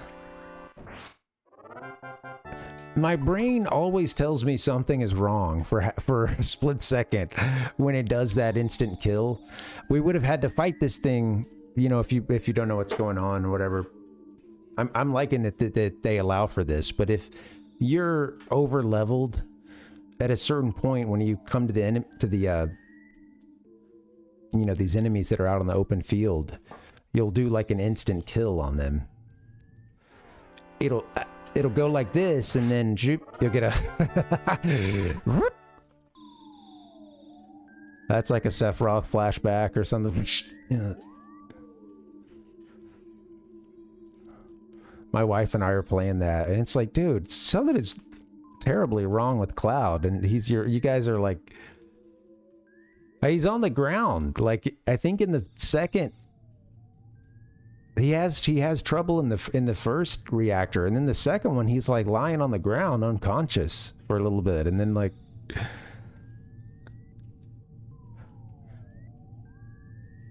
gotta get the...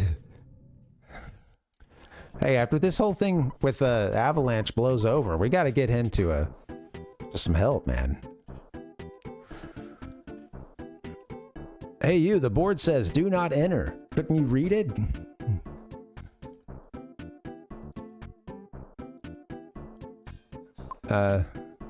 No, sir, I don't understand contractions. Okay, you said do not enter. The sign doesn't... You could say it says that, but it doesn't literally say do not enter as you wrote it in quotes. So I'm gonna say no. What a rebellious kid. Come to the Onnet police station later. Right.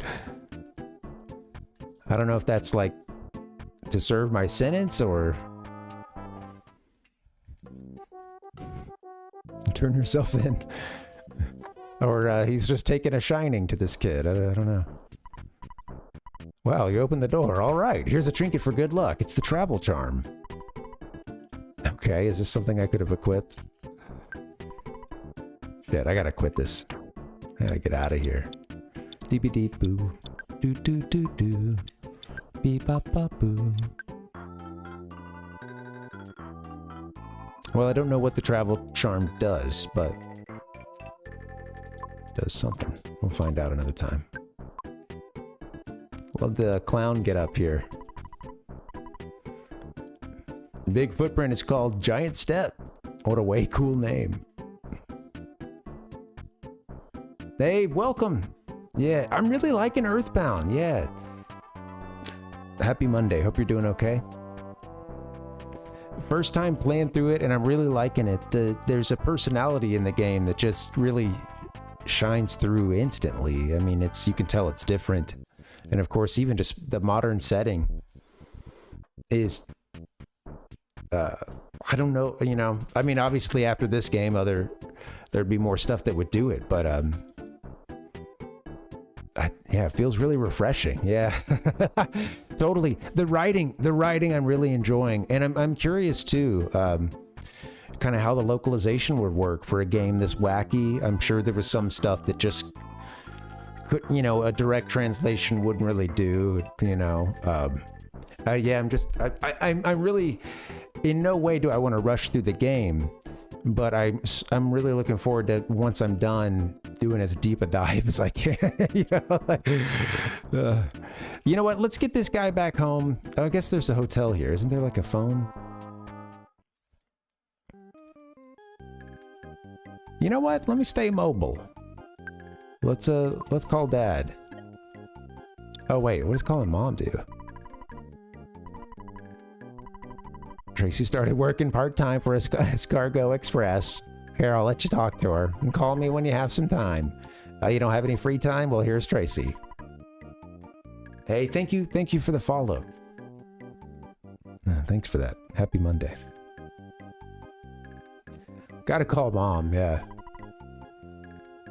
I think lately I've called my mom, well, it's Dad in this game. I've been calling my dad more in this game than I have in real life, you know. Which, you know, you probably call your dad a few times every playthrough, so that's not too crazy, I guess, but that'd be kind of strange. I'm sure I could find enough to call my dad 3 times a day, but all right, how's it going, Tracy? Okay, Escargot Express, nice. Pick up or delivery? I don't need anything from Escargot Express right now, I suppose. Parv picked up the receiver. Parv, it's your dad. I deposited $519 into your bank account. Taking away what you spent, you should now have a lot of money in the bank that we need to go get.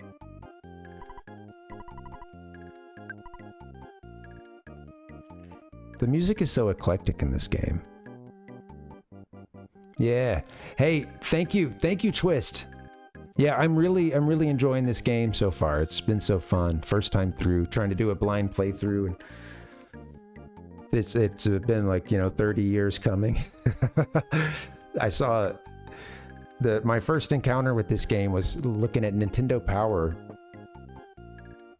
This would have been maybe like in the build up to the 64 or early in the 64, and there was like a feature towards the beginning of the magazine. It was just like a little third of a page, just one little like column taking up a third of a page, and it was about how to beat the Starmen. And I just saw the trippy background. I saw these, you know, this, I was like, I don't know what this game is. I think maybe at that point I like barely knew what an RPG was outside of Pokemon, you know. And I just remember thinking, that looks kind of crazy. What is this game, you know? And just having an interest in it, but most of what I learned would be from Smash.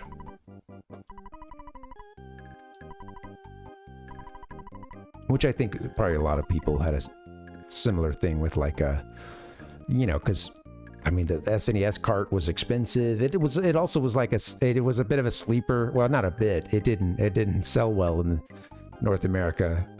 So it has that reputation as being a sleeper here. It took a long time for people to come around, and then it seems like it had this like cultural, you know, like there was a lot of rediscovering or discovering, and it's like it had a critical renaissance or one more wave of like positive criticism this time around. It seems like that people really, the momentum got going for this game here, like in the early 2000s.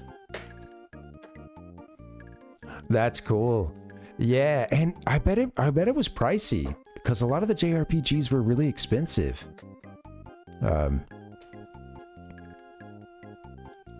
Even when I went to go buy stuff secondhand, like during the 64 era, I bought I'm buying the like North American releases, so it's Final Fantasy 2 and Final Fantasy 3. And even secondhand, they were expensive. And I remember asking them, like, "Oh, why are these like a lot more than the other Super NES games?" And they're like, "Well, they're popular and they were more expensive when they came out." And they tended to have, you know, you're getting a more game for the buck, you know, sort of situation, I guess was the justification. And they took a lot of time to, you know, it was some of them did have a lot of writing, and you know, I could see some time being taken into these games. Isn't it funny? Isn't it fun to think about like AAA 16-bit titles and all the hype that would go into this stuff in Japan? We get this game stinks. I would really like to know more about how the game was advertised in Japan. I mean, you already have the base of Mother being released there and not here. People know Shigesato Itoi. I guess he was, you know, virtually unknown here, outside of EarthBound and later maybe like Spirited Away, you know, or Totoro. Yeah, My Neighbor Totoro, I think he did the voice for, but yeah. Yeah, it's so cool that it's sweet that it came with the strategy guide. It's hilarious that it did too, because you know, of course, not just an implication. I mean, it was because we were not so up on our RPGs at that point, and they had a dedicated fan base here and had since Dragon Warrior got sent out for free. With Nintendo Power, so yeah, that's sweet. I saw that in North America, like I think that was like a pack-in, yeah, and it was like 153 page full strategy guide. It's the first several pages are kind of like instruction manual replacement. And then the rest is straight strategy, like walkthrough, you know, and full-on guide. We took a quick peek at it once I got the walkthrough part, I you know, closed it out. But yeah, if anybody's interested in seeing some of that stuff, we flipped through some of it back on Monday, a week ago, towards the beginning of the stream. So it's a lot of fun. Did a segment called the Sacred Texts. I love looking at the any kind of like printouts or manuals, guidebooks, stuff like that, and I just finding something we can flip through. Yeah. Woo! That's a thanks. Woo! Guys, I'm tired. I should get out of here. It's late. This is going late. Let me get up out of here. Thank you for hanging. It did, yeah. I bet. Hey, Best Lore, welcome. I hope you're doing okay. Yeah, welcome. Happy Monday. Yeah. Yeah. Oh, cool. I bet. Hey, dude, those 8-bit RPGs can be brutal sometimes. So yeah. Good stuff. Good on you for trying the first one. I think I'll do that eventually. Yeah. Yeah. Yeah, I guess the North American title is EarthBound Beginnings, right? Since we never had Mother. Honestly, I do think Mother, I could see that being when EarthBound comes out already. We didn't get the first game in North America, so do you call it Mother 2? And I got to admit, I could see people balking at even maybe the Famicom game had it come here. I could see Nintendo of America saying like, that's not a good title. We're gonna have to call it something else. Just, you know, we love it. It's great. We've all come to know it, but like, I don't know, just put yourself in the mind of some like, you know, Nintendo of America exec, you know, you're one of the ones like calling the shots, playing the games, deciding what's going to get pushed for NOA. And I feel like if a game came across the desk named Mother at that point, I think they're probably like, we got to do something with this, call it something else. I don't know, but don't get me wrong, that'd be the wrong decision, but they would do it. All right, I'm not gonna take a break. I'm gonna get up out of here.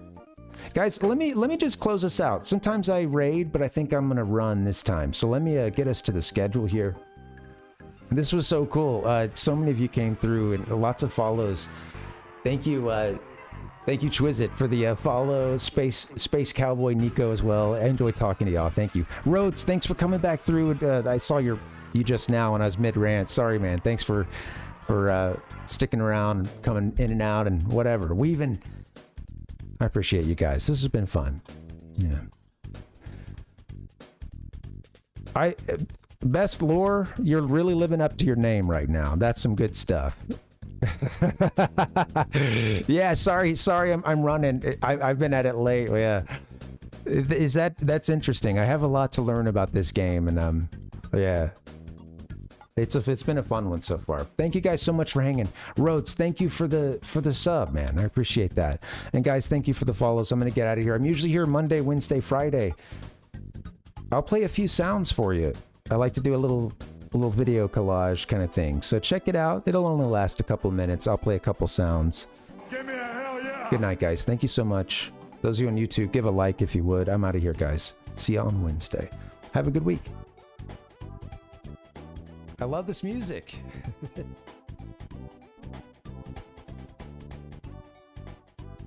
Now you're playing with power.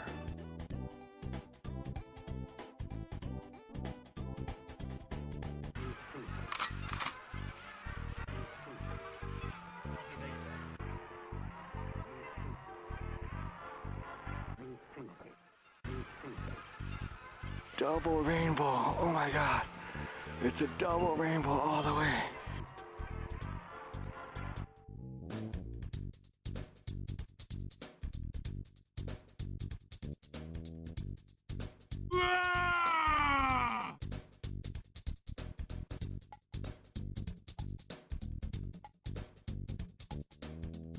So I missed.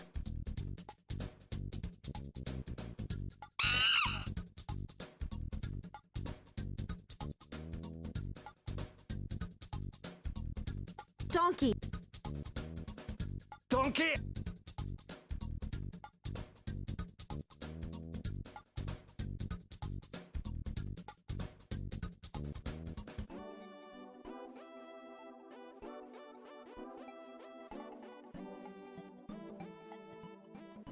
Donkey.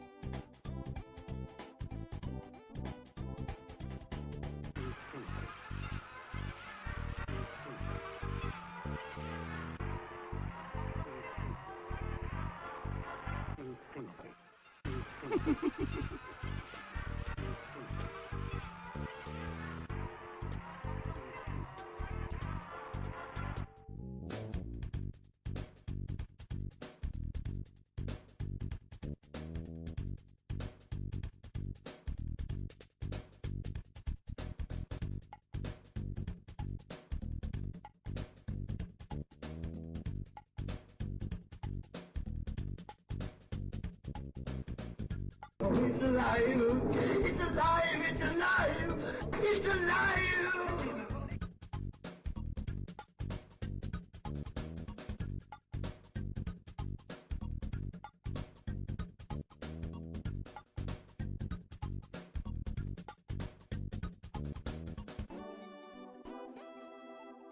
I'll never turn to the dark side.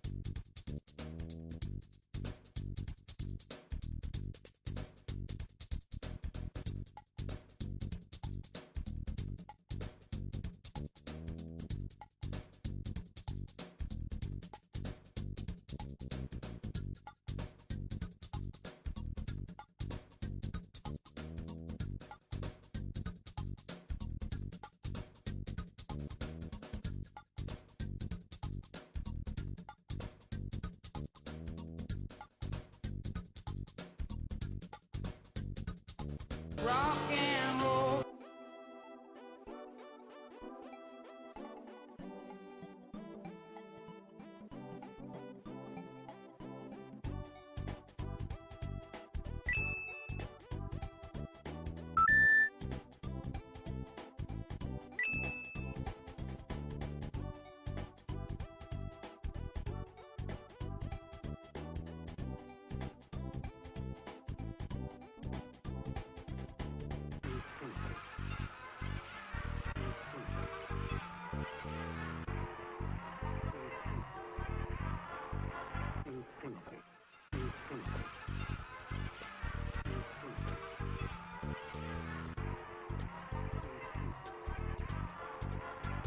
The Force will be with you, always. Give me a hell yeah! I hope you've all enjoyed our program this morning.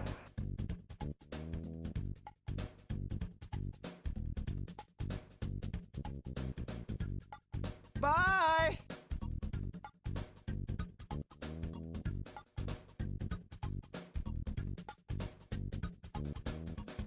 The Sega Genesis has blast processing. Super Nintendo doesn't.